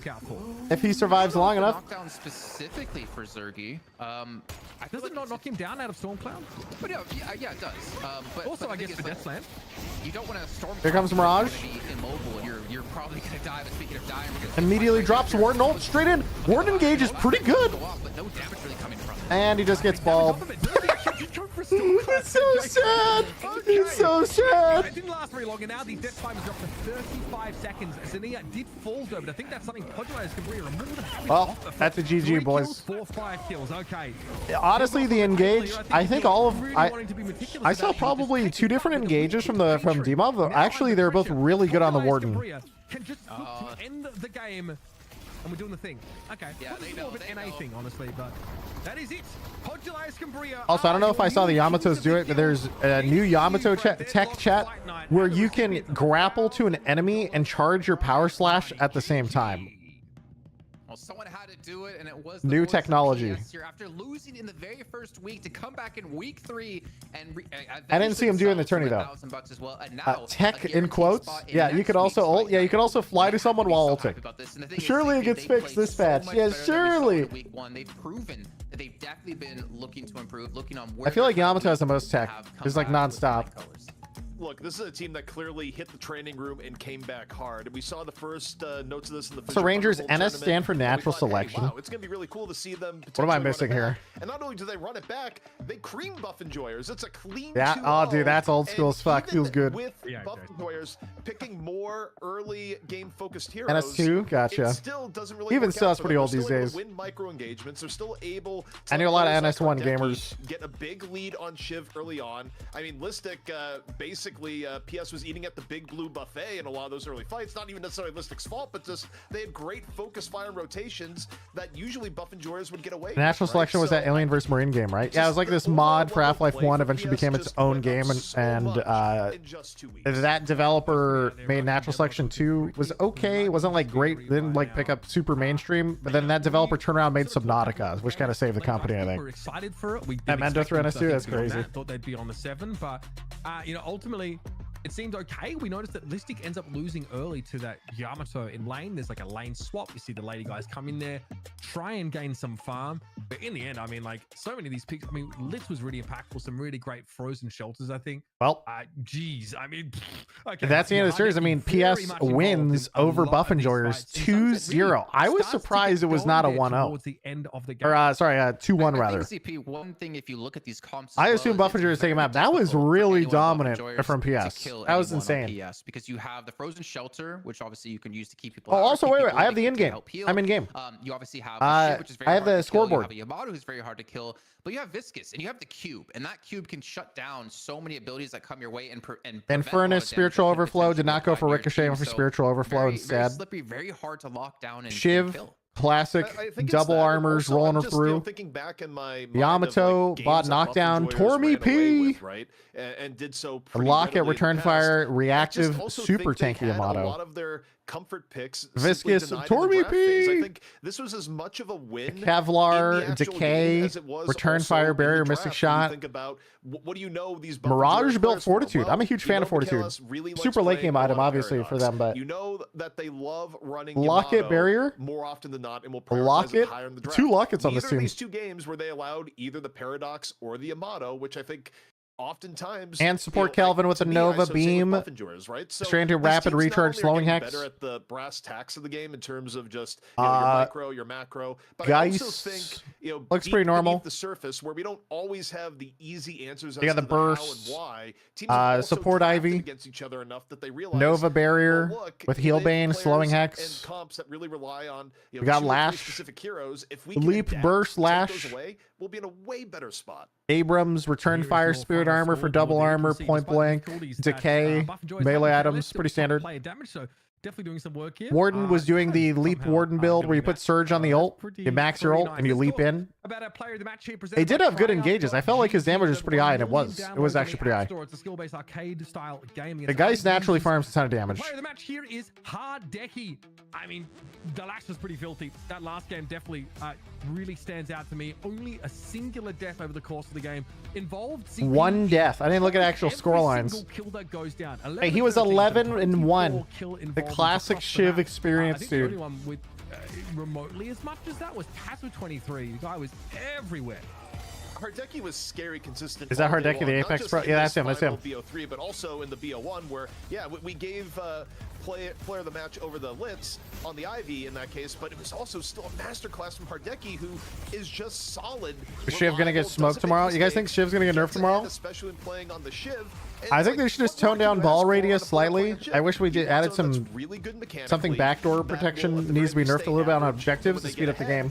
You know, won't throw away that advantage, and that's super difficult to play against on the other team, and it's what you want when you have a player playing something like a Shiv or a 7, or that's basically the entire game plan, right? The urn has legs. Also, in terms of just Yeah, if you drop the urn, it starts running. They gave it legs like 2 weeks ago, so now it jogs back to its original spawn. It's actually sick. We're also seeing the depth of like hero pool as well out of Hardecki. Just if you look at like when you're playing 7, right? But the way they were playing 7, you want to avoid a lot of these confrontations. You kind of want to sit I think back McGinnis and let ult your time will get nerfed hard. front line. Yeah, Whereas McGinnis Shiv, ult's he wants good, to but the be in the cooldown's mix of too things. He short wants to be with 2 fighting in points. close They'll quarter probably just combat. tone So down to be able to the transition between those 2 play styles, I think the is second a point really ult gives it like minus 50 seconds, so it'll probably like minus 30 or something. Cambria are your new kings of the hill at our Deadlock Fight Night number 3 for Europe, and of course the recipients of $1,000. We're done with the EU portion of the show. And when we come back, we'll be jumping into North America with a bit of a recap of last week in that region to get you up to speed. So don't go too far. Yeah, so Chad, this was the EU fight night. Triumph.gg. We'll see you shortly. And shout out to everybody at Deadlock Fight Night for putting this together. This is a fantastic event. Every week they're running these guys. So every Wednesday, I believe, is the time they were running it. This was the EU segment. And then now, starting in about an hour, they're starting the North America segment. Same exact thing we just watched, but they're going to have a best of one where 2 people duke it out to fight whoever is the current champion from the previous week. The winner defends their position. And so we have Hydra Nation, who is Hydration's team, and we have Patrons versus Bottom Barrel for like the contestants coming up. I don't know if it starts in an hour, actually. I'll have to double check. It says NA up next. Okay, they're speeding up. Perfect. I think they might take a small break. It depends. This was scheduled to start at 4 p.m., which is in 40 minutes. So if the players are around, they might be able to start, but we'll see. Are there any big tournaments for Deadlock yet? Not necessarily at this stage. I assume you're going to see probably, you know, Face It will be running around. ESL/Face It, aka EFG, will be running around doing stuff behind the scenes. I assume we'll probably see them start something up relatively soon. Relatively soon being like, you know, I don't know when or what that looks like. I actually don't have any inside info for once when it comes to this stuff, but like if all these tourneys are popping up, usually all these tournaments exist until ESL Face It walks in, and then that becomes like the standard weekly. Give it a year and it'll be big. I hope so. I am enjoying the game a lot. I think it's really cool to see the metas transition week to week. Like, you know, 3 weeks ago, McGinnis was considered one of the worst characters in the game, and then we just saw her get banned this series. Like, that's cool. We see a lot of stuff like that. It's awesome. Okay, so they're taking a 15-minute break. Okay, before we go to NA, by the way, I did want to look at the Torment Pulse sandwich for each player. Because I was like, man, Torment Pulse is a crazy item. Let's just look. Welcome back, folks. Torment Pulse 10% overall. At the NA portion of our Deadlock Fight Night number 2. Only 8%. All right, the nerf, never mind. Not as bad, not as much as I thought. So 10 and 8% overall is not as much as I thought. It's a good item, but not insane. Matchup, TF2 Boomers decided to take away the Infernus, while Bottom Barrel responded with a Kelvin. However, this meant that Walex was able to play they're giving an NA recap of Bebop. With Wait, this is amazing. 2 early kills in his lane on Bebop, Alju rotates in to continue and apply pressure to this lane to keep the snowball rolling. Gang coming in immediately there. We've got the Seagull pocket swinging on through to guarantee the pick, just to make this lane even more oppressive. After constantly being bullied in lane, Tankman finally gets some revenge. Just kidding. Walex channels the Kamehameha for an easy kill. Goodbye. And dude, this recap of last week, what happened is adorable. This is cool. I love this. Down by 6k souls, only 8 minutes in, a nicely timed gank helps close that lead as they get 2 kills. Distance now for TF2 Boomers defense. And straight away, yeah, Deathy gets involved, finally able to leave that Shiv lane as his lane opponent also left, and another sleep here into Death Slam will secure the Shiv kill. As TF2 Boomers look to group up and start pushing down Guardians, they catch out Walex with a nice wall. However, Hyper Beam goes brrrr, going after the Bebop. The Bebop! Serious pressure It's going so in the direction dumb. of the Warden. Now that last stand expiring, he's not getting that health regeneration midway through the fight. He just face tanks. That is bad news for TF2 Boomers. TF2 Boomers try to stop Bottom Barrel from turning in the urn. And there it is, the urn is going to get dropped as everything gets thrown in Death Slam. But a majestic leaping robot had something to say about it. Yeah, the Bebop went hard. The Bebop went crazy that week. Oh my god, the Hyper Beam from the heavens is doing insane Dude, the damage, Bebop. the entire fight. Should we even be doing a recap? Should we just do Walex highlights? No? Yeah, Walex was owning. At the 14-minute mark, both teams set up for a fight to hopefully transition into You missed this one, right? I didn't watch last week. This is super. I didn't see any of this. Coming out ahead 6-4. There's just no support there for that pocket. Still gonna have another fight. Shadow transformation pop down. Already the healing resources are in play for the McGinnis. And okay. This is me and Sherpa were traveling to Cali for that event. Healing right. Also being applied to them. I was gonna see Dyrus was sick. Bottom Barrel slow it down a little. Surely, though, they're going for a fight here. In comes the Lash. Deathy wants a bit of this, but the Bebop is looking pretty scary. McGinnis will going to be thrown up in the middle. Death Slam does catch one. They will fall. Walexa gets picked up, though, and still Young Calc doesn't want to fully commit. Again, the Young Calc. What a to name. back away there. Without Walex, though, in a pretty healthy TF2 Boomer squad, Bottom Barrel might just have to pull out here. Yeah, you got to be really careful here because the mid boss is up, so you do not. Wait, those turrets are actually shredding. What the hell? Look at this, trying to escape. Both teams being very tentative here, but everyone's starting to get a low. Singularity is popped. That's going to suck in McGinnis, but the trades are coming through. 2 players down for Bottom Barrel, 3 for TF2 Boomers as the pursuit continues here, Mitch. Yeah, just the one Viscous left, though. Not much JC Starny can really hope to make. Dude, the McGinnis support is owning. Still looking pretty It's healthy. boink. Doesn't have that shadow transformation quite available. Given the power slash still finds its mark. Crimson Flash thrown out. Looking to close the gap here on the McGinnis. He just can't die. And now he dies with Bebop. To get the damage to stick. 3 seconds available for shadow transformation. And Walax is back with a hyper beam. Off the back of that last fight, Bottom Barrel used the urn again to bait out a fight. You know what? What do I even need to say other than hyper beam 5-0? Though looks like he was Seriously, I don't even. That's insane. I guess you just need really early knockdowns. He didn't have unstoppable, so he just need a knockdown for him, or 2 knockdowns maybe. Trying to get away, even a last stand, nobody can face this hyper beam down. Eventually, the warden gets chased. JC Starny is able to get there. Bottom Barrel come out on top again. A close game, but now Sapphire side really starting to find some degree of success. Again, a Wall attempting to catch Geo out there. It's very, very low, but Aurora comes back up. Is able to throw the stun in here, and Benji gets a little bit too low. It's yet another one for the Bebop. Is he even range in knockdowns of that high? Oh yeah, knockdown has a big range. You are in range of it. JC Starny gets caught out trying to turn in the urn, but Bottom Barrel on the quick rotate shut down TF2 with 6 kills to 1. Pick up this time. Yeah. No, he said shut down TF2. Used there, but obviously JC Starny not doing a ton of damage and a little bit of danger. Rejuve's still active on this Bottom Barrel side though. Keep that in mind. Hey, look, they got a knockdown. They stopped him that time. Nice They hit it. Interrupt that hyper beam. Walex not going to get what he came for. Now all he can do is do bombs. Chased down, but elsewhere, Tankman and Zach, who are pretty underfed at this point in the game, are taken down. So Bottom Barrel. Oh, and then he gets a hook. Oh no. Devious hook, brother. Oh my god. As well. This is now going really bad for TF2 Boomers. Another nice It doesn't even have little connected there into the bomb and actually ascend. Mirror Man packing on the Paradox, and it's a team wipe, and the region, only 1 player died. They did save TF2. Just expired. The raid boss gets caught out, but JC Starny comes in with a huge cube to keep him alive. In fact, there is a knockdown available though on one Wait, of the TF2 I didn't know you could cube and hyper beam at the same time. Wait, what? I had no idea that was a thing.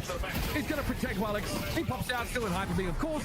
So he cubes hyper beam so that way he can ult during the knockdown. Has to be used there. Deathy approaching the 31-minute Wait, mark. that's the sick. Again proves to be the objective to contest as finally Bottom Barrel get the 6-0 team fight and the win all over the fight. It stops doing damage when you're in cube though. I like that. Okay, I thought it did full damage for a second. I was like, what the heck? Okay. Fight now as Bottom Barrel are looking to try and deposit this urn. They're going to fight for this one. This will be a mid boss off the back of this one almost surely.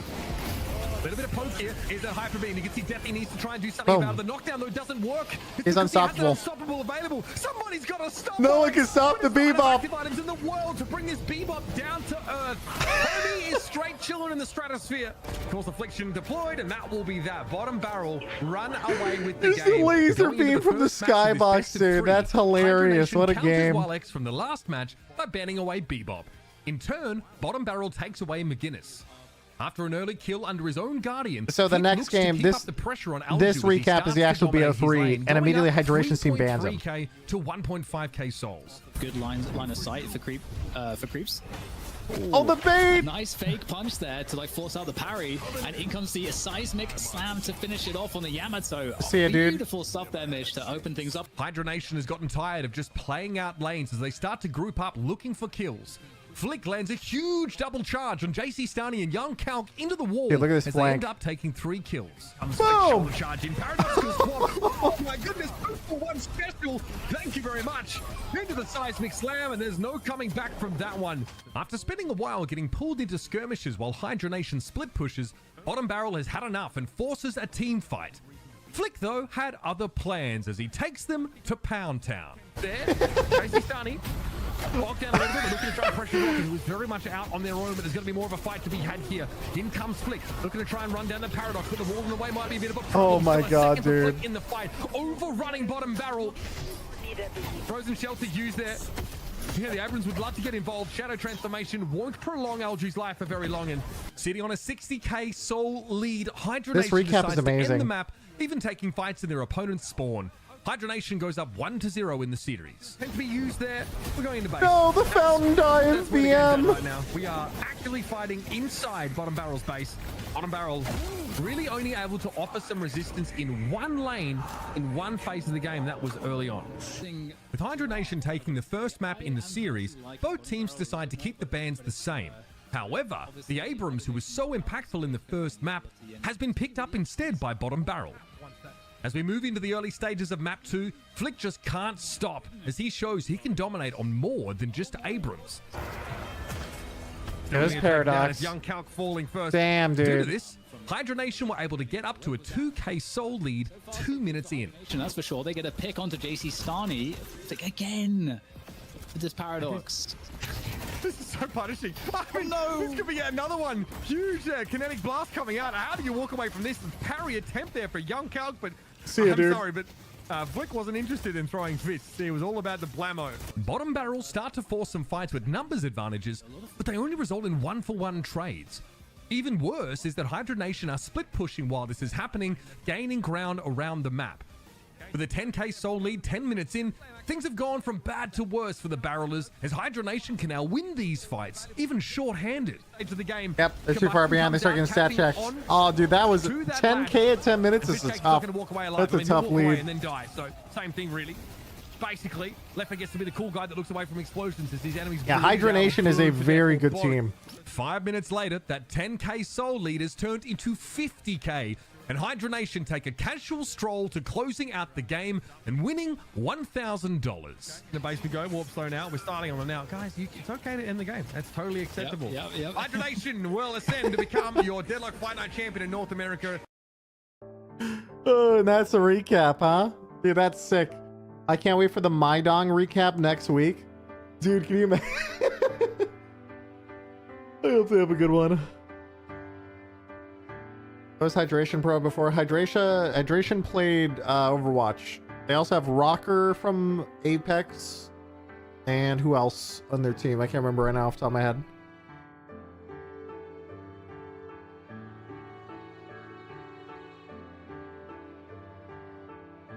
Oh, Leffa as well, yeah.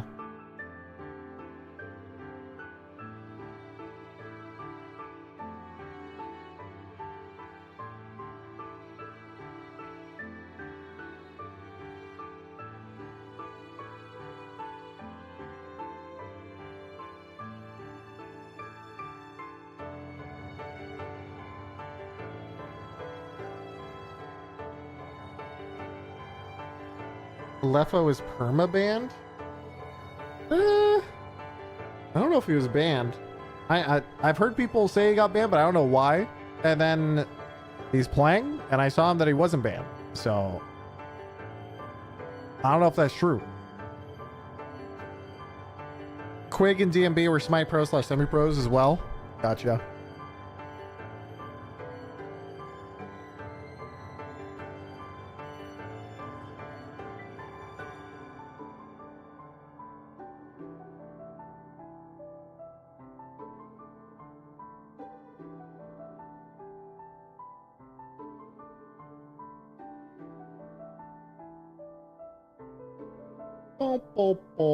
Did you like that recap video? I loved it, dude. That was awesome.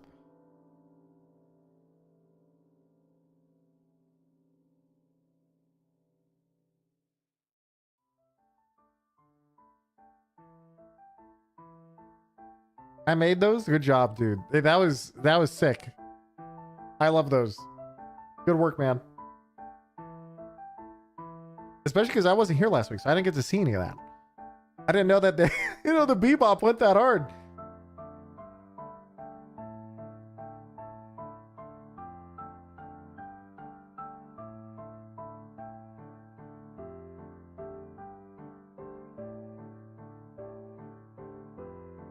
You see a blog post about adding controller support to Deadlock? Wait, is there one or are you just trolling? I assume you're trolling. A blog post. I'm allowed to promote. Yeah, you're all allowed to promote. You're good, dude.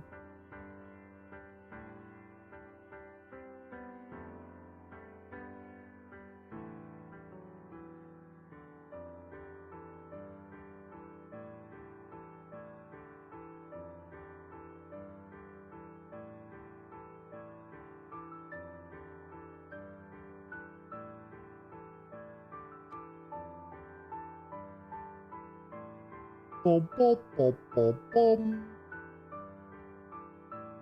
Imagine a game with Surefour got banned for pause abuse as a taunt when someone on the enemy team had just also been pausing. Oh, so he like someone paused to talk shit, so he did it back and got banned or something? That's weird.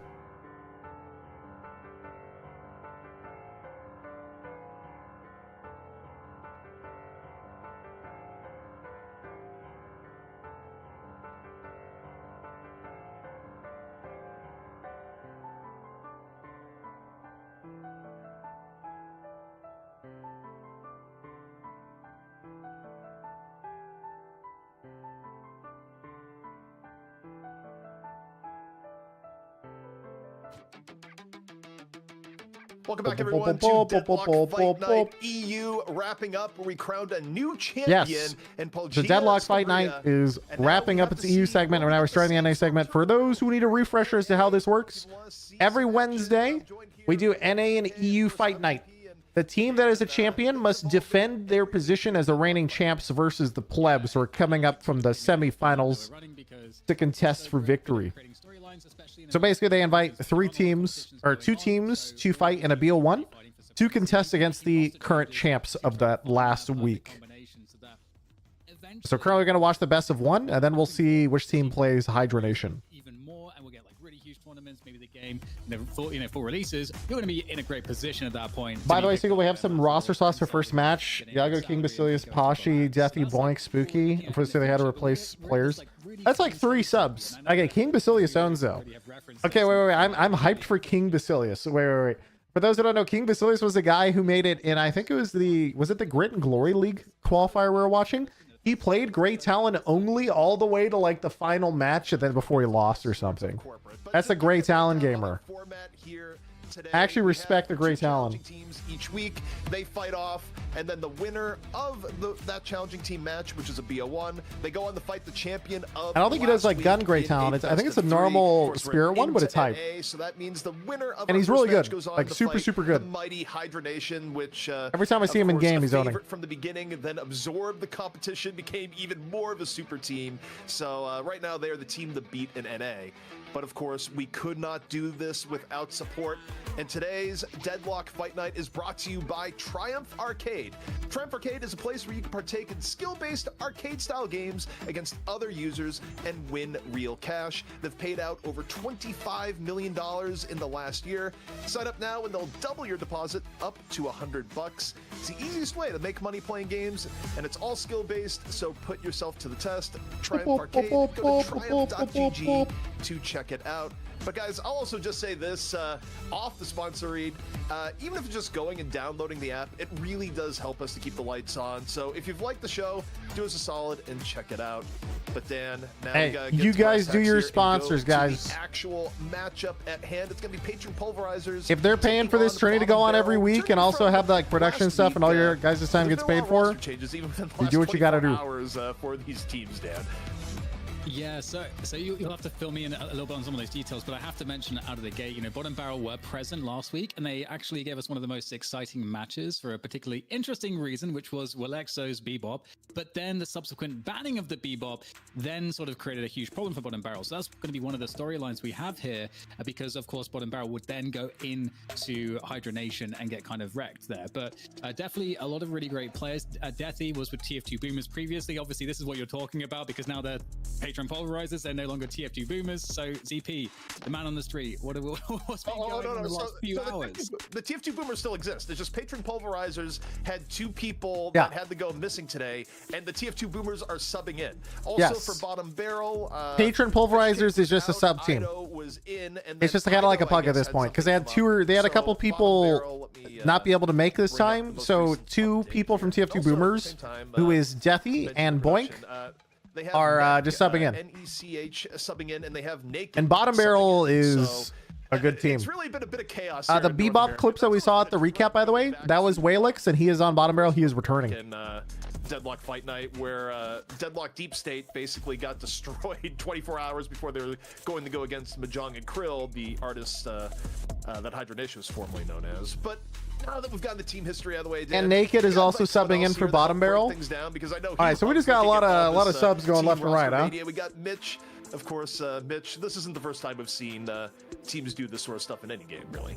No, I mean, again, like the reality is that many of these teams, even the best teams, are mixed teams. They are pug teams. They come together. Yeah, they break I mean, it's so early in the game. Huge reason right now to stay together for arbitrarily for long periods of time. So we get a lot of this shuffling, a lot of subbing in. Our job is to try and find the best teams of 6 in NA and pit them together for your viewing pleasure in the Deadlock Fight Night Arena, folks. So that's what we have for you guys. I'm glad to see Deathy back. CP, thought he was incredible on the Lash, honestly, for TF2 Boomers. Really standout player in that best of one, even though they ultimately lost it to the Bebop. He had the right idea in trying to counter Walexo. So glad to see him have another bite at the apple. Yeah, and you take a look here, Dan, at the bans as they come in. McGinnis banned early here from Patron Pulverizers. Patron Pulverizers banning on Naked. That, and Naked is a McGinnis gamer from Bottom Barrel, and he is a god gamer, McGinnis. He played... So if I remember correctly, he played like 50 ranked games last week, and I think he had a 65 or 70% win rate playing the new ult build, which is the you rush Majestic Leap with Slowing Hex and Max ult to get 70-80% slow, and he flies at you and kills you. And he had like 70-80% win rate and just immediately got placed to turn a 6. To like look at all of the setups and the build and everything is really fun. So I hope we get the Bebop from Walexo. I feel like that's the storyline, and I actually feel it's kind of mental that Deathy's like, maybe this means that he's like, you know what, we want them to pick Bebop because we know exactly what to do against it. I mean, they were discussing it in stream at length after the game, like Deathy and the whole team, like, and it was a public conversation as well. Like you could literally listen into it. I think their consensus in the end was ZP. They had to shut the Bebop down earlier, which is, I guess, easy to say, but that's you know easier said than done. I think when Bebop has a pretty powerful lane, especially when combined with another. I think it was it was a Bebop dynamo in the end. Right? So there's so much, 2 knockups available to you. I like to pick it from Bottom Barrel really quickly. JC Stani, very solid Viscous player. We're seeing a lot of like the Torment Pulse Viscous builds coming out. Not so much focus on gun damage, really just being a nuisance with Goo Ball. So, I'm not surprised to see that here. Definitely powerful. His consistency of Rejuve Seals is more impressive. Yeah, Naked does this. Okay. There's been a couple. Priority on Pocket still there. Makes sense. Naked sometimes when he's down, like if his team's getting rolled, I was watching him do. I saw him do it one game. He sold 2 items to buy Unstoppable, and then runs in with wall stun Unstoppable and steals Rejuve after selling 2 of his big items. Like he's kind of a psycho for mid boss. Where the overall priority has been a little bit lower. But Dan, we got the Infernus coming in here from Patron Pulverizers. They already secured the Lash for Deathy, and now it seems like they're focused on their late game. Yeah, absolutely. And then this is something that has been quite consequential from what we've seen in a lot of these drafts is picking those high consequence late game Lash, heroes, Infernus, Viscous, Pocket. Interesting to get the Viscous early pick. Top picks there, but I wouldn't be surprised to see another Yamato from seeing the Viscous early pick in comparison to the EU games we saw, where we saw the immediate Wraith. Again, seeing some of the sort of Yamato counts and the immediate Mirage. To not see Mirage early picks or Wraith is very interesting. Prioritized in terms of the pick, but we've got another dynamic here that's playing out, guys. With the Lash and the Paradox on Patron Pulverizers. Kelvin Viscous Pocket all in one place. I have to see. I have to NA and EU meta is so different. It is. Combination specifically. Because to be honest, I'm more of a believer in the EU meta than the NA meta. Lash often getting left in like a solo lane a lot of the time, and sometimes it's like a hard lane to win. We've seen it have to lane against Mirage or Geist, for example, or Yamato, for example. Can be a little bit difficult. maybe Patron Pulverizers want to put Deathy in one of those more mid lanes, so there's the ability to translate across between mid lanes and have more impact in terms of roaming early on. But there's the Yamato getting locked in here, so bottom barrel have the green light to consider that Lady Geist.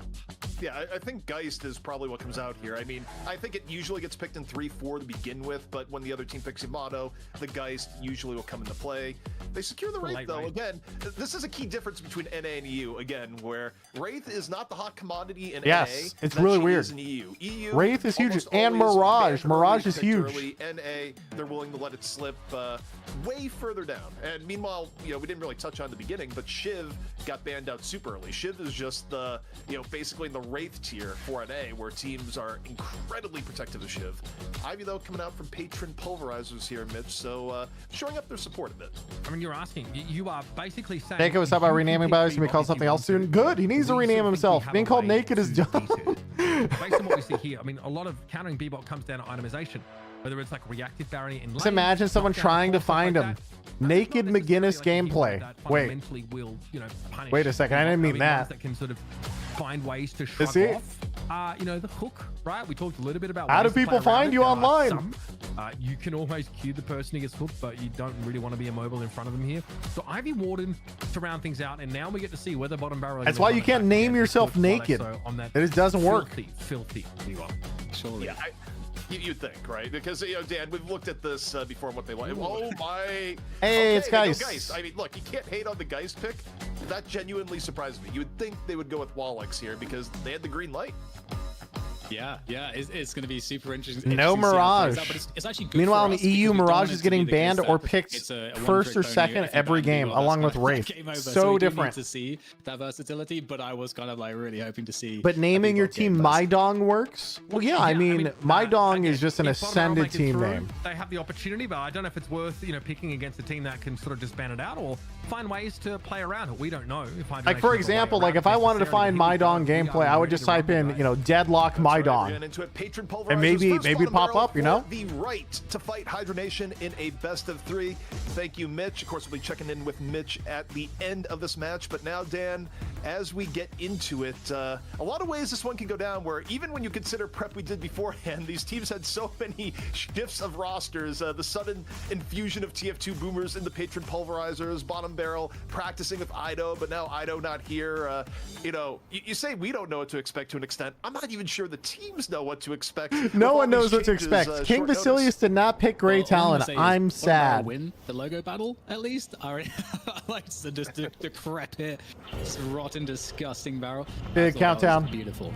I think Alju spent like 2 minutes on Google search images. Where I was like, "Hey, Alju, do you have a logo?" He's just like, "All right, hold on a moment." And Barrel shows up. If you search for Barrel in Google, that might be one of the top things. I'm not even kidding. Well, we are off to what should be a start of an interesting series. We have had that previous upset of I suppose the big Deathy. The crown. Deathy does stream his POV also if you want to hop and not watch the cast. But I've been enjoying just watching the cast because they're good at casting. And their production is kind of hype. Okay, interesting lane choice. We already have the Patron Pulverizers. They're not trying to lead with that, and it didn't get banned. Instant push. Very interesting. Right off double stacked one wave to push, and then they are running across the map. Are they trying to double soak?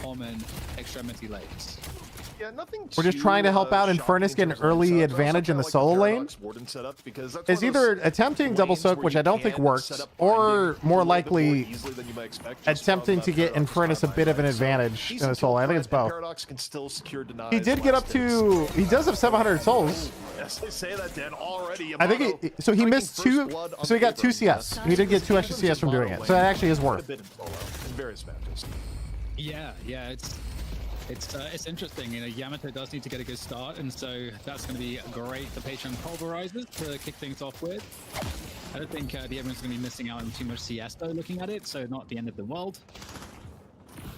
The timing of the kill. Seagull, I have a new skin. Wait, new skin for Vegas coming tomorrow. Amazon worker Kelvin. Oh my God, you weren't trolling. Oh my God. See if Yamato's aware of it. Of course, organized play seems usually a bit better about. Dude, that's sick. About missings, but now you see the dive coming in. Hey, that's so fucking cool. Out from Viscous. little bit of dive. Yamato, though. If Yamato's able to survive, still pretty low HP. But the backup comes in from the last year, Dan, so a good rotation, and it mitigates some of the dive potential. It's my bread and butter. Yeah, kind of an equilibrium established there with now on the solo lane we've got a 2v2, and looks like they'll be sticking with that for the time being. Obviously quite easy to go back on. Hey, Patron Pulverizer's already up 2k over bottom barrel. You know, it just also Damn. shows the emphasis as to for the teams as to how important it is for them that they don't lose the grip on these on that particular solo lane. I love the new melee animation for Ivy, by the way. So good. Overall, though, Patron Pulverizer is a little bit ahead in the aggregate. If you look at the heroes that need farmed, I think the scary thing right now in the game is where Lash is at. The fact that Deathy is already at 2.6k is a little horrifying on the whole. I mean, if Deathy is double soaking a lot, but I mean, I think he's just kind of slamming The too. roam potential, especially playing in the number 2 lane, is pretty high. You can either go make Abrams' life really difficult. Just watch the stream POV. Yeah, I can go in game if you want me to. Instead. Yeah, and not having the bebop to have to worry about and have to force like a knockdown item, Deathy's going to be able to actually perhaps have a lot more impact in this game as he did. Why do people expect to patch tomorrow? Because traditionally they patch on Thursdays if there is a patch. I think it's like every 2 weeks, a Thursday. But Barrow might be in a little bit of trouble with that. A lot of pressure there. That looks like Oh, Yamato's in. Under tower. Ooh, dude, that Yamato almost died. That was so close. Yeah, Young Cal getting taken out, and again, you know, different region, different team. Oh, he almost booped him in. Rough start for Abrams, which isn't always the greatest. Dan, Also, a rough start on Abrams and lane is again, not good. It's a little similar to the Warden in the sense that you want to at least be even with the other team to be. He's gonna double soak this wave, I assume. He showed on minimap. They know you're there now. The further you get behind, the more you're kind of forced in utility, which isn't necessarily the greatest place to be. Indeed, and we're getting kind of close now to 3k stalls being online, which means that you're going to get stuff like Slowing Hex. Paradox Tool Classic. Online, so your initiations really. Slowing Hex is such a ridiculous item chat. I feel like there's 3 for each team in every game. And that's going to make things quite interesting as we get 3 players on lane 3 now trying to... So what is double soaking? It means, so technically before 8 minutes in Deadlock, 2 people in lane don't split souls, they duplicate. So they both get 100% value instead of each getting half. Which means if you're in one lane and you take all the minions, if you tell your teammate to let it push the tower, you can run there and get this and then go back and you get an extra wave of XP. That's a kill there. We are not fighting these kills. It's very, very fine margin. What I'm interested in here right now, Dan, is what Deathy does next Death Slam. Only works with 2 people. Yeah, it does not work with 2 people, or more than 2. Right now, just still trying to get the most of farm, not going back to heal. Even when Death Slam is up, you're not necessarily going to go for a gank you know, at a 3rd HP. But a lot of the early movements, you'll see stuff like that happen. So, for example, at level 1, we saw, you know, I think it was a Warden instantly push right lane and he went over 1 lane over to try and double soak. He got actually like 3 minions out of that, something like that. I enjoy that he's like prioritizing the Deathy's really heavy. Yeah, Deathy is. He's going, dude. Potentially being trying to set up here by Bottom Barrel, looking for the opportunity there. Not going to find it though. And we got a lot of players congregating in lane 2 here for this. Yamato's in. Yeah, it's gonna be a party. Death Slam though, up now from Death. You're so screwed. Oh, even with ult. Oh, the paradox swap. Wait. Can he grapple to him out? Oh, he's dead now. He needed the grapple onto Kelvin as his only way out, I think. Oh, the worst reload timing too.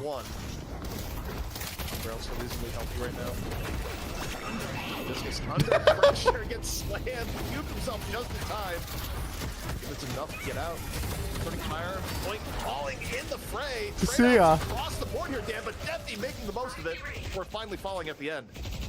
Yeah, Deathy getting every single kill there, I think. 3 kills. So it ended up being a pretty even scenario. Oh, okay, there's a fight going on, sprawling across the mid-box structure. And yeah, fairly even in terms of the stalls. And right now there's a taste on for Infernus, trying to take him down. Nice team coming in to try to... Dude, the classic Kelvin laning experience. Runs at you, pushes the beam button. A really nice work there. And that's going to be a small objective advance. Well, it's actually fully created in 1-for-1 for the Guardian. Guardian finding word next, and Dude, I thought he was gonna parry that for sure on the second. Life drain, not enough in that moment. Meanwhile, just see Warden just going like, please, where's my mobility to get out?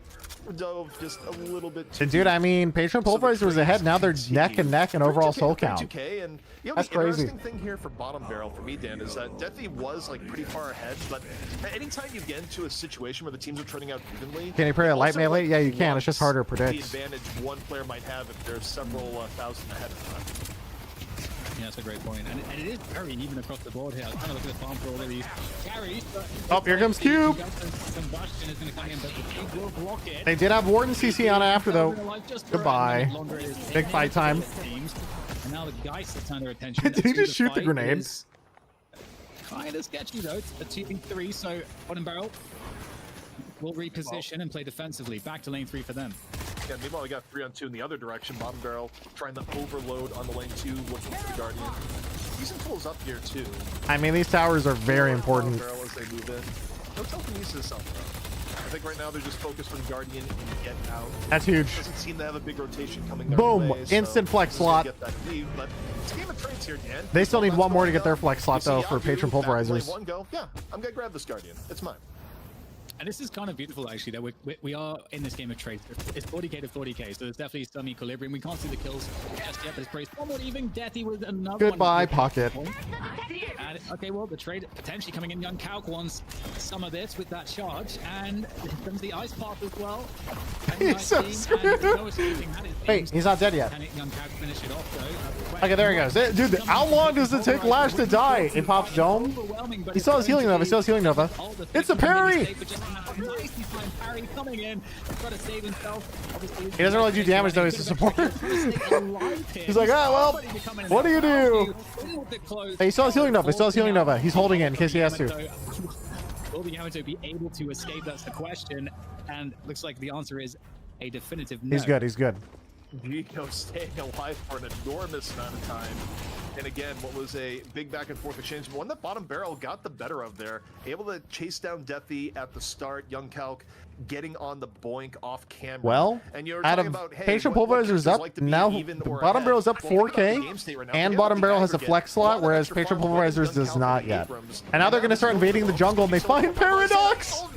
See ya. Fine, spooky. And more importantly, As I say it. buffs are up in 20 seconds, so any gank right now is perfect timing for the buff. That looks just Who are we rooting for? I'm rooting for Patron Pulverizers because I know Deathy and Boink are chill. Crime, for, at least for those Americans in the chat, is that it's football season and we don't have a football Abrams, which clearly has to be pretty high up. Oh, what are you setting up? Gank time? They're just out of range of slowing hex. He was spamming slowing hex right there to get the gank. Market could go crazy for this game. All right. Well, we've got the 10-minute mark. Buffs are up. It looks like Infernus gets the right one, and then Bottom Barrel gets the left one. I think. The Kelvin's running for Urn right now. Right now, so we get repositioning from Bottom Barrel. Oh, slowing hex on the Yamato. Oh, slam. Incredibly Yeah, he's just dead. He doesn't have ult. He's just fucking dead. He got Abrams, dude. Young Calc says, I'm gonna go for this. This is a doable. I mean, you don't know why he ran him down like that? But look at his items. He just bought Hunter's Aura. He found him solo, minus 27% bull resist, just runs his ass down. And they're all running in one by one into Abrams. Oh my god, what is happening? Becoming a raid boss before our very eyes. Deathy says enough is enough. Goes in. The whole fucking Avengers team shows up to try and gank Abrams. Abrams is still alive. Abrams is still. Is he walking away? Where is he? He goes back in. The Abrams went back in. He's half HP. He doesn't even care. Just ults. He's just unkillable. Oh my god, he's finally fucking dead. What the hell is going on, dude? Behind all of the action there, they picked up the urn, they delivered it, and they're pressuring. Meanwhile, look at the mini map. Walker as well, so they got a lot of value out of Look how much space he made. Everybody was dealing with the Abrams, and so guys just got to walk up and take this walker for free. Yeah, Space created, boys. That was just Yamato being a little bit out of position. Yagu a little bit up in lane, no shadow transformation. So I mean, the Yamato didn't immediately run like she should have. I don't think they realized Abrams got Hunter Aura. And the moment that Abrams has Hunter's Aura, he can 1v1 anybody. Able to like last way longer than he otherwise would have, and it turns into a very beneficial moment. Yeah, and this is now a pretty decisive lead in souls at the moment. Bro is Has getting come from that. gutted We were tomorrow? previously talking about Wait, you how think it's they're gonna different nerf melee parity items? in terms of just the overall state of the game, but we've got a big shift now, and the question is, Patron Oh, Pulverizers, whoa. how exactly they're going to come back from this? Well, we'll see. Young Calc right now might be on the hunt again. Stuff is a brewing in lane one. It's going to be a 4-man rotation for Patron Pulverizers. Bottom barrel, they don't want Melee items are really strong. And they are going for Oh, the Abrams Viscous. here. You can't outrun. You can't outrun the lash. Oh god, there's Abrams. It's fine. They got 5. They got 5. Abrams is dead. Don't know if this is going to work out. He's like, yeah, you guys got that. See you later. One Abrams, 4 guys, and Abrams. But meanwhile, look at the mini map again. They had 5 people there. Bottom barrel walks up, takes a second walker for free. For free in quotes, because obviously, you know, they did sacrifice a player or 2. But if you look at the souls now, they're actually just completely taking the lead. 2 minutes to farm the map before you're rethinking about that macro positional play where you're looking to try to focus on the urn. So the farm across the top half of the map is already pretty cleaned up here. Yeah, they are And the thing with struggling. Map controls VP is that if you're the team that's taking control of the map, you're doing stuff. See how they nerfed bullet items and left melee and spirit strong? Is this a shooter or smash? And they're not going to get disrupted. Yeah, not only is I do think active items are too strong. And I do think ults are a little bit too strong, but that's true in any game with ults and active items, so it's just how it goes. Also, of course, we're able to get 2 walkers. I just think some items are a little bit too powerful. Like, why does Decay have to be healing reduction and do like 25% HP? That, you know, the Decay maybe is a little bit insane. Concessions are not buying the most optimal thing. So there is a power gap that really starts developing here, and you wonder for Patron Why is Pulverizers slowing Hex so at this strong? point, Yeah, what can you again, do? how do you catch anyone if you don't have a bunch of slowing Hex on your team, right? It's the only thing in the game that really slows down dashes other than what, like Bebop ult? And, I would imagine we need to see some counters to the Abrams, like maybe some anti-heal, something to start dealing with that, because the sustain on the Abrams alone in some of these prolonged fights is pretty scary. And it looks like got quite a congregation here towards the 3rd and 4th Nice. lane. Ooh, it's harder than you'd think, doesn't it? A little bit Again, of coming in 1 minute. tech. I love the movement tech that has come out, where I feel like every Oh yeah, everybody knows move tech now. It's sick. a little bit of action here. We got guys moving in for the Infernus. He just got fucking deleted. He's just gone. Hoshino. Nice little pick, and just digs the hole for Patron Pulverizers a little bit deeper, but here we go once more. Young Calc just hitting W, looking for the Paradox. Might have gone a little bit deep, gets swapped in the walker range, finding word out. You know, that's a straight up bad time. Swap and binding rod. That's a nasty combo right there. Ooh, King Basilius with a fortitude. Ethereal shift on Infernus. Alkfire on the Abrams. So they're going to make their way across the Reverb on Geist. Silence Glyph on Wraith. I'm super interested in the Alkfire combo with the Abrams. It sounds fun. It's being chased right now. In danger, taken down by Death Beam. It's a long chase in progress. Gives a little bit life for the Patron Pulverizers as Ernest. I've seen enough NAs better than EU. Honestly, true. You run faster when you're behind with it. I mean, when you think about it, though, EU is just at a disadvantage because North America is so good at esports in general that, like, how could EU ever even hope to compete? I mean, honestly. Into the air. As this fight develops even more, both teams down 1. We'll see how this Urn fight develops. For Patron Pulverizers would love to even out, but it might not happen right now, Dan. Yeah, looking to give that one up. The sole difference going is, up. of course, still definitely recoverable with one team fight, and that's, I think, one of the things here. If you're Patron Pulverizers, you don't want to force that team fight around the urn. You'd rather let them just get a little bit ahead and just keep things in control on your end. Oh my goodness! Can he escape? Nope. Hoshi Pop is. Didn't you lose in Overwatch to Europe all the time? Well, no, Europe was too poor. They needed to have another 20 million to invest into an Overwatch slot. Essentially gun Viscous in that moment where just like at first, don't care about it. Also, as a result of that pick, the Urn is uncontested. Young Calc adds in the threat of Patron Pulverizers evening up from that. Gone. Patron Pulverizers instead right now. Trying to get the pick on the Kelvin and trying to do a little bit more pressure onto this last remaining. This is a big fight. Don't know if it'll happen this time. Waiting. Doesn't look keen to stay in. Pocket Ult hit 2, I think, at least. They have to leave now without Pocket Ult. There's no way they can fight without Pocket Ult. He's dead. Goodbye. Algae with that affliction is supremely Yep. annoying, and the finishing blow should surely find its way. Catches the TP with the grapple. See ya, dude. Gets cubed. Is taking Hey, where did he go with the cube? Wait, is he on the ice path? He's gotta be on the path. Look up, bro. Probably gonna be able to make it. It's still on. It's a long fight that just continues here at the end. The pursuit. Oh, that was a huge power slash. Nice kill, getting very, very How are you low. alive? Deathy somehow How are still you alive? Women of prayer. Just gets a flog off. Now gets a rescue beam. Oh no. Even back and forth box though. Striking. Gets rid of Pachi. Here's the threat. You're dead. Young Cal towards the end. This brings safety to Right side, still on the hunt, looking for Yamato. As the fight breaks down, it's breaking down more for bottom barrel. Dude, this fight is so messy. Why are they even here? What is going on? Follow through.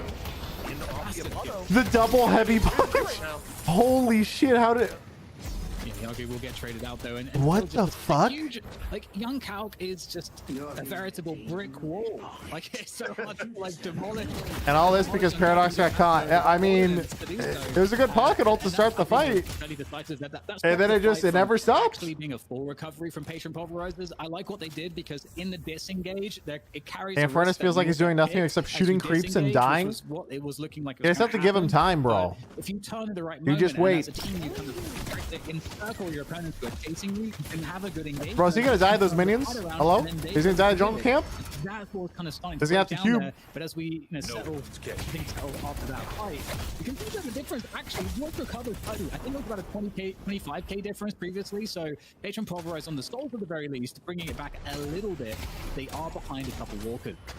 Yeah, it is true. I mean, they are still within 20k, but income advantage versus disadvantage, right? Is that some wait key till next core items match. have come online. Yeah, When you Hydration's think team about is the definitely a combos very on the clear buy, we have favorite over both reverb these up now teams. on neck, which means that any remaining But I hope fight it's not versus too Strike's gonna one-sided, be you know? hard to get away from, either disengaging from or chasing, just because of Malice Span Reverb, which offers a lot of area control right now. But I do think when you look at it, where it's at 19 minutes, both teams are taking care of their jungle. It's a lull before the storm, and I Yep. do think Earn could be the next inflection point here, unless someone is just. I mean, a what? little bit Earn too in 30 sloppy seconds, lane. right? I forget the think timer. Both teams, Dan, here are just going to bide their time and wait for Earn. Yeah, absolutely. Wait, random grouping mid. They're looking in the jungle. Warden feels like they might have found somebody. Bottom barrel's backing up. Warden is looking for a pick. Here comes the swap. Yeah, they found a pick, all right. The pop ult. Wait, he did his job. He cast ult. He did his job. Job's done, boys. Gets taken down, and that is a huge pick for Patron Pulverizers. Also, so well timed. Patron Pulverizers, they set up about 4 people, just eventually get on the left side of the map, and they all invade. Meanwhile, guys. They know jungle's being taken. Now, no, as they do the invade, you have the macro engine, right? Where Neck is pushing There's a buffs. down a lane, looking for more, comes up Oh, onto the Abrams. whoa, where's he going? And Abrams? Who are you chasing? Oh, you're not. I don't think you're gonna catch that Paradox. Down Paradox. The Geist is back here. Geist got a shrine. Let's go. Let's fucking go. Hits the swap. He might trade. May trade. Hey, miss a name. Miss a name. He's not gonna trade now. Dude. Heavy pressure ends up falling, but Split push a shrine when they went for the buffs. Let's go, guys. Meanwhile, now going to be grabbed by bottom barrel. Yeah, Rat Gaming. At a point here where it's going to be quite a Oh, here comes Warden. Warden's like, I'm going fast. The lead extends even more for bottom barrel. I think there's a window here where Patron Pulverizers feel the most competitive in these fights that they felt in a while. Who even needs a walker for a flex slot? Honestly, true. So now they have 2 flexes. They don't even need the walkers. They're chilling. Or rather, whatchamacallit, 3. Earn response. And right now, it's bottom barrel running it. Our Patron Pulverizers can have a good setup here. They look for Naked's down. Yeah, Naked got caught Wait. mid-rotation. Got caught? Abrams is here. Oh my god, he hit so hard in that alpha. Oh, Abrams can't die. Facing down Basilius. Might take place by this little ball. Holy shit! Nowhere, the charge from Cal ends up dying, but makes his mark known. Sets up bottom barrel to even out the fight, perhaps more. Pashi and Boink very low, trying to escape here. Boink, Goodbye. Now bottom barrel now is gonna force. Dan, I don't know if they can do mid boss actually. boss of the map. Yeah, I don't It's know just a that little there's Infernus here. Hey, buddy. there and- Oh, The pocket going clicked down on him. He's a again. goner. And indeed. All right, mid boss time. All right, Deathy's Now Deathy realized his team is dead, so he just grabs the urn, huh? Mid boss will be there for It's smart to Bottom grab Barrel. urn when your This is team's more dead, to be like honest. behind the urn and just waiting for your teammates to come back up, and perhaps you could try to force the fight, or at least create delay those EP with the urn by threatening that they will deposit it. That should in theory pull Bottom Barrel over towards them. That could waste some of the rejuve buff time, but at the same time, I mean, I feel like Bottom Barrel could also push the base. They could split push as well behind that. There's a lot of options here for Bottom Barrel, for sure.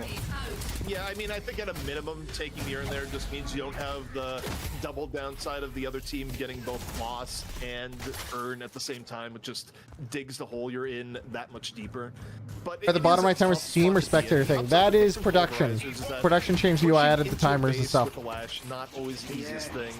And the gap between the two teams, Dan, hasn't hit the point where Patron Pulverizers can't win if they get a good engage. Like, one really good engage set up by the Lash and Paradox very well could still be all they need to win a fight. It's not out of reach, though they are in the realm now where one more bad fight could just make it GG. Indeed. Boom! Big slam! He's just gone! Oh, big Wraithel? Big Wraithel? Will be back in the action fairly quickly, getting lifted up, Deathy, but there's no follow through for that. So looking kind of good here right now for Patron Pulverizers. Again, you don't want to overcommit here, but we've got a very aggressive King Basilius on that warden there, going deep for the kills as they chase Bottom Barrel across the map. But I don't think they want to. I mean, this is just a sketch fight. Where trading out is not to your advantage, but also the big thing is this fight is just stalling everything out. So much. Machine gun go burn. Take it though. Like, Bottom Barrel should want to take a fight right now because they know that Infernus has to catch the waves of base. But Abrams is also they can take something. Like, go take this walker. Go take okay. Abrams is split pushing the other walker. That's fine too. To finish off what is left walker wise here for Patron Pulverizers, get an extra flex slot and a high ground POV. All right, Abrams took the other walker, and now we have a pause. Oh, Alex is going to be. Was it Basilius' talent guy? It was indeed. That's a talent guy. How dare you, sir? How dare you? Some of these effects are hard to keep track of. Dude, it is. Because we've kind of stabilized around this like 20k soul difference for like quite a long time, I would say. So Bro didn't charge his headset.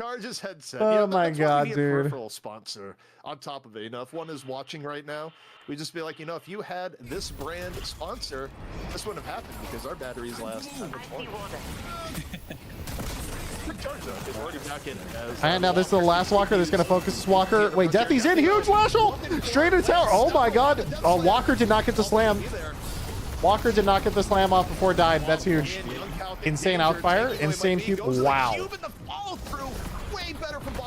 Damn, dude. Great support by Naked in the moment.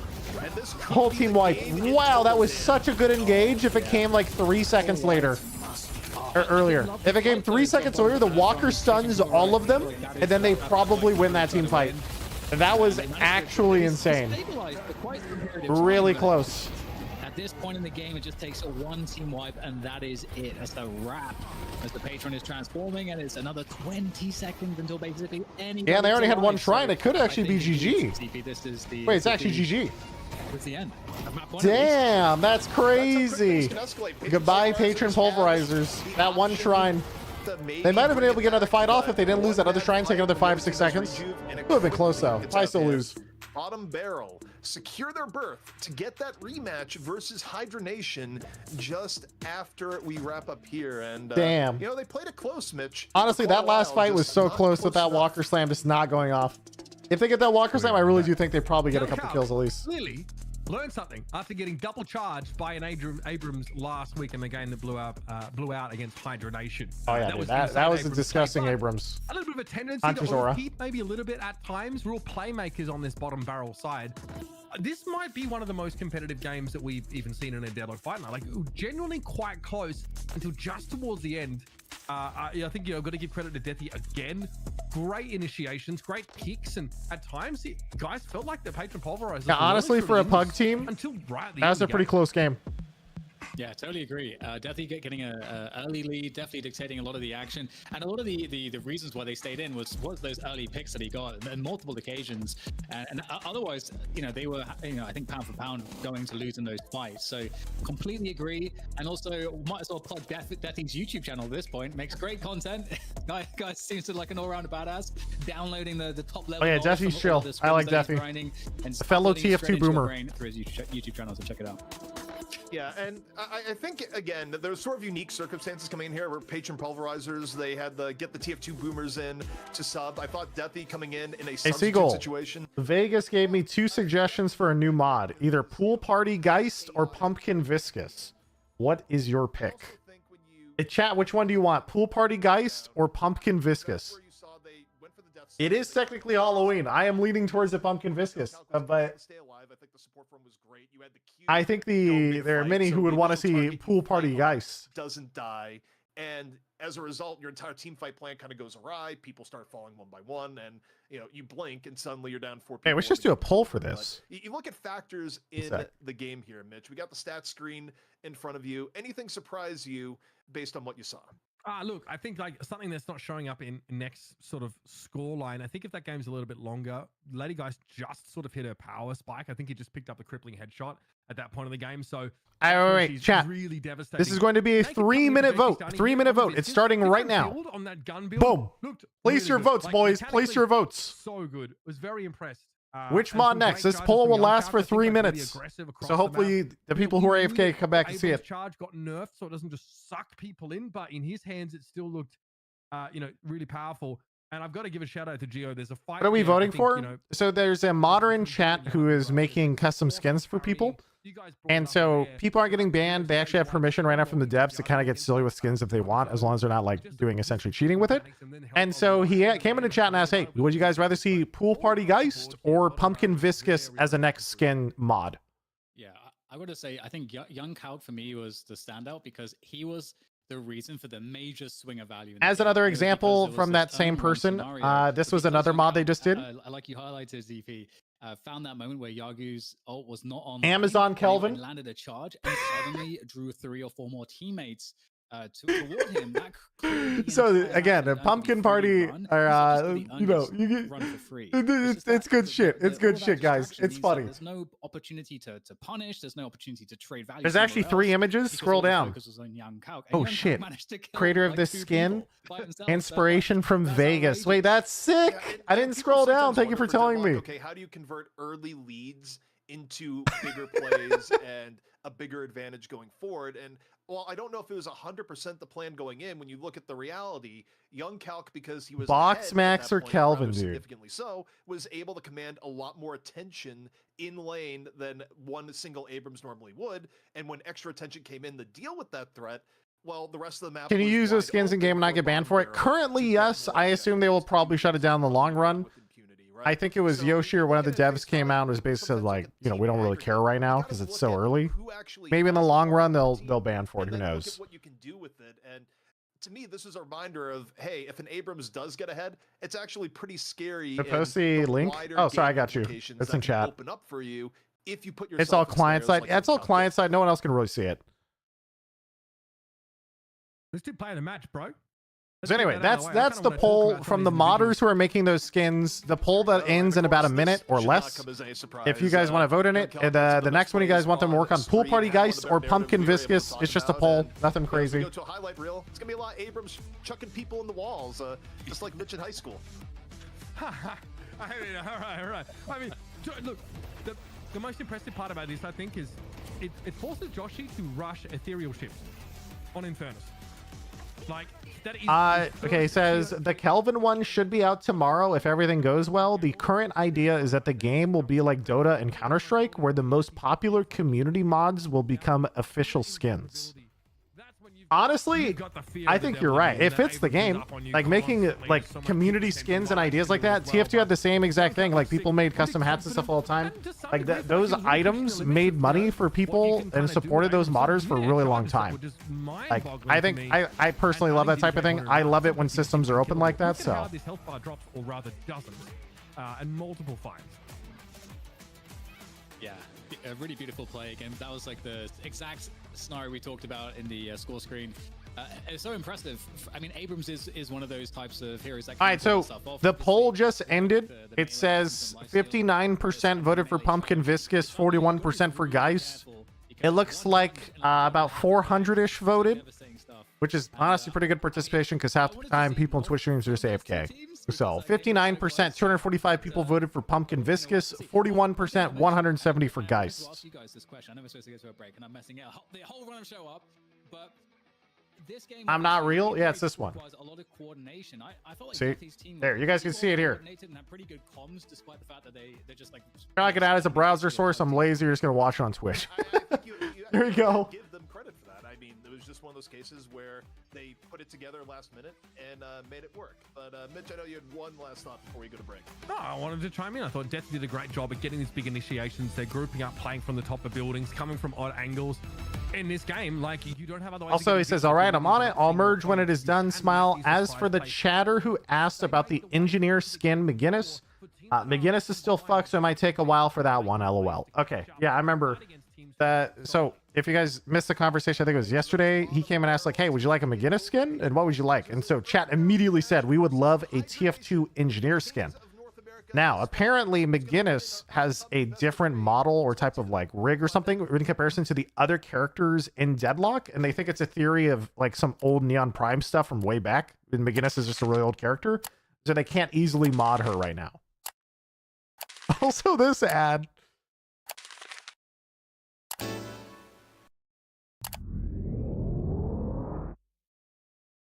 You go. You go. You get that sponsor.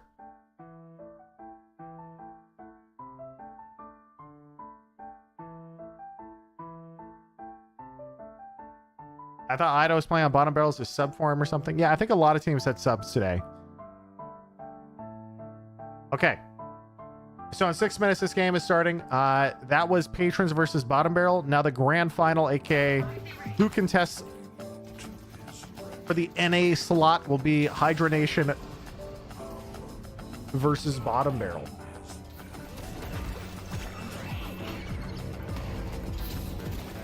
Where do we see mods? I believe some are posted online on a place like Game Banana, I want to say, but then also I do think there is a Discord for them. On the, I think there might be a channel for it in the official Discord, but I'm not sure.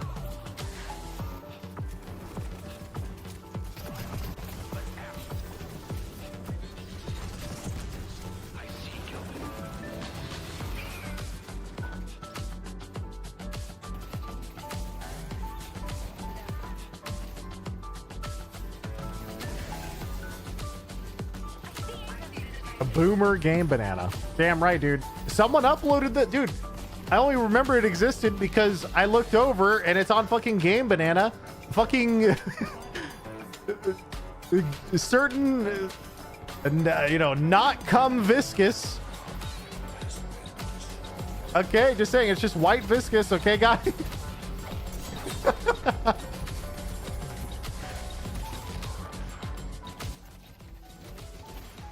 It's totally fine, guys. It's just glue viscous. Yeah, it's just glue, guys. And also all the particle effects are also white, by the way. It's just Elmer's glue viscous, guys.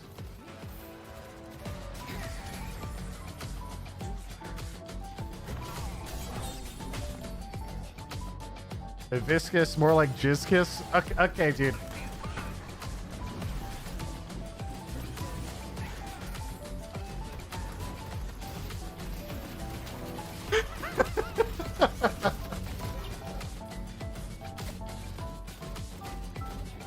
About Mo and Krill? Mo and Krill's a pretty good character. I don't really see him a lot lately in these tournaments, but I don't think he's really that bad most of the time.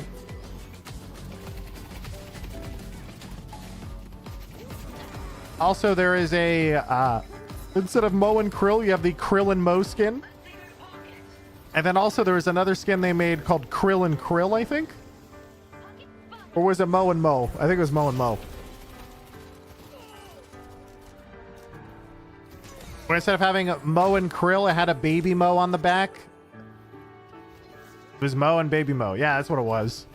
And Little Mo had a popsicle with a hat. Yes, I'm like, dude, it looks hilarious.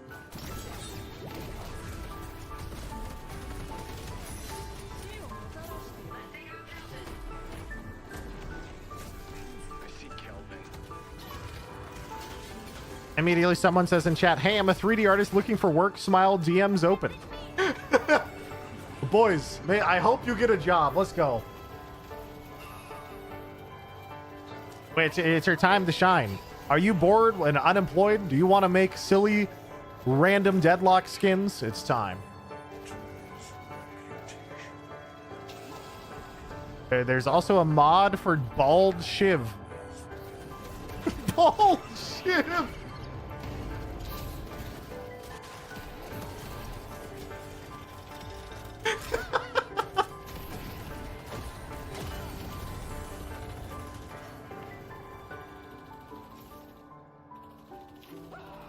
Meanwhile, one chatter, aka Mootsie, just says, Big Titty Abrams. Okay, guys, relax. You want to go down that road. You don't go down. Listen, the Coomers like their skins, okay? There is an audience for it, I'm sure.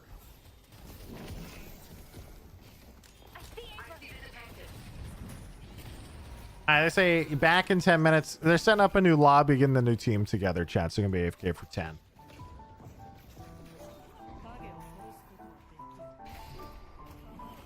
I wish that we had like a deathmatch mode or something in Deadlock that I could do in 10 minutes when I have nothing to do. That'd be kind of nice. Like right now, I would love to just sit there and just go play like a weird, I don't know, just give me like Turbo or something. Or like easy mode Dota, whatever it's called.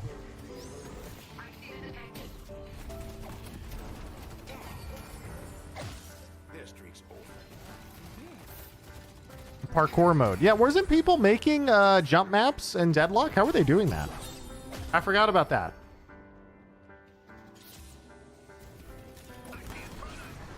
Wait, patch just dropped? Wait, we have a patch? Wait, really? Hey, they're supposed to patch on Thursdays. What the fuck?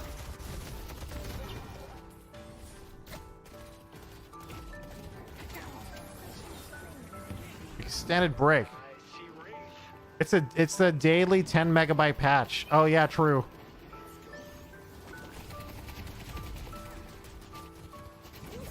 Yeah, I downloaded 2.3 megabytes on Steam. No idea what it is. Honestly, guys, I think it might be a bug fix because just for me. Sorry, guys. I think my rank was slightly too low after my placements. It placed me in Ass 6, but I'm definitely more like an Eternus 1. Okay.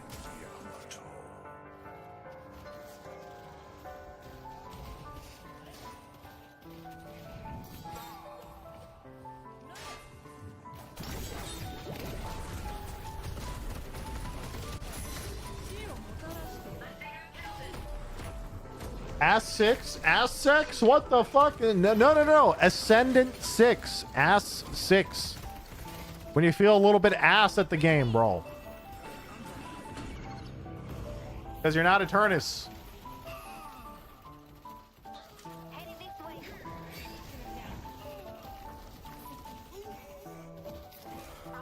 Oh, that sound beer back, grabbing water beer back over. Am I hearing this right? Ass sex? Infernus? No. God damn it.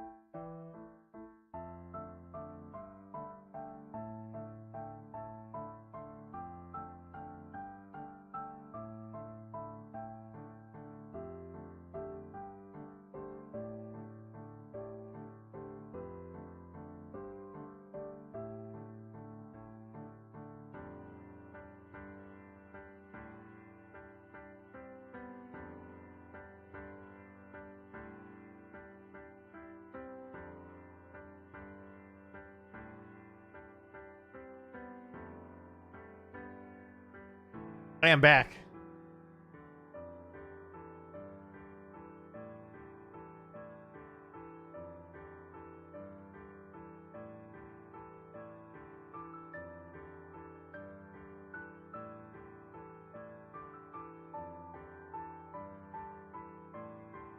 Check quick. We have 4 minutes. What do we do?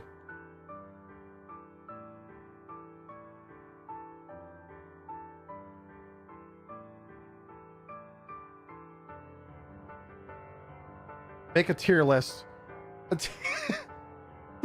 tier list. In 4 minutes, everyone knows you make a tier list, you have to extend it out for 20 minutes and upload it to YouTube, guys.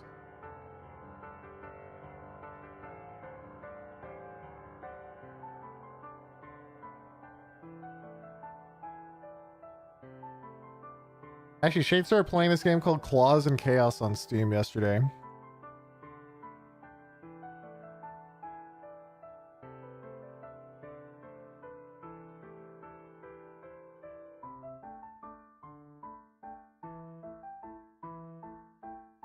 JK, they have maintenance. Can you recommend other characters if I like Infernus? Can't find other characters I like. Maybe Mirage? Mirage kind of has a dot. Kinda. Geist? I play Haze. Yeah, I'm not good at this. I play Wraith or Seven.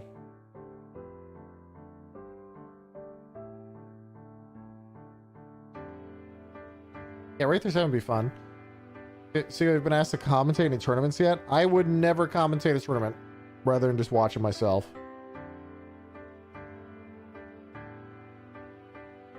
I am not a caster. I am simply a watcher.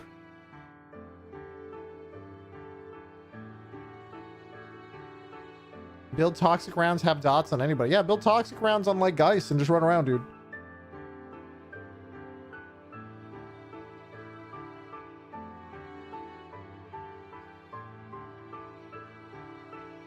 Do you have any idea who you're going to try learning after McGinnis? Honestly, every other character, to be fair, you have to have a really high IQ to play McGinnis. So I feel like every other character in the game is probably pretty face roll, you know? Now that I've mastered the hardest to learn and the most challenging, deep, and complex mechanics, like McGinnis turret build. So, I mean, I think the sky's the limit. I think I can do anything.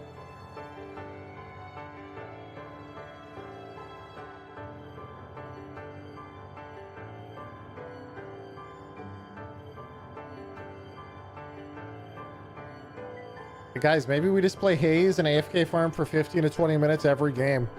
And before we play and just do that every game. Or alternatively, we wait and see if some... Okay. Maybe we become I just turn into a hipster. What's the worst character in the game? I think it's Vindicta. It's either Vindicta or Great Talon.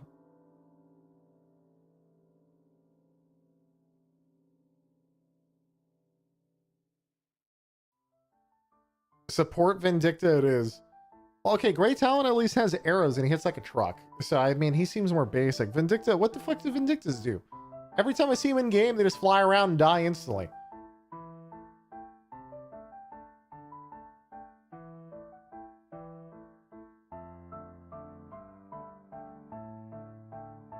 Okay, I do know the next character I do want to main, chat. You guys remember, what was the unfinished character called Calico who has cats?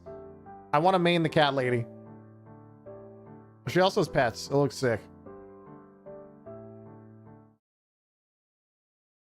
We are back here at Deadlock Fight Night for our main event in North America. I'm ZP here with DDK and Dan. We just saw our best of one, which was a lot more chaotic and a lot closer than people might have expected. And now the question is, can Bottom Barrel bring that energy back as they take on Hydra Nation once more? Good luck. Yes, yeah, I hope so, and I hope that we do get to see the Bebop at some point on Wilex. He was playing Wraith in the previous match, and I was curious to see I'm how worried. that would go. Actually, I think and didn't really Hydronation have might to do too much. steamroll, I but think we'll see. Young We'll Falcon see. kind of stole the show with the Abrams. I But want yeah, it them certainly to, should be really you fun, know, and I want wanna Bottom Barrel to see have a another good game. upset. That'd be great. Let's keep changing the head on the which the crown sits.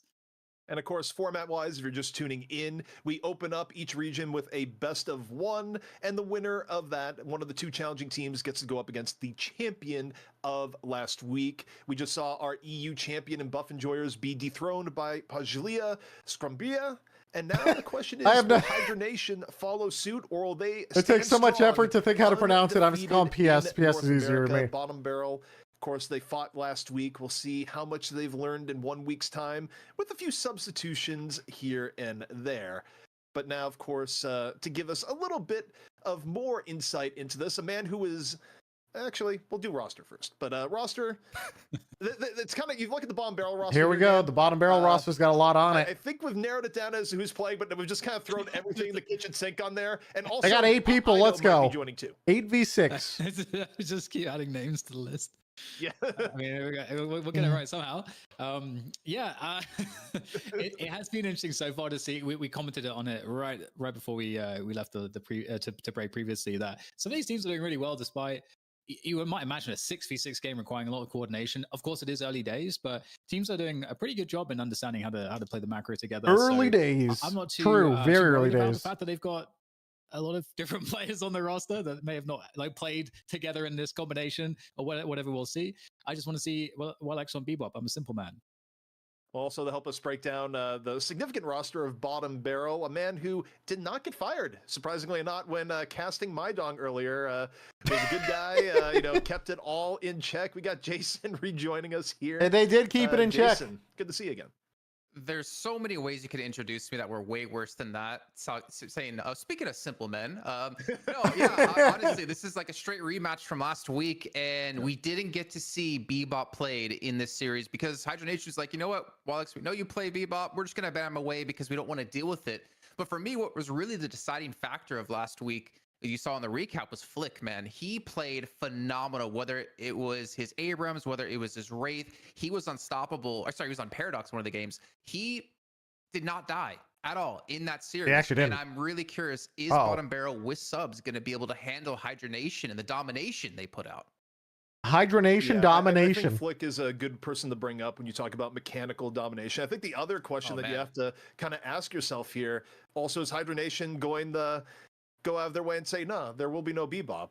It didn't seem like Bottom Barrel was as reliant on it, Dan, but when you talk about strategy, when you think you're far ahead, sometimes taking away your opponent's greatest strength is your best maneuver. Yeah, it's Yoink Paradox. A question that we First had, pick, let's go. Based on what we saw in the previous week, is what the team would look like if he wasn't able to play that, and obviously they looked pretty decisive there. But again, the pressure didn't really find its way to Wilex. I think we had other players doing such an amazing job that there wasn't really much of a need for him There we to go. pop off on the race. Early So pick Mirage. into the draft we go, and I'm Will they be the EU meta? Bottom Barrel bans Way Geist. more versatile, given the fact that they are an actual team at this point. I mean, what was it? The previous week we cast them.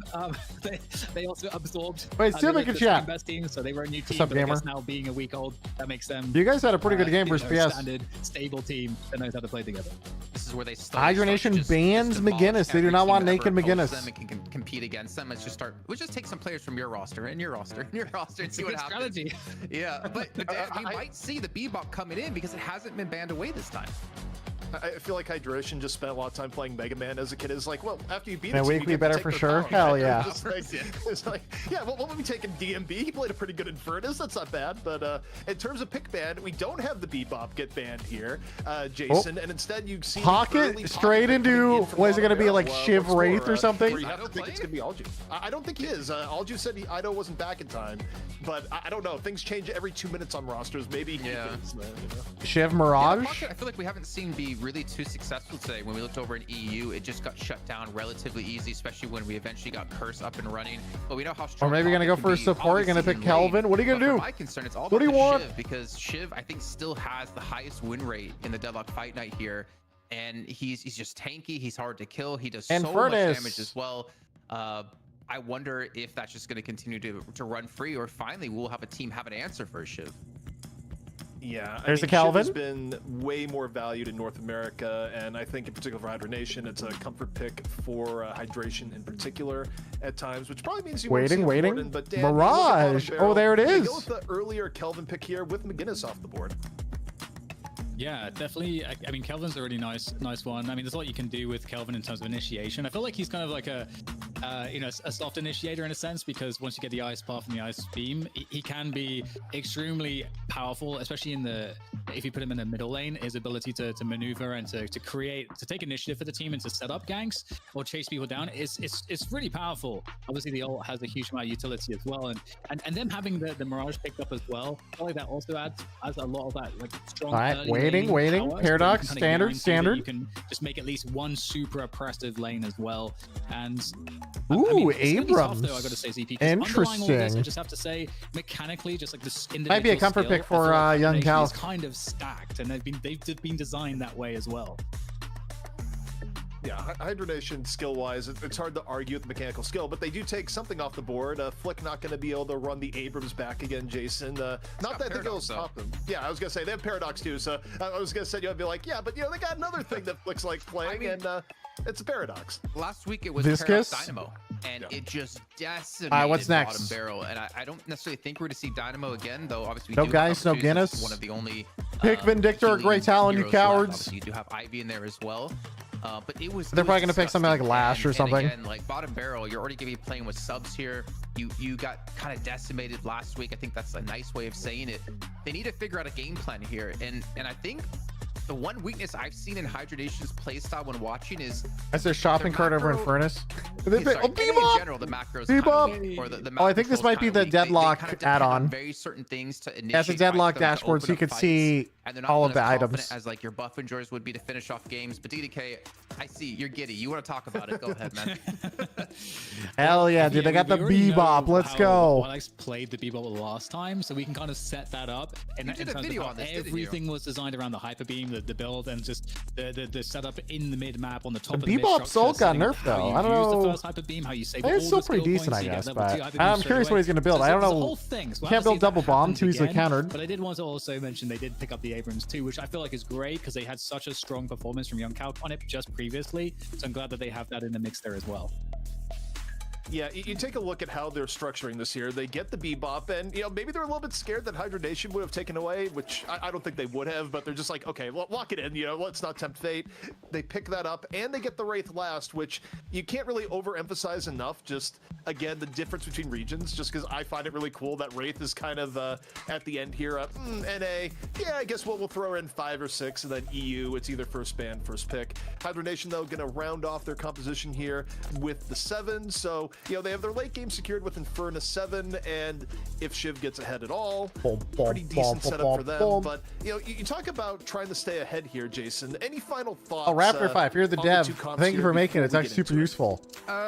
I mean, I'm ignoring comps for this mostly. I think for me, Bottom Barrel, you need to not feed early game into Hydra Nation, and then when you get in towards that Don't mid feed. game, you gotta be very careful about the fights you pick, because Earn is gonna be a focus at a Hydra Nation, and you have to be able to contest them on it, not let them run away I'm with it for scared. free. I am scared for Bottom Barrel, boys. All right, Jason, of course, will be rejoining us. But I want to be a Mirage believer. Oh, Oh, tons of swaps coming out. Okay, Wraith versus Infernus, Abrams versus Shiv in the soul lanes. Then we have Kelvin Pocket versus Ivy 7 and Bebop Mirage versus Viscous Paradox. As the teams roll out. Viscous being in the Bebop lane is pretty nice. One thing worth mentioning out the gate is the way that Alex built Bebop previously is you get online that early infuser. Lefa is on 7 and not in Furnace. Power that when you get the ult online, I guess it makes sense. They just wanted to be on the farm. And that also means that you need to get the ult in a timely fashion. You want to have a strong winning lane, and so paired up not with the Dynamo this time, but with the Mirage, that's definitely a good lane partner for Alex. And to me, I'm also looking at the Abrams getting sidelights here. bullied? I think the Shiv versus Abrams is actually a super important lane to keep an eye on, because if something happens where Shiv wins the one-on-one versus the Abrams, not only is it terrible for the Abrams because Young Calc wouldn't be able to do what we just saw in the last map. I mean, he's level 2 now. Also is feeding the one character in the game let's that you see. do not want to be fed. So this solo matchup in the left, Oh, especially Ivy who 1 comes to HP. gank it, The is gonna be Calvin poke, so dude. important to me, Dan. I feel like to the course Does of the Abram have a early hard to time? mid-game Yeah, of he's this going match, to. and I think he's. I mean, as we long get as he to talk about survives, early he's in chilling. mid-game a little bit more as we got to pause. I don't think he's gonna win that, but if he just breaks even, he's I vibing. would just build on that point that you made because I think it's such a great point. You want to have that insurance or that security that your carries on lane 1 and 4 aren't going to be absolutely just destroyed. So having a setup Is this a BO3? Yes. okay, well, First game, who best can of help 3. Abrams? Well, it's going to be the Kelvin or the Pocket. So these are definitely two great options, especially the Pocket. I think in terms of how easy it is to run ganks with a Pocket. Obviously, getting in with a cloak and a satchel, you get insane burst damage. So definitely there are options to keep that lane under control. So I love that you pointed out that dynamic. We'll make sure to keep an eye on it. Yeah, and you talk about players that could have a big impact on it. We were just looking at Quig on the Ivy, and look, we've seen Ivies really become more I put Mirage Solo. I thought they were going to put Mirage Solo as well, actually. The way that you expect, say, a Paradox or a Lash. Because usually Mirage Solo can kind of bully. So the fact is that once Quig hits 3K, you could see more pressure go on the calc just to give more of an edge to your Shiv. Also, there's a hilarious combo if they put him in the Bebop lane, where if they just hook into charge, even if they get cubed. This is also It's probably just a funny. more historical hydration hero, so they have Rocker on the Shiv in this instance here. So, just thinking about the early game setup, some players, they have a priority list here, and what they really look for.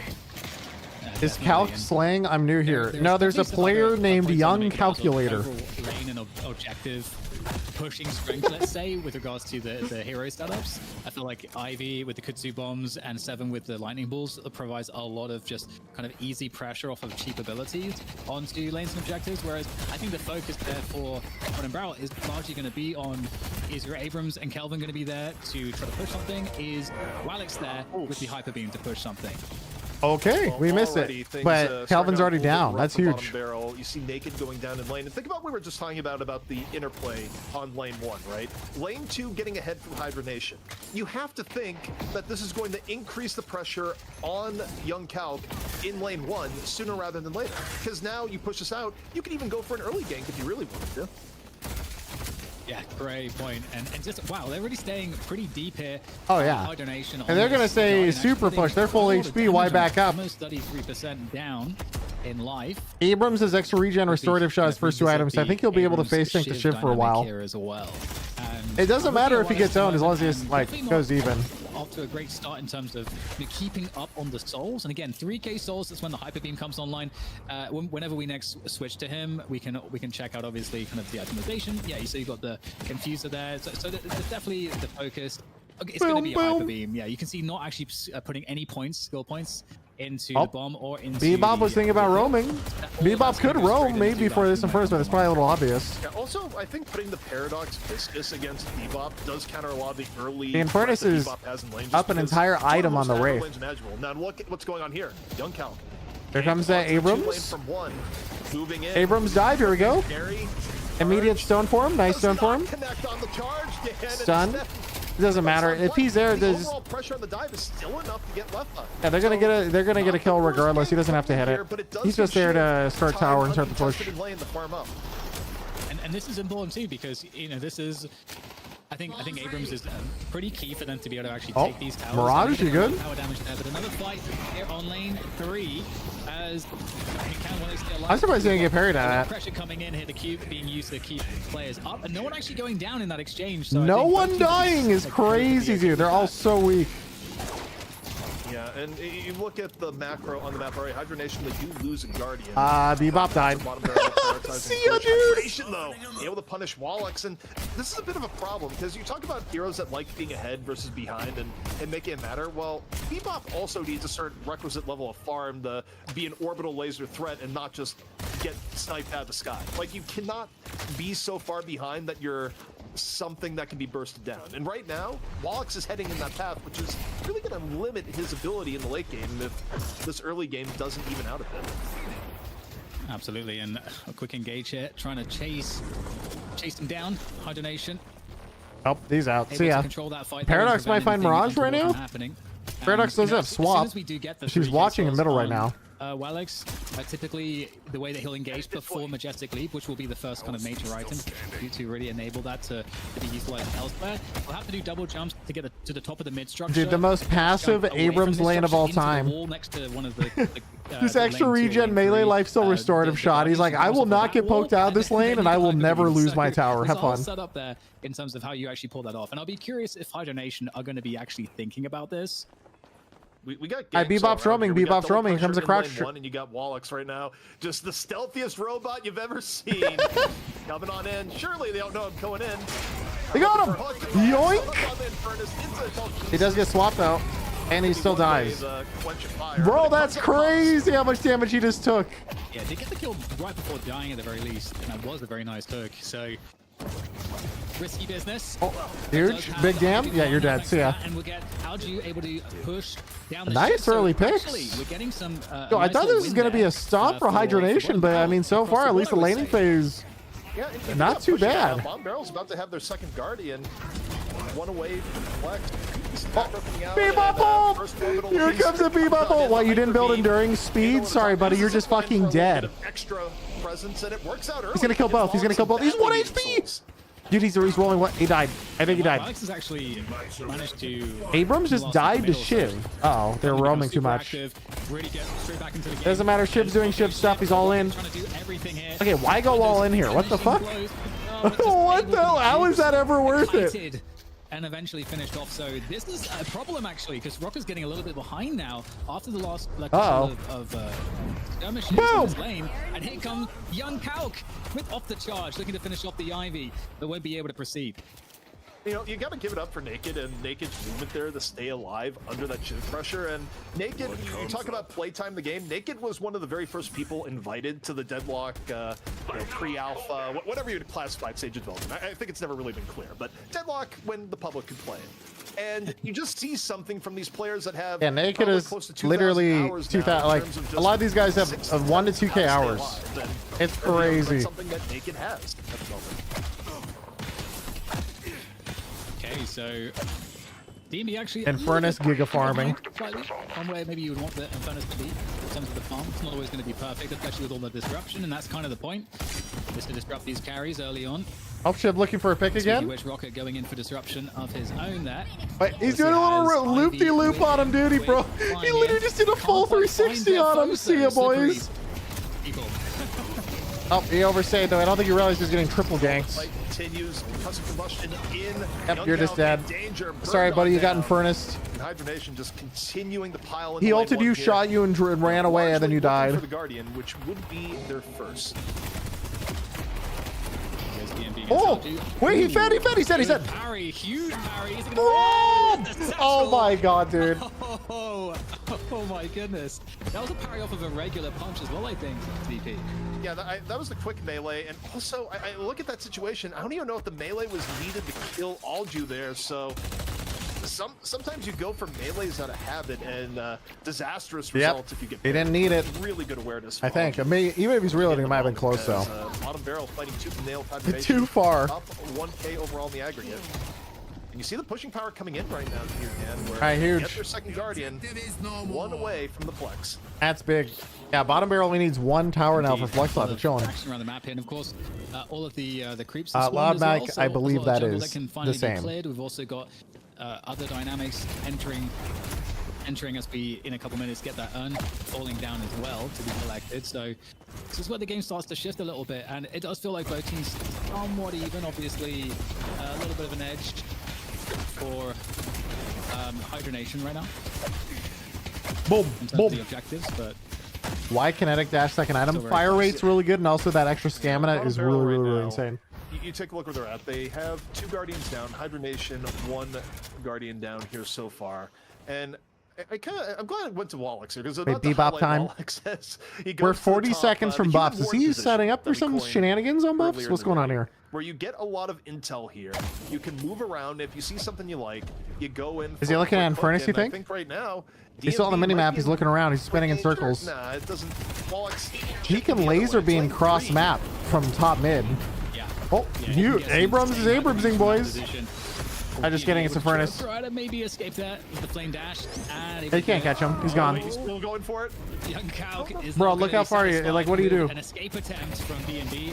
No escape is going to be allowed there as the pursuit continues. Ah, they left. They You see left. on the other side Bebop of the check. map, Bebop got a hook. flying Bebop through just the air, hooked. trying to engage as well. As a huge fight breaks out on lane 3. It does look like Hydra Nation have bottom barrel outnumbered on this one though. I mean, the buffs are up. Calc is able to get the buff on the left. Buff on I the right think contest. Paradox I think got the Alex is able buff, to muscle the it survival through, buff on that trying to- bridge. So both buffs going the way of bottom barrel. Not sure. And now the urn also going to get played for early. First urn is kind of interesting, Dan. It's not always the most in-contest objective. It's probably the, it is objectively the time in the game where the urn is the least Mirage got valuable. QSR. So teams will sometimes put it off, but in this case, bottom barrel, I think they just want the urn fight more than anything else. Bullet resist shred. I went for melee charge. It's a great point. Actually, I'm surprised he doesn't already have duration extender. Calculations that you might do as a team. And it can Especially be a when you good have opportunity a to feel pocket on some your kind of team. reaction from the opponents. That means the It other does team's seem probably like already we building might get reducers. some of the bites here. D&D is getting encircled at the moment. It's really deep in enemy territory at the moment. It's being chased down. There goes the flame dash. Oh, but he's trapped. But is anyone going to find it and actually finish him off? Boom. Finally, there comes the cavalry. Yeah, it comes on in, and I think they get the urn turn in, and this was a case of, okay, we're gonna go for the urn, and as a result, we might give up a little bit of building progress here. Hydra Nation was able to get another Guardian, still no flex slot. So bottom barrel up in flex slots here, and actually now, you see the pressure coming from Hydra Nation going, flex slots already, and just give us this early Walker. That Walker's massive. But if they trade it for Walker, they don't care. Well, here is the trade. Can the Hydra Nation players who have just previously in lane 1, can they get back here in time? I don't think that they can. Stun in for Alex, able to get out of there though, but they didn't get the Walker. That's really the most important fact there. Yeah, not often that you see the Walker go down before 3 Guardians, but Hydra Nation is trying to get the most out of the larger scale map control that they can find. A quick movement coming in here from Naked, not wanting to be that deep. Demon logs things up here on lane 3. Ivy taking refuge into the subway. Algie already finding hydration. Can you look at Young Cal coming in? Can they stop the teleport? The stun straight to TP. Okay, dude. Away. And overall, Dan, very good pressure being applied from bottom barrel as the whole. Rapid recharge on 7. Relative A pocket and Bebop both have leap. Leap into the hook. And at the same Shiv time, 1v1. You're dead. It's just Shiv. He might bleed out. He might bleed out. Somehow, I mean, it's Shiv. I was going to say somehow still alive. Did he bleed out? That explains that. Dude, that's so close. Yeah, meanwhile, really, I think there was a good swap by Flick that put Young Calc in a bad spot. Calc ends up dying, and the fight on lane 3 healing goes right? very, very against Oh, it. yeah, you're right. Wait, I thought healing right. For some reason, I thought healing right didn't work first. I don't know why. A little bit of a risk here, Dan. I think this is something bottom barrel can contest well. Yeah, this is a scary as fuck mid boss. Hyperbeam was not online, so that's 3-person pocket ult. 3-person pocket ult. They're taking so much damage for this. This is huge. Abrams has ult. Abrams is ulting in right now. I think he's gonna go for it. Stuns him. Flick did get it, but they all died for it. I don't even think it was worth it. They're all going to die. All 6 die for mid boss. How is that worth it, guys? What is going on? Why are you forcing this? Caster Say kills everyone in the. He killed most of them, but that was at least 5 for Young Calc. So you talk about impact of mid boss.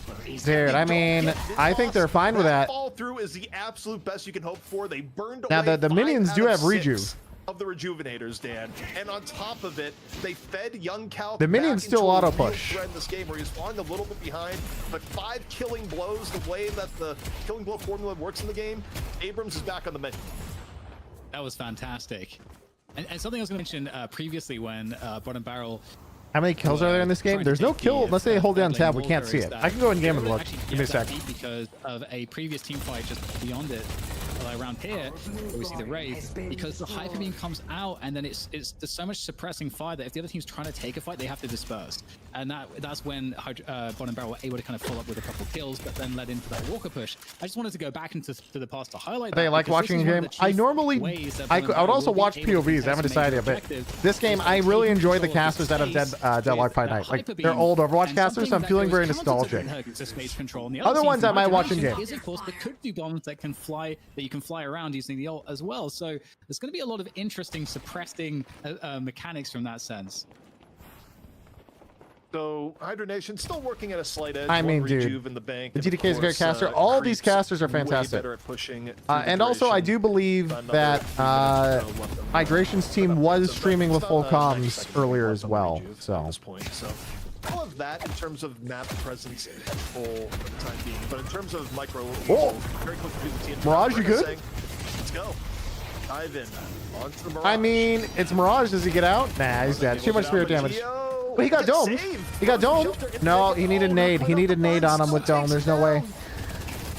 Or a fully leveled ult. Saving, so you lose one. Shelter goes on cooldown, and What is going on here? He pops ult. Oh my god, the Abrams is dominating. Trade outs in both end. Young Calc looking pretty healthy. And dude, this is an insanely close game. This is crazy. That's big though. They just got a flex slot. We previously had replay broke. Looks like one of the clients crashed. Were actually trending ahead a little bit after wiping everybody at the rejuve, but got a slight edge now for Hydra Nation reclaimed once again. That's huge. With that Walker getting taken. I mean, down, they some of those both have, additional you know, kills as well. And the urn is also coming two flex too, slots, I guess. This is now kind of a problem. Previously, ZP, you're making the point that the initial urn is not worth very much, but this one certainly is worth something. Yeah, I mean, actually, wait, I have it wrong. They still have one. At this Never point mind. the game start being the case where you see sizable gains in fighting power, right? And the way Bottom Barrow is built right now, you have to think they're going to contest. There's a short window where if they were really the Russian, We just buy for 3K. I don't think Is it they're improved gonna spirit? hit that window. And when you're approaching versus Bebop here, you have to be very careful that your urn fight Classic doesn't just get urn torpedoed run. by a hook. Grab the So tunnel. the Deadlock setup network here could be offline. See in the top definitive right. fight of the entire match, Dan. Minion rejuve buffs are underlooked. Yeah, Lane's I'm auto looking to push see if what else we even. have Yeah, online, it's and super pretty powerful. much everything is online. Okay, look at this urn at this fight point and look for where Shiv is both right teams now. will be about Shiv to be is online. split pushing. Is he going to take the Beam is teleporter? Yeah, he's backing up. It looks like he And boosted obviously maybe? Wellex has the Majestic He's going all the way to so spawn. Wellex He's actually not going to take typically TP. take a lot of care Probably in because he doesn't setting know up who's at the positioning TP and right also now. to make sure that when the Majestic Leap comes in, the fight's already kind of begun, so he has the sense as to who's fighting where, how good is my position. All right, Shiv is flying in, so now they're going to try and take the fight. They don't want to take this fight until Shiv's here. Now they have 6. The other team does not have 6. Bottom Barrel only has like 4 here right now. 5. Mirage will have to ult in. Oh, they just knocked Kelvin off his path. Right now. Oh, nice knife. Now in progress. Knife into decay. There goes half his HP. Balanced items. The other way. Abrams right now. Uses telekinesis. Charge into the wall. Tries to finish off the It didn't fit. It didn't charge him. Missed the punch. Abrams ults in anyway. Dude, I love the Abrams POV. The Bebop ult cross map. Oh, but he's alive. He's alive. Just hide. Oh, the big hook. He forces a cube. Oh, and Infernus ult's giant. And Infernus gonna kill 2 people off that. Alex goes down. Young Cal can't get away. And it's cleanup time for Infernus. A good outcome here from Hydra Nation so far after a little bit of a rocky start. CDMB just setting in the pressure from the outskirts. Geo falls. Hydra Nation, dude, a bit ahead now, Dan. Infernus spooky. Yeah, that was actually crazy. That was a tough team fight. Barrow actually ahead like quite a bit, and Quig I think got down to I feel like when he hit this mid-game stage, chat, it's gonna be really hard. So like, who's their ultra late game carry? I guess you have Mirage, Wraith as your big 2. Pocket has a lot of damage. I guess they have a lot of damage. Over 10k in sold for the lead now. DMB really has come online on this Infernus, and it wasn't the easiest time to come online. A lot of disruption earlier in the game. Infernus just owns you. Yeah, Infernus is insanely strong. Power spike, and it's a threat for sure. And he's got Ricochet now for team fights. Think about what changed here. With Toxic, essentially even pre-earned fight. Now here's the big problem. Another 3k souls that Infernus is probably going to have inhibitor. And now if your team does spirit damage, they don't do spirit damage anymore. It just deletes it from the game. Because it's minus 35 and minus 30. Team fight win before resist. resist. Enough that you walk away and you go, we won the fight and got earned. And that's really how you shift your power and position in the game from even to just pretty vastly ahead. That being said, Bottom Barrel still... The Mirage is also having a tough game too. Team fights are not a gimme for Hydra Nation. Bottom Barrel can still play for pickoffs and still, fight on relatively even terms. So they have at a minimum one more good team fight. Yeah. We'll have to see how they use it exactly, and there's definitely a lot of options for Bottom Barrel to have a pretty devastating team fight. They've got a lot of AoE. especially with that affliction. If you get a I good affliction, buffs in 20 seconds, boys. Buffs in 20 seconds. Paradox Viscous already set up on the left buff. Sort of mentioning other abilities. They have another 3 on the right buff. Just putting 3/3 right now. So it's gonna be What if it's gonna like interesting. There'll be a split, 5 like, stack we've seen one and some blow teams them go up? Where they just go, okay, we're gonna get this, you get that. Or Oh, Wraith is walking up. Kelvin's walking up on the minimap. 5 seconds. Oh, more like You see flying some up. of the pressure going on near the mid buff location. Casting buff. The casting Near buff. Kelvin on the Oh! left. Secured on the right is hydronation, whatever buff that was. They grabbed it. It looks like Bebop or Kelvin got For it. each team, mid boss Not sure now which. up into play as we enter, Dan, the what could be the final act of map 1, and we got some items to look at. The final act of map 1 in before this game lasts 45 minutes. Alex has the unstoppable now, so can sort of get that ult online with imperviousness. Thanks to the unstoppable. Human ward in progress once more from Flake. That's what we're calling this from here on out. You see us Alright, Toxic Headhunter on Mirage. This is the pure human ward. A knockdown on And it makes Viscous. sense. I mean, you get a lot of intel Escalating just at built the top center of the map. on I the kinda Shiv. like that this has developed in the last few weeks. I don't see how anything on bottom barrel hits that same late game scaling as like escalating Shiv, Ricochet, Infernus, and stuff like that. I'm kind of curious. I guess it's really just. I guess Mirage can. I don't know enough about Mirage. Willax is going to be jumping in with a majestic leap, I think, trying to get out. Alright, try to turn in. Going in from the top, from up high. Doesn't have Bebop is playing cross map. Bebop just invulned the knockdown. His knockdown did not work. He's just laser beaming everyone from Skybox now. The 7's 1 HP, I think, on the back. Yeah, I think they got a reset there. Now they're just. Here comes a repush. Oh no, you don't want to fight here. They take the fight indoors. Not with the Viscous ball. Ern still up for grabs. Hydration says, I'm gonna grab this mid-fight. No one else is gonna grab it here. Oh, gets to turn in. Abrams charge, not quite in time. So Ern goes away with hydration. Boom. Cal dying for nothing. Oh man, this was. Now they're kind of taking the game away after the scale. I don't know how they stopped them now. And now with a 20k difference and another Ern fight 1. The Bebop did hit massive damage that fight. They used Unstoppable on Bebop. He got 2 or 3 people to half HP or less. But like, they just need a little bit more. The contest ability here for bottom barrel. They fight for that Ern, now they lose mid boss. There's not much they can do. Yeah, it's not possible to get a steal on this one, I'm afraid. Definitely, I think it was a great call to try to set up a good fight there, but I think Hydronation, positionally speaking, played it really well. Again, they dodged a lot of the big AoE abilities that would have given the edge to bottom barrel should those have connected onto many players. And now we get into the phase of the game where you wonder for bottom barrel, what do you do to bring things back? As a Wraith ult, wait, kinetic dash off the high ground? What's going on here? Early pick perhaps on the flick. Sees Viscous. Did knockdown, straight into ball. Okay. Heck though, we're gonna find DMB.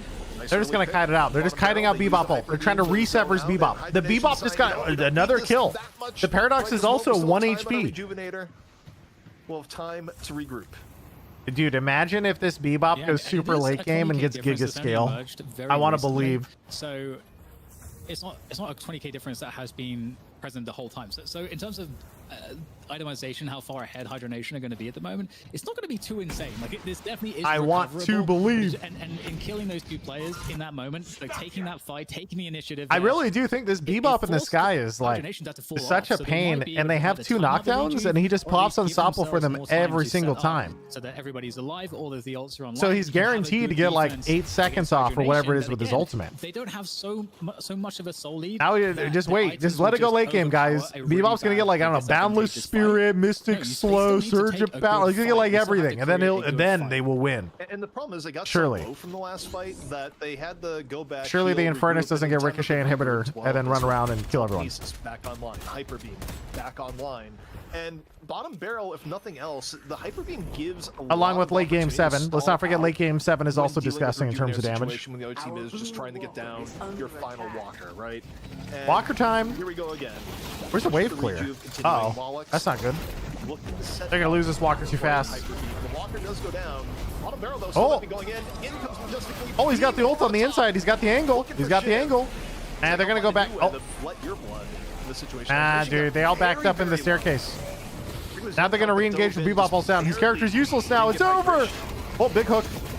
Wait, that was actually a giant hook. Who did it? Is that 7? He hooked 7 in. They pop a Wraith ult on 7. They turn on it, and the 7 tanks it and walks away. Yeah, this is what I was worried about. They don't have the damage, dude. He's barely getting out of there, Dan.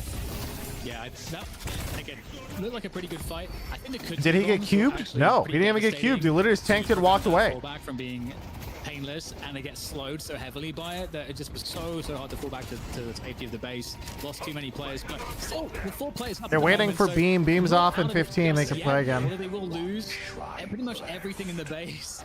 We'll have to see exactly whether there is still Was it 7 building? I assume it's just 7 with the ball build. Potentially catch some stragglers as they are all spawning. They're all back up.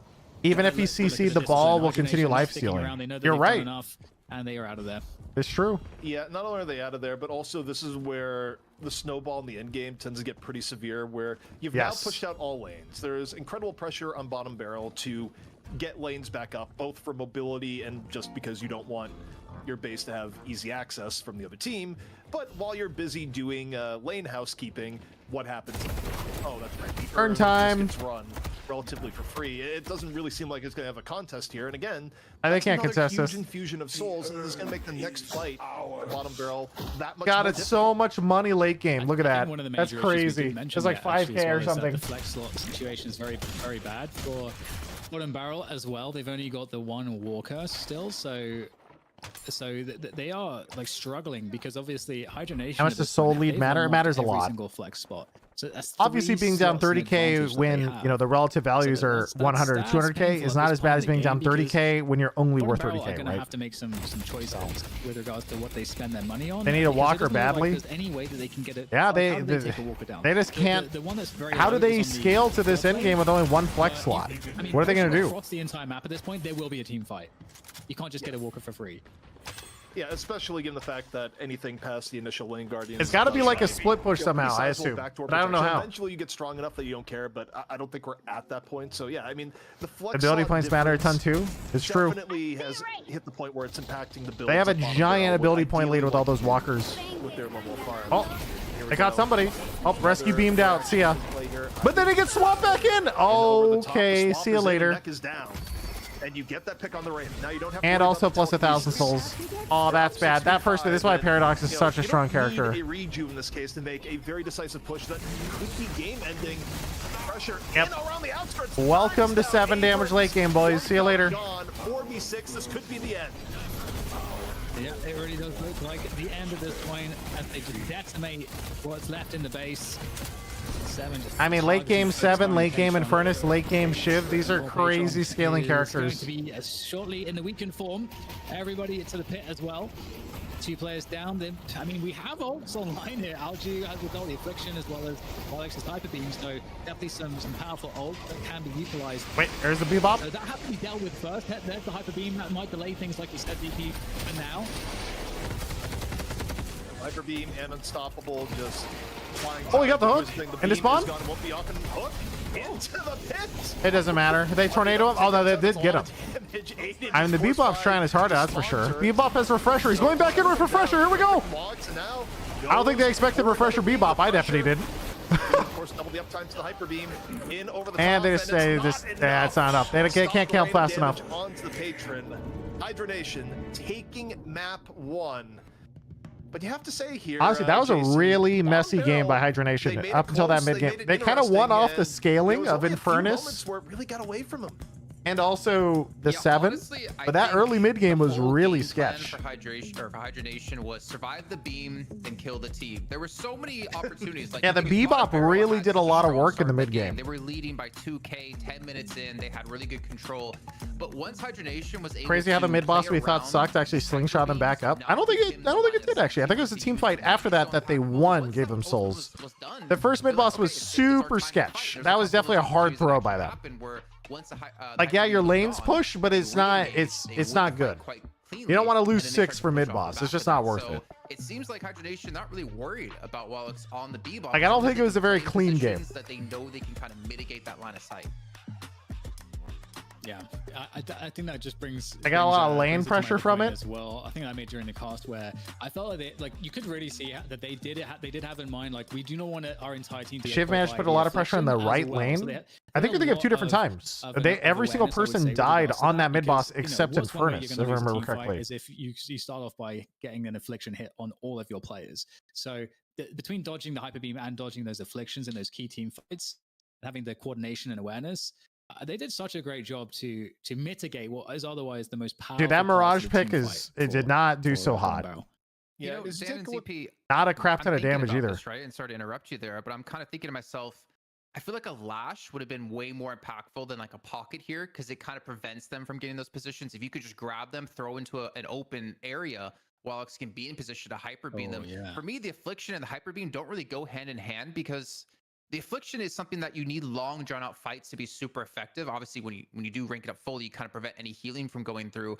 But it's kind of like you need a lot of time to pass for that affliction to do like the massive amount of damage. Whereas if you're playing Bebop with hyper beam, you're looking to win the fight really clean or quickly, because your hyper beam, once it's down, you don't really offer too much, at least at that phase in the game. I mean, the beam I did do work, think there's but a difference though in like why teams pick certain heroes. And Affliction, while it is a powerful ultimate that you have to play around to an extent, when teams think, okay, we want to play Pocket, the average mind of a Pocket player, I feel like, is more in the realm of, I love playing Pocket because it's great in lane early, it's great for roaming and ganking, and it's a very slippery hero, right? The fact that Affliction can be a good teamfight ultimate is sort of the cherry on top of the already well-made sundae of like what people are thinking when they pick Pocket. So I totally agree that I think Lash, in terms of a team fight, would have added a lot in this instance. But I think for, you look at how Alju plays, Alju will go like, yeah, but all these other great moments I have with Pocket, maybe I wouldn't have been able to do in Lash, just because of where Pocket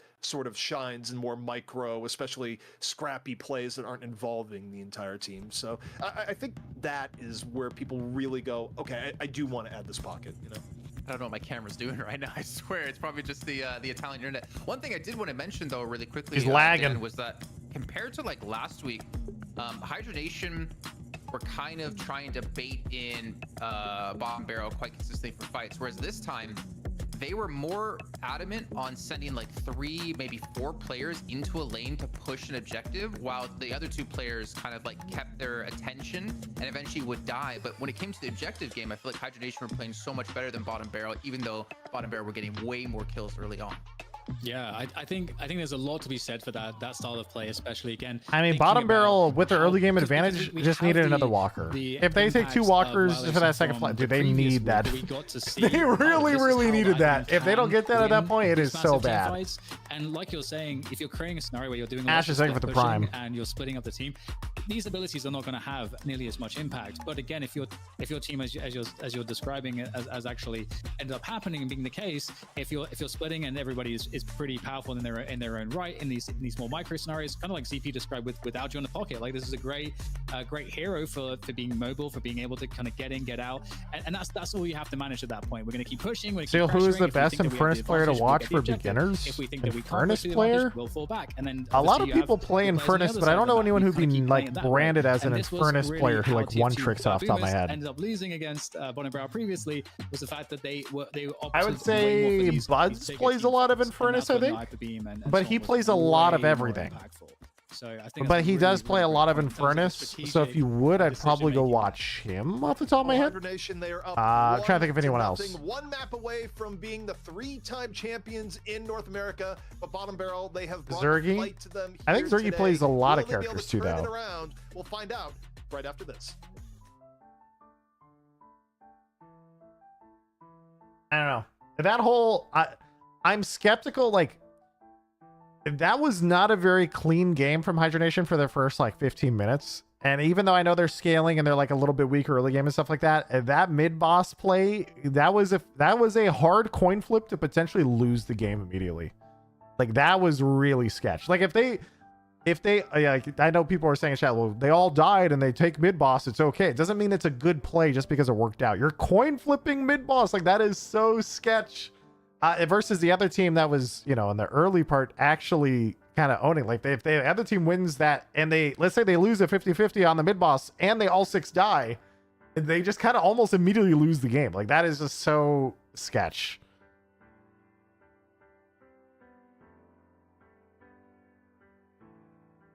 And it didn't feel like they needed to force it either. I think they're confident having both Ball and Stormform to secure rejuve. Yeah, but there's an Abrams and like the rest of the squad. Like it's a 50-50. I guarantee you, they like if I listen back to their comms, they're like, this is sketch as fuck.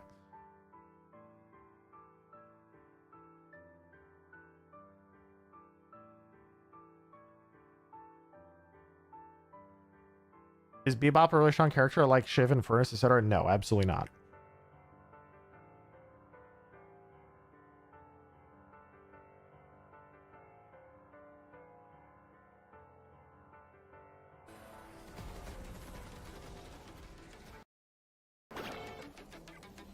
Oh.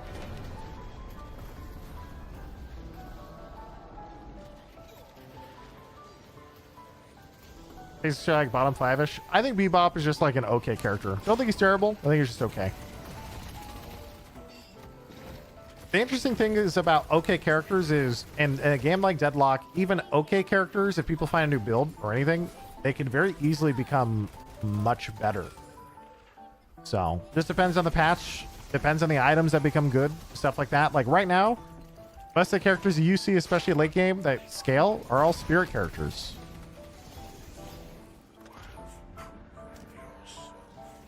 You haven't really seen a lot of Haze because a lot of the time Haze feels like kind of dead weight for most teams for the first like 15 minutes. So people are scared to play Haze when you could play like something like Wraith or Infernus. And Infernus is good pretty much the whole game.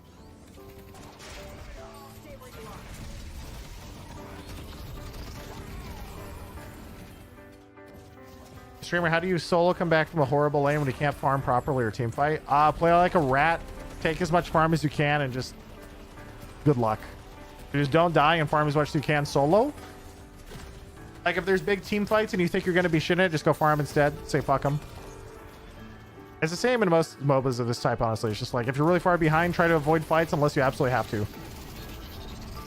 And then just farm as much as you can, and hopefully you slowly come back. And then after you get like a little bit of farming, like kind of behind but not insanely behind, it depends though. Like if you're behind early game, you're not actually that far behind because the item advantage isn't that significant. So a lot of time, even if you're like 0-2 in lane, you can still kill them if you're last hitting a lot.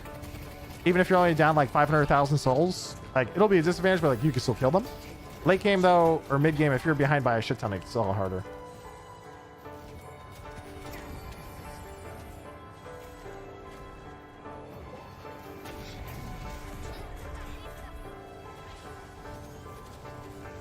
The 7 has better utility than Haze 2. Yeah, and the other part about Haze is, right, like Haze, it destroys you on a single item.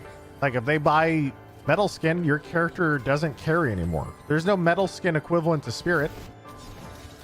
Hell, you can barely even build spirit resist in this game.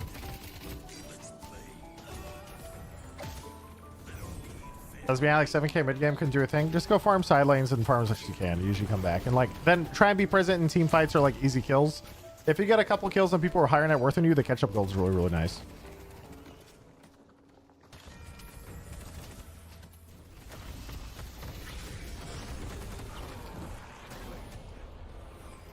Ethereal Shift streamer? That's not true though. The big thing about metal skin is they can pop metal skin and then fucking kill you. Ethereal Shift is, you know, you become invuln. It's not the same. And also Ethereal Shift isn't a counter because then you just pop out and die anyway. Is there an item you like to see in the game that isn't in yet? I don't know. I like to see a little bit more spirit resist in the game in some fashion, but that's about it. One sec, you're back.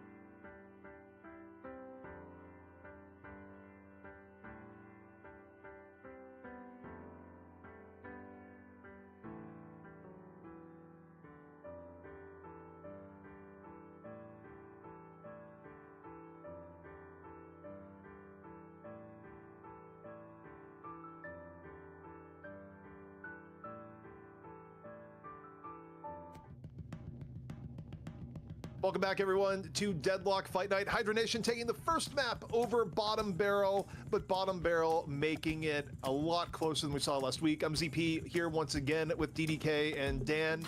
Will this be the time that we see NA go to 3? Bottom Barrel, they want to make it happen. Yeah, it definitely could. And I think there's some interesting dynamics that have appeared. You know, some of the questions we had at the beginning of the broadcast have been answered. So they allowed Wellix to pick Bebop. But yes, it is because they're like, well, we can just deal with that. You know, I'm back. I think that's what Jason was talking about right before we went to the break. The way that they split up their players and the way they handled fights and prioritize things allow them to minimize the threat of the hyper beam. So now they've said in the draft, well, we don't have to use a ban on Bebop. So that's really interesting. I can't wait to see what the next decisions are in the draft now. Well, of course, Wait, I missed it. What was he saying? You don't have to use a ban on Bebop? Break it all down, and of course, we're going to be rejoined by the one and only Jason Kaplan once more. He's back. He's got a shitty internet going. You can see the quality. Let's go. Early tonight. Yeah. No relation to Jeff. He said Bebop bad. On the Howard Stern show, or Jeff Kaplan from Overwatch. Oh yeah, they didn't have any issues. Or Jordan Kaplan, the Call of Duty player. Yeah, there's a lot of J Kaplan. It's kind of weird, actually. Yeah, there's so many. It's insane. It gets really annoying. Every game I ever worked on, there's always a Kaplan in there. But no, not related to any of them. Would your life be better if you were, though? Is the real question. Depends which one. Oh, no. Well, we got the bans underway here. Bottom Barrel opening up with the ban on the Geist. So not too much changing there. They do not want to deal with Geist from Hydra Nation. Hydra Nation, the real question is, do they get rid of the Bebop? Do they not want to play the run from the beam strategy? Right, so Bottom Barrel bans Geist, Hydra Nation bans McGinnis again. Same bans, right? We just don't want to deal with McGinnis. So Bebop still very much on the menu for Wallix. Maybe a Yamato pick for Young Kalk is what they're cooking up with the Geist ban potentially. As we've seen and discovered that Geist tends to be whether they're going to ban the same character or pick the same characters again. The silence of the lifesteal ability can really ruin the Yamato's day, being unable to pop the ult, which is so critical in those fights. So insta pick on the pocket. So Algae presumably picking up the pocket again, somewhat of a specialist. It's kind of surprising. Like they did the exact same thing in the first match as well, like first picking pocket. I was expecting like maybe Paradox just to kind of take it away from Hydra Nation, because obviously we can see the impact it has when it comes to these matches, or maybe like Prio the Wraith as a first pick, or maybe Shiv. Again, Shiv is just left unchecked, is just so dominating in these matches, and it looks like Hydra Nation will actually go for their 2 kind of carry picks off the bat. All right, Pocket, Shiv, and Furnace, the same picks. I wouldn't be sad to see. I don't like it, man. I don't like it. The Steel Wraith or something, okay? Yeah, I mean, you think about just take Wraith. I don't know, do something. You'd have to think that Infernus is going to go to DMB again, kind of his signature hero. No, it's a Viscous again. Here we go. So they're just locking down DMB's pick early, but the early Viscous pick for Bottom Barrel, this is what kind of strikes out to me, Dan, because you think about heroes that Hydration is known for. Viscous is easily in Hydration's top 3 at this point. It's like, I'd say the 2 most heroes I think about for Hydration would be Lash and Viscous historically, and they just took away one of those heroes. So I mean, here, going for the Lash on top. Lash Viscous, okay. I like it. I like Lash, sure. So there you go, ZP. as you have prophesized. Well, you didn't make a prophecy, but I'm going to say that it is. Make you sound really good. So yeah, you got that, Jason. How's Hydra Nation respond? We're different. We talked about the last game, right? Like maybe Lash over Pocket could have been a better pick to work with the Hyper Beam, which we still could see come in again with Bebop. But again, Lash Pocket's not a bad route to go if you want to hit the Affliction onto the enemy team, because you kind of prevent them from being able to get out of it, so to say. But the Abrams on the other side, I mean, honestly, like Abrams for me, he just be so powerful in these fights. Like obviously his engage is really tough. The charge for me. What is your next pick? You still need a late game carry. It's kind of like mental pressure of an Abrams that you kind of have to really pay attention to parrying a lot more often. We did see a couple of really good parries in the last game with Pocket, with Alju just 1v1ing. Was it DMB on Infernus, I believe? Yeah. Yeah. It was really cool to see, but that threat of like, okay, we really have to pay attention to our parries when you have an Abrams on the enemy team, because he's going to be in your face. He's going to be meleeing. Ooh, so here's Mirage as well. We've got like a pretty tanky. Dude, the Europeans love Mirage, by the way. They first pick or ban Mirage every game. They're convinced that Mirage Again, When I started talking about it, chat, earlier in the other BO3, they said Mirage is Thanos. So it's so interesting to see the difference between NA and EU. It's so interesting. Warden coming out instead, ZP. So I feel like Dude, look at the all-in on this team. Dude, the pocket lash Warden dive is going to be psychotic. On Calc, right, is that they're going to go for Warden because Abrams got taken away. So Calc isn't going to be able to play the Abrams. Therefore, what is Calc going to play? Well, Warden is still available, and you want to pick that. And you also probably want to pick that because, dear Lord, you look at the last 4 picks for bottom barrel. Paradox. I was surprised Paradox wasn't picked earlier. It is kind of it's kind of ridiculous. The Viscous into Lash and the Kelvin into Warden is Paradox is insane in comp. Things that you've seen Hydration play historically, so they're really cutting back on what's available. Though he still could play the Shiv over Rocker potentially, or the I mean, there's still options. Hydration's versatile. Bebop again. Let's go. I'm cheering for Bebop, boys. I was looking at bottom barrel even before the Bebop, and I'm like, this is. I thought they were gonna like, old heavy kind of comp. I thought they were gonna pick like a 7 or something. I don't know. Into the last stand from Warden plus the Affliction, and now with the Hyper Beam on top. I mean, we do see the adaptation I was kind of maybe wanting to see of the Lash with the Bebop, but this. I thought they were gonna have a 7 to hard carry late game on bottom barrel. Wombo combo kind of team, and if any part of your Wombo, well, I guess if the Lash part of your Wombo doesn't work, you're in for a really bad time. Yeah, no, like. Wraith, Ivy. Yeah, I forgot about Ivy. No sort of haze, none of these like. Dude, that Hydronation team is disgusting. They have Infernus, Shiv, Mirage, Paradox, Ivy, Abrams. That's disgusting. That's crazy. To be fair, every time I feel this way about a team, they lose. I mean, so we'll see. Okay, you take a look at this. Clearly, they're playing for team fights, and especially team fights in the early to mid game. If this goes, bottom barrel's all in on early mid game. It's gonna get more difficult. It's not that. If it goes late game Infernus, Shiv with Ivy and Mariah, I don't know. Mirage and Abrams are gonna carry early mid game, especially with Ivy Paradox. I feel like. This is so. I mean, Shiv. I don't know. That's how I feel. That it's probably going to impact. I'm sure you're ass 6. So 7 6, ass 6. By the way. Pretty powerful earn fights, pretty powerful mid-boss fights if they try and force it. But I do think if they we're gonna have Ivy support, Kelvin support, bullied by Hydronation, run around. One-on-one matchups is going to be overwhelmingly bad compared to if they ran a more balanced lineup.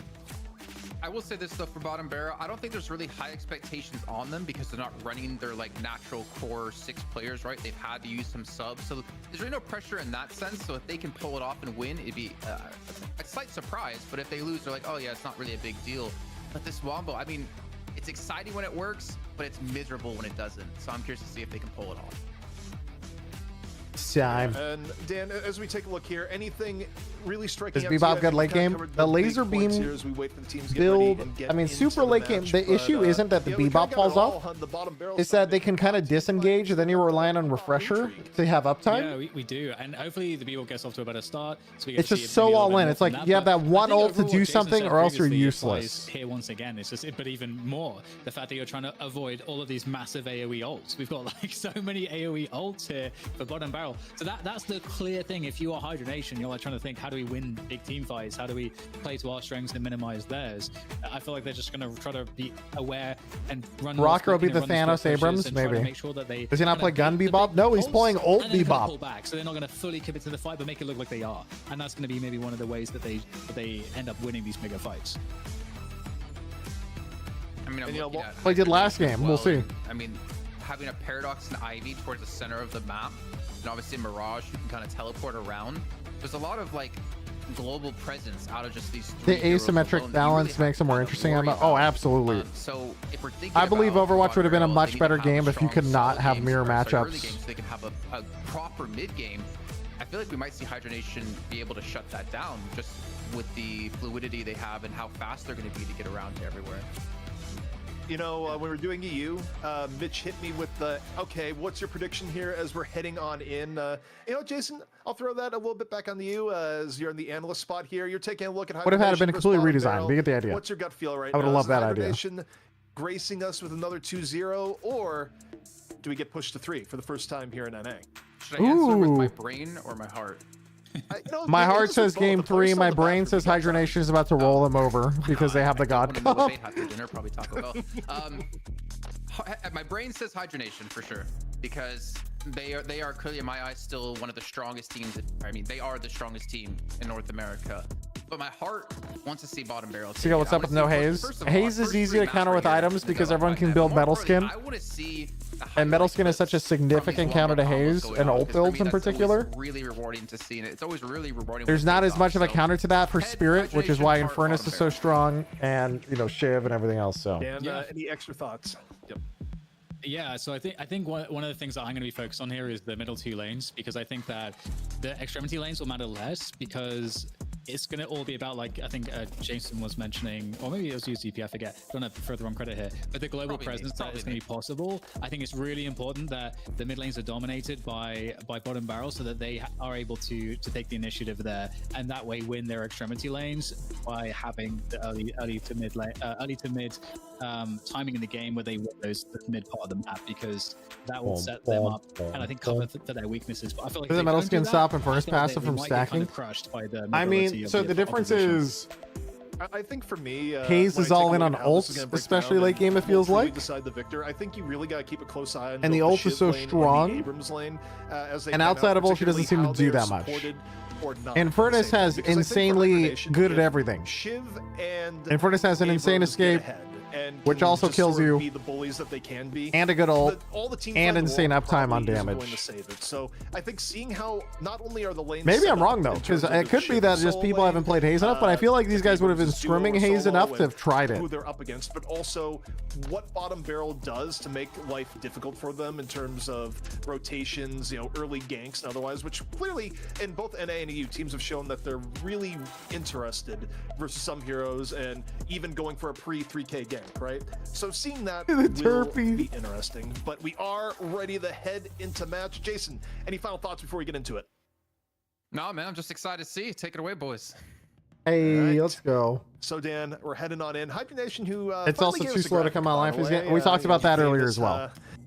Haze is just straight up AFK until ult. She doesn't do shit. Off generic logos, even if they come from the first thing you find on Google image search. I'm excited to see how the early game goes here, because I feel like we've seen so many different. But it could just be that all the Haze players just like the AFK farm for unstoppable ricochet, and maybe if they build differently, there's like a different hidden, nuanced build path that'll make them stronger early game, and maybe we'll start seeing Haze more. And then you were talking about how important the extremity lanes are, and we've tied together just how related those things are. And we've got the Infernus Flash lane here. So what's your rank? I'm ass 6, brother. Warden. So Ascendant 6. How do you feel like unlucky? These matchups are?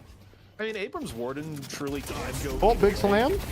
Alright, look at that. You got Infernus burn on you. I mean, right now, there's time Piece to after ahead, HP. but not when you take Welcome to that level of Infernus. poke damage early on. That's kind of a tough beginning.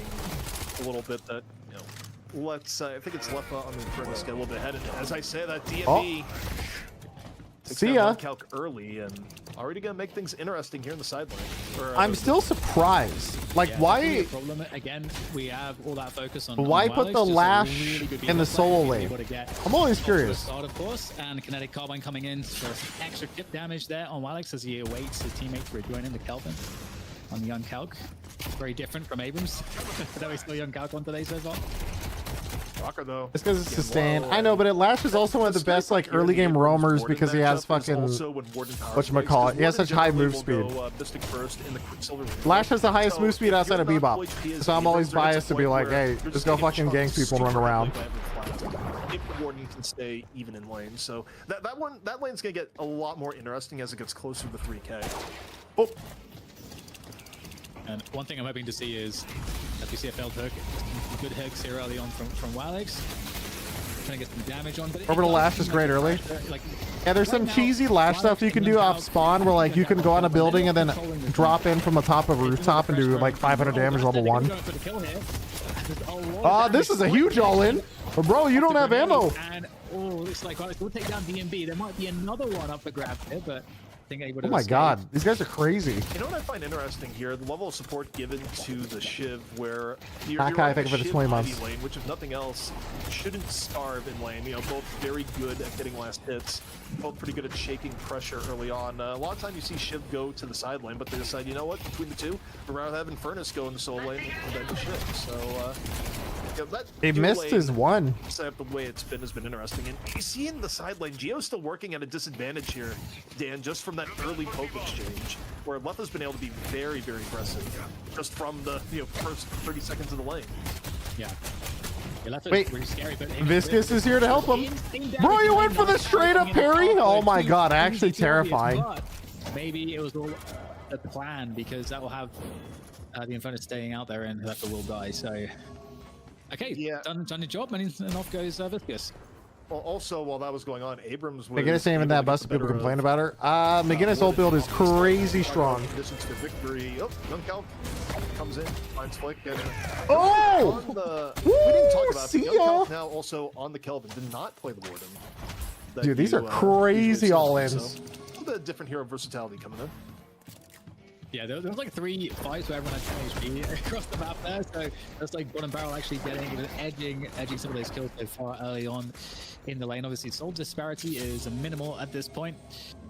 But we're seeing, I think, what I wanted to see. I wanted to see at least Walex have a good start, but Kinetic Carbine finished off again in a beautiful Paradox play. You got the grenade to displace Walex, who's hiding in cover and then cannot escape. I mean, the Infernus is shitting on Lash in the soul lane right now. Yeah, I mean, it's a good turnabout for Hydronesia because it's been a slow start in this lane. You look He's at up like 800 gold. Overall net worth relative to the rest of the game, and it hasn't been the most overpowered Paradox lane, but speaking of action in the middle, hydration. It's shift time. Finding Naked here. Off on the middle, quick little rotation. As Alju just gonna have to back off a bit. Already teams heavy rotations back and forth right as they hit 3K. And Hydronation were 1K still behind now. Bro, if he has to play on rooftop, there's no way he's gonna get a last hit. Oh, he might fuck up here. Oh, nope, never mind. He has ult off that, doesn't matter. Keep our eyes on if there's any sort of setup on the human ward position, which is has typically been effective. Is he trying to do the wall jump to get up top to contest him? From it allows you to pressure into lane. And I think he's up there at the moment. We'll see if there's an engage, but at the same time, players going towards the first lane as well. Well, right now, we're seeing a total wow. lane 3 right now from Bottom Barrels. Mirage TP's in on this. Big dome. This dome might be enough. Nope, not enough. And Knack unable to stay alive. The frozen shelter. Dude, that is a huge. That is such a good. Wow. Damn. Lane 4 and that Mirage TP was insane. Mirage is crazy. What's funny there is that like Paul Walex was trying to set up the ult play from the top structure in mid, and then but everybody was just decided at that specific point that they wanted to fight in like lane 1 and lane 4. So he like literally had nobody near him to do anything. He just had to like abandon that idea. Bebop just wonder, is it me? Just no one. Time for towers. Where everyone go? It's like we're going off to the side lanes. Lots of find hydration, so not alone too. All right. Big creep wave. Big. Looks like we're gonna trade Guardians here.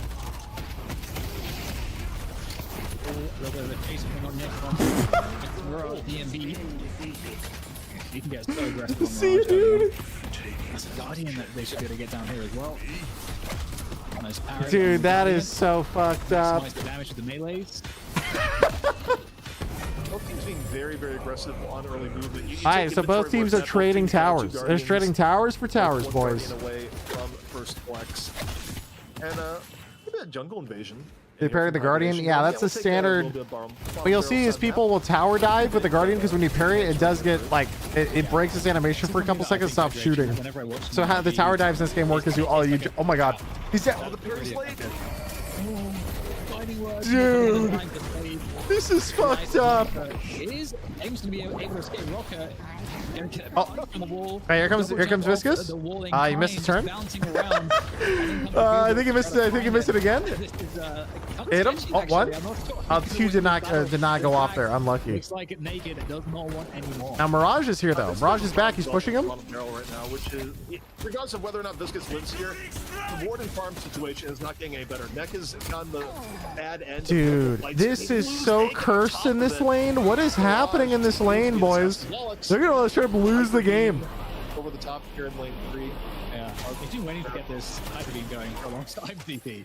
Well, it finally gets going. You know, you don't need to just get a zip line. Very intense here. Alju down. The pressure just continuing here in lane 4. Dude, this lane is crazy. They're just all inning each other on cooldown and trading over and over. They're all dying. It's like 4 deaths in 3 minutes. The Warden can't stop dying, but he's getting trades.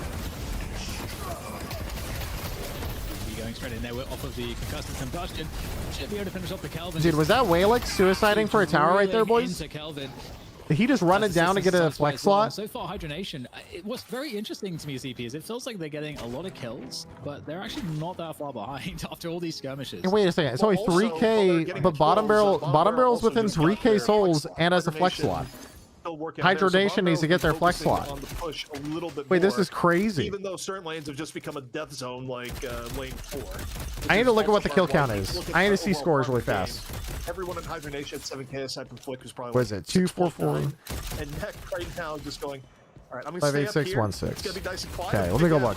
And get myself back into this. The scary thing is, I'm just very afraid of Leather. Leather's pretty scary on Infernus, and he's definitely having a pretty good time. Let's look in game. Too far ahead, the Warden is 1 in 5 running it down on this lane, but they're within 4K souls. Across every player on Hydra Nation. We're not like pulling all of the soul advantage. It's a 14 kills day. It's 22 kills in 9 minutes. As much as it may look on the scoreboard, and it does. Dude, that's crazy. Up slightly, and we do have the urn coming in a minute, so that's going to be a huge point of focus, as we always say. Mirage might be caught. I think they know Mirage is here, and okay, Mirage quickly gets away. But the person you have to look for at Bomb Barrel right now, the make moves, is Alju. Alju has a pretty decent personal farm set up, and this is a type of game where Bebop's watching. Your human ward calls something out, and Pocket goes in and with you and finishes it off. As we talk about that, Abrams then iced out here. Down in lane 1, and you see the rotation ready to come in. Both Shiv and Ivy were ready to go lane 1 if they saw an overcommittal from the Kelvin and Lash. I mean, hey, buffs are up in 15 seconds. Here comes the posturing for buffs. Both sides here for both teams. Bottom barrel is going to get the right buff, I think. Wait, 10 seconds. No, bottom barrel might be getting pushed on right side. It's Warden Pocket getting pushed out. They're getting chased by Mirage right side of the map. Viscous is running. It's 3v3 on right side of the map now. These are 2 different 3v3s, I guess. Oh, big punch. Bring him around, gets him into the wall. 1 punch into the back, slides through. Just needs a little bit more. That's Abrams. Kelvin. And it's actually 3 kills from Hydra Nation across the map there. And now they run Urn. Again, a lot of teams will prioritize pushing over Urn. Oh, dude. Early in the game, especially if they think they can get walkers. We'll see if that holds Oh, true we almost caught him on the pillar. Says Mirage, get out of here. And there it is. Is No, you should have just, if he quick melee'd him, it would have killed him. He was actually won. Oh, dude. Yeah, so close. Kelvin dying there, young Calc, because he had the ice path that came in just before he got charged. So otherwise he gets away. But we'll see if there's a recovery. 9,000 souls in advantage are Hydra Nation, actually 10k. All right, so Urn it's time. quite sizable for this time of the game. New team fight at Urn now. As you said, Let's go. TP, it's a lot of these like cross-map skirmishes, 1v2s, 2v2s. I think the Urn, the priority for this first Urn here too is like, it's as much as, oh, we want Urn for more souls, but also we don't want the other team to get Urn as a I mean, it looks like they don't want a hard contested. Lash is just going to sit in the side lane. Is he going to teleport or not? Give up that lead in easy ways. So I think that's what's kind of driving the Urn pressure right now from Hydra Nation. I don't know if Walex is going to have a Jessica Deep online yet, so I'm not sure how the Hydra Deep Big swap. Tries to tornado. Boops him in. Bebop. Lash. Wait, did he just save him from his own Bebop? And it's looking pretty good here for bottom Oh, barrel. you got him anyway. Okay. Pocket ult. I think it hits no one, maybe only Abrams. So they are making this one count so far. They just have to not give up any kills. But there it is. Rocker's going to pick up one for a 6-kill streak as the fight continues. Okay, there's a giant Bebop is flying in. Bebop's in, hits a bomb. Yeah, I mean, they're on Infernus hard over here on the left. Ahead of time that their team fight was going to be better, especially early Infernus on. is with all the team fight centric ultimates. They get it's on the chase down. Frozen Shelter comes out. They pop shelter on him. Can they even kill him? It's fucking it, dude. Infernus is so broken. Holy fuck. It took that long for him to die. And in the meantime, Hydration on the other side of the map ignored the team fight and took a walker. That is huge. That is absolutely massive. Pressure just from the Abrams that they can't turn it in yet. They're going to get something for something. And these early walkers are just, they're so important. And this is pretty scary. Yeah. Oh, well, okay, Alju's going to come in to try to do some damage here. Finish off Hydration, who is taking a lot of damage. It looks like the pressure Dude, is Mirage off there, damage and is he's got that crazy. full rage, the knife's going out, hitting on every single player. And, oh no, the worst has happened. Whalix is, what is it? He just bought, Whalix is 1v3, pops beam and kills 2? Ultimately, Hydration still ahead in these fights. What the fuck? Trades back and forth. Bottom Barrel filling the business end of Shiv and Furnace dot damage. Meanwhile, Wallhex just And now they pause. blank. Audio bug? Okay. And it's so much action, Dan, that we get an audio bug here, which not too surprising when Hyper Beam is involved. So we Yep. got a moment Dude, of the a tier breather 3 here. beam We get goes a chance crazy. to Dude, he take a look at the items legitimately just as wait. Wallix does Also, I a just realized quick this is a gun restart, and, P90 viscous. He goes you know, early when it's all toxic said and done straight for into all that, fire though, rate. Dan, He has Bottom combat Barrel, barrier. it It's a looks like fire they rate almost had P90 everything they viscous, needed. both They were about to early turn and toxic earn. bullets. It doesn't quite go their way, and I think part of that is that respawn times are so short that even when you have a good team fight, when you have the other team that's so good without ultimate, so to speak, they get back to the fight quickly if it's not immediately decisive. Yeah, it definitely did seem like it's one of those fights that roll like a big fight that rolls into multiple other fights off respawns, and that did seem disadvantageous. Yeah, percent in game, but I can stare at all their items. Bottom Barrel, though, you know, I'm Whalix, curious, Leap, you know how this is going to go. We can see that the Viscous here, kills, Warden. favors Hydration. Wait, they're just quite actually, oh, they're playing effectively in. at the moment. Mirage might be And running I'm the. wondering, you know, at what point, Carrot. what is the timing on a barrel update? Like, and what is the timing for Hydration? Where Hydration Pretty valid against the really lineup. come Yeah, you online with definitely all these, need like, early team-oriented decay goals. and or toxic when they have I'm no longer nearly as Mirage, or sorry, they have because fucking of the item. Mirage, Abrams, and Furnace, Ivy, Shiv. That is so much, The dude. problem is that you look at the aggregate, it doesn't seem that bad. Hydration's at 17k, and the next closest is 14k in the pocket. Hydration can effectively bully whoever he wants at any point on Bottom Barrel, and this is where you get into stuff where It's also melee Mirage. Hydration Yeah, it can is. go into a It's lane melee on Mirage his own and not worry with about reactive barrier. This is super tanky We're mode. Nearly actually getting left in there, just barely able to get away. But yeah, the Hydration can do some very oppressive stuff in terms of map control now, Dan, and that should worry Bottom Barrel. Maybe it's spelled correctly. It might just be the restream. Like too many streams compression. Are they going to extend their lead even more? The pick up kind of for two now is BMB onto Naked on that Viscous, rolling away though. To be able to get Bye. Scott free. Although, here comes Hydration on the Chiv. They're looking to keep pushing. Keep this push going. Yeah, they keep the push going, and you talk about a hero that's great at adding to the snowball. Paradox, incredibly good at chasing Straight down mid kills. boss. Here we go, boys. With all those kills, not only are they head in, Yeah, that was a really bad team fight to to start getting rolled on. Go mid boss. So remember the last map, Bomb Barrel was able to contest, and Young Calc had an incredible follow through. Well, Young Calc is on the Abrams this time. Are they running 3 melee builds? Judas come down. Well, Abrams is melee Mirage, and Shiv is just running normal bleed. So 2 melee builds. No skill in this one. It's good attempt, but NT, buddy, NT. Naked's life for the attempt, sadly. And there's so much map control now, ZP. And obviously the urn was just picked up. There's another bridge buff to be collected. Right now, this seems like Hydration could snowball it from this point forward. There's so much of a lead.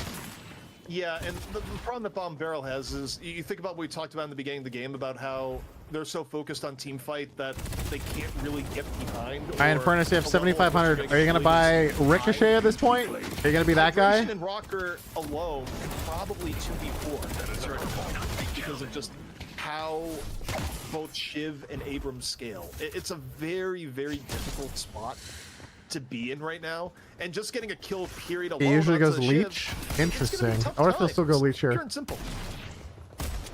He is certainly quite tanky. And here comes another fight. They've got to try Lash is looking for something. Does he find something? He didn't find anybody. There comes the Death Slam, but oh, that's going to get cancelled out. So Death Slam is going to Bebop has a good beam, though, I think. do it with the Hyper Beam instead. That's going to be Oh, yeah. That's not a bad beam. Goes straight down. Majestic lead popped again to get a better angle on the fight. And it's not looking too horrendous here, but they did obviously. Dude, if they hard chase through this choke, it's going to be awkward, I think. So Shiv can die, but in this place, 2 more will die from Bottom Barrel. You look at that, because at what cost? And it was a great job to actually get Shiv down, but you have to invest so much because of the lead that Shiv has. He does get Ricochet and The rest Furnace. of Bottom Barrel end up dying in the process. It's a vastly beneficial trade for Hydration, and God, melee hits so damn hard. this level HP. Are you killing Flick right now? The answer is no. You're not. You're absolutely not. Dude, this is... That's likely game. Honestly, when Rejuve's up and all your lanes are getting pushed, it feels so sketch to all in a fight at the walker. And we've seen it a few times. I guess at some point you do have to take a fight. But... Rejuve's are online, and there's no reason to stop fighting here. Oh, wow, we actually got it! Melee's going to connect both players at both times, and they're going to push the fight all the way into the base. Here comes the beam. Good luck, Bebop. The safe haven, and here comes the hyper beam. A last ditch attempt, perhaps. They're all hiding under the cover from Bebop right now. Yeah, Walk's able to get one, but Hydration, they can taste. Now they're going to immediately turn on whoever peeks. 3 weeks in a row. First stage patron gone. Barrage throwing hands. NT. Turns out Bebop has some hands in return, but yeah, it's even if they back out now, Hydration is in an incredible spot, up about 40k. And yeah, I mean, you just start asking yourself, what are the realistic options for Bottom Barrel to get back into this game? And it's not much. Reality. Indeed. Yeah, the win conditions were pretty specific. Here comes a Furnace. Here comes 1v3 in Furnace. I mean, they are the North American super team, and we have had good performances from them, so delivering. That's to be short. I'd love to see them play PS, actually. And that's a GG. Yeah, well, one day. We'll get them at LAN at Damn. some point. Yeah, the LAN. Man, Hydration, they cleaned up a lot this game. The first game, I really do feel like the first 10 to 15 minutes, they did not play it super clean. This game, much more clean from them. Decisively GG. in the end. And Jason, you know, the go full anchor man, boy, that escalated quickly. Like, that got out of hand pretty fast. Yeah, it was literally after the mid game, they lost one fight. Mid boss, lose another fight after mid boss. GG. Just straight up back to back. Bebop hands down. Obviously, it was a great comp to kind of do like wombo combos with for Bottom. Was that the Barrel. last game? That was indeed the last game. Hydration, Shout out again allowed to to ever the Deadlock Fight Night one more time. This is the Deadlock Fight Night number 3. They run this every Wednesday, chat. They're trying to make this a thing. They have it so the winners from the previous week come back the next week. So PS, for example, won an EU today. They come back next week to defend their position in the grand finals. And then they pick 2 teams to contest the current reigning champs of the week, essentially. And they put up like $1,000 prize pool for both NA and EU and call it good. So for an NA, we had Hydration in the finals, who was the reigning champs from last week. And we had Patron, Pulverizers, and Bottom Barrel, who did their best of 1 into a BO3. So plus 1,000 for them. Allowed to get team fights off. But if you guys are ever interested in watching this type of stuff, like they're doing this, I think, every Wednesday. I think we also have other tournaments that are coming up soon. And I think that was kind of. Do they ever do NA versus you? They don't do NA versus you because the pings become really annoying. They have to do it. And they didn't even. One team will always be playing with a huge ping disadvantage, and ping in Deadlock is really important because last hits early in lane on ping are very, very difficult if there's a significant ping difference. Like if one team has like 30 ping and the other one has like 150, 180, and you both contest an orb, that is almost always going to the lower ping player. They did for the first one, right? I don't remember. I don't think they did on the first one either. Deadlock Fight Night, I think, has always been NAEU, but I think they've changed the schedule and the format a couple times because they're figuring out. I really like this current format. I think they have something special. Just a quick BO1 into a BO3 of each. Keeps it contained without it going all day long. Bottom Barrel did have one really good team fight at Earn where it looked like they were going to win, but the problem is that it was so early in the game that you've now burned all your ultimates, but the respawn timer is like 12 seconds and people have zipline boost. So even the people that died, I remember different tourney. Oh yeah, there's like 20 tourneys going on all the time. It feels like there's a tournament match every few days. In what was a long protracted fight and turn it more to Hydranation's favor. So even then they had some issues. I will give Bottom Barrel some credit though. I was really impressed with their early game. Their willingness to they did really, really well in the first 15 minutes, both games. I think Bottom Barrel was extremely competitive. And in both games, it kind of felt like starting right around 15, 20 minutes, Hydration would just pick up and take off. And I kind of wonder how much that has to do with, you know, the scaling characters on both teams. Like Hydra, dude. Hydration's the comp in that last game felt so disgusting to me. Like But now, all that's that being tough. said, we got to highlight who our player of the match is, and that player of the match gonna be the one, the only, DMB. And, Oh yeah, he Dan, we really saw popped off DMB early just have for that very game. That was nice. consistent damage. Both maps. It wasn't even necessarily Oh, by the way, flashiest DPS performance, but you look at the stats and go, oh, yeah, this guy did a lot. Yeah, thing and is, I speaking think of especially stats, on Mirage as well. So that game, he went 9-4, 17k damage on his Mirage, pretty good. Constantly annihilate people. Oh, they're showing highlights. It is a if you have good mechanics, you can be an impressive but very consistent source of damage. And I think for me, DMB on the Infernus as well is also really awesome, because it's kind of a similar principle with Infernus. If you have really good tracking aim, you can put out consistent high output damage. Dude, look how much that guy's tanking right there, by the way. You can just chunk down people so quickly, and just being That right there, what you just saw was the 7 on his team getting hooked. And then the Infernus applies Ricochet Burn with, I think, Inhibitor on the whole team. And they, with 4 people shooting a hooked 7 with a bomb into Wraithult, could not kill him. That is why Infernus late game is so powerful. On these kind of carry It's rolls, crazy. You're in a great place. With DMB that you just saw as well, like a perfect Mirage ult right into the barrier as well, allow them to kind of turn that fight around. I think what I was really impressed with DMB wasn't so much his Infernus, it was more the Mirage, like you're kind of hinting at, Dan, because I feel like this kind of supportive play he was doing with his tornadoes really also helped facilitate a lot of their kills they're able to pull off. Like he was very mindful of like, how can I It seems interrupt them? balanced. How can I be Infernus just leashes the whole map. Well, no, the Infernus was the one shooting the teammates, shooting the enemy. So for those who don't know, Infernus has minus 30% spirit damage dealt on enemies. The enemies do 30% less spirit damage if they have the burn on them. And I think you also had Ricochet Inhibitor. Inhibitor's another minus 30, I think, or 35. I forget the number. So if you do spirit damage, you're doing less than half your damage before resists. It's such a strong combo for an Infernus late game. It's just crazy. It just sort of goes to that curve where there's certain heroes that if you create enough chaos and put them on the losing end of it, it could just really ruin their ability to contest later in the game. And you know, the stats right here kind of help tell the tale. Anyway, where I don't think Warden was GG's ever all able to get GG's. off the ground for Bottom Barrel. I'm taking myself to go eat some dinner. Shout out again to Deadlock Fight Night for letting me co-stream and watch everything. They're awesome. Shout out again also to the TF2 Boomer Squad. It was cool to see some of them sub in for patron pulverizers. And hopefully tomorrow, chat, in the middle of the day, we will see a nice patch that comes out that, you know, maybe, hopefully it will nerf some of these outlying characters. Surely not McGinnis, because McGinnis is a completely balanced character, but Shiv, on the other hand, I hope gets nerfed. Okay, totally. Yep. At least a tiny bit. Maybe just like a tiny bit on like Shiv or something. That's where I'm at, okay? GG's. Thanks for watching, everybody. I will see you all tomorrow.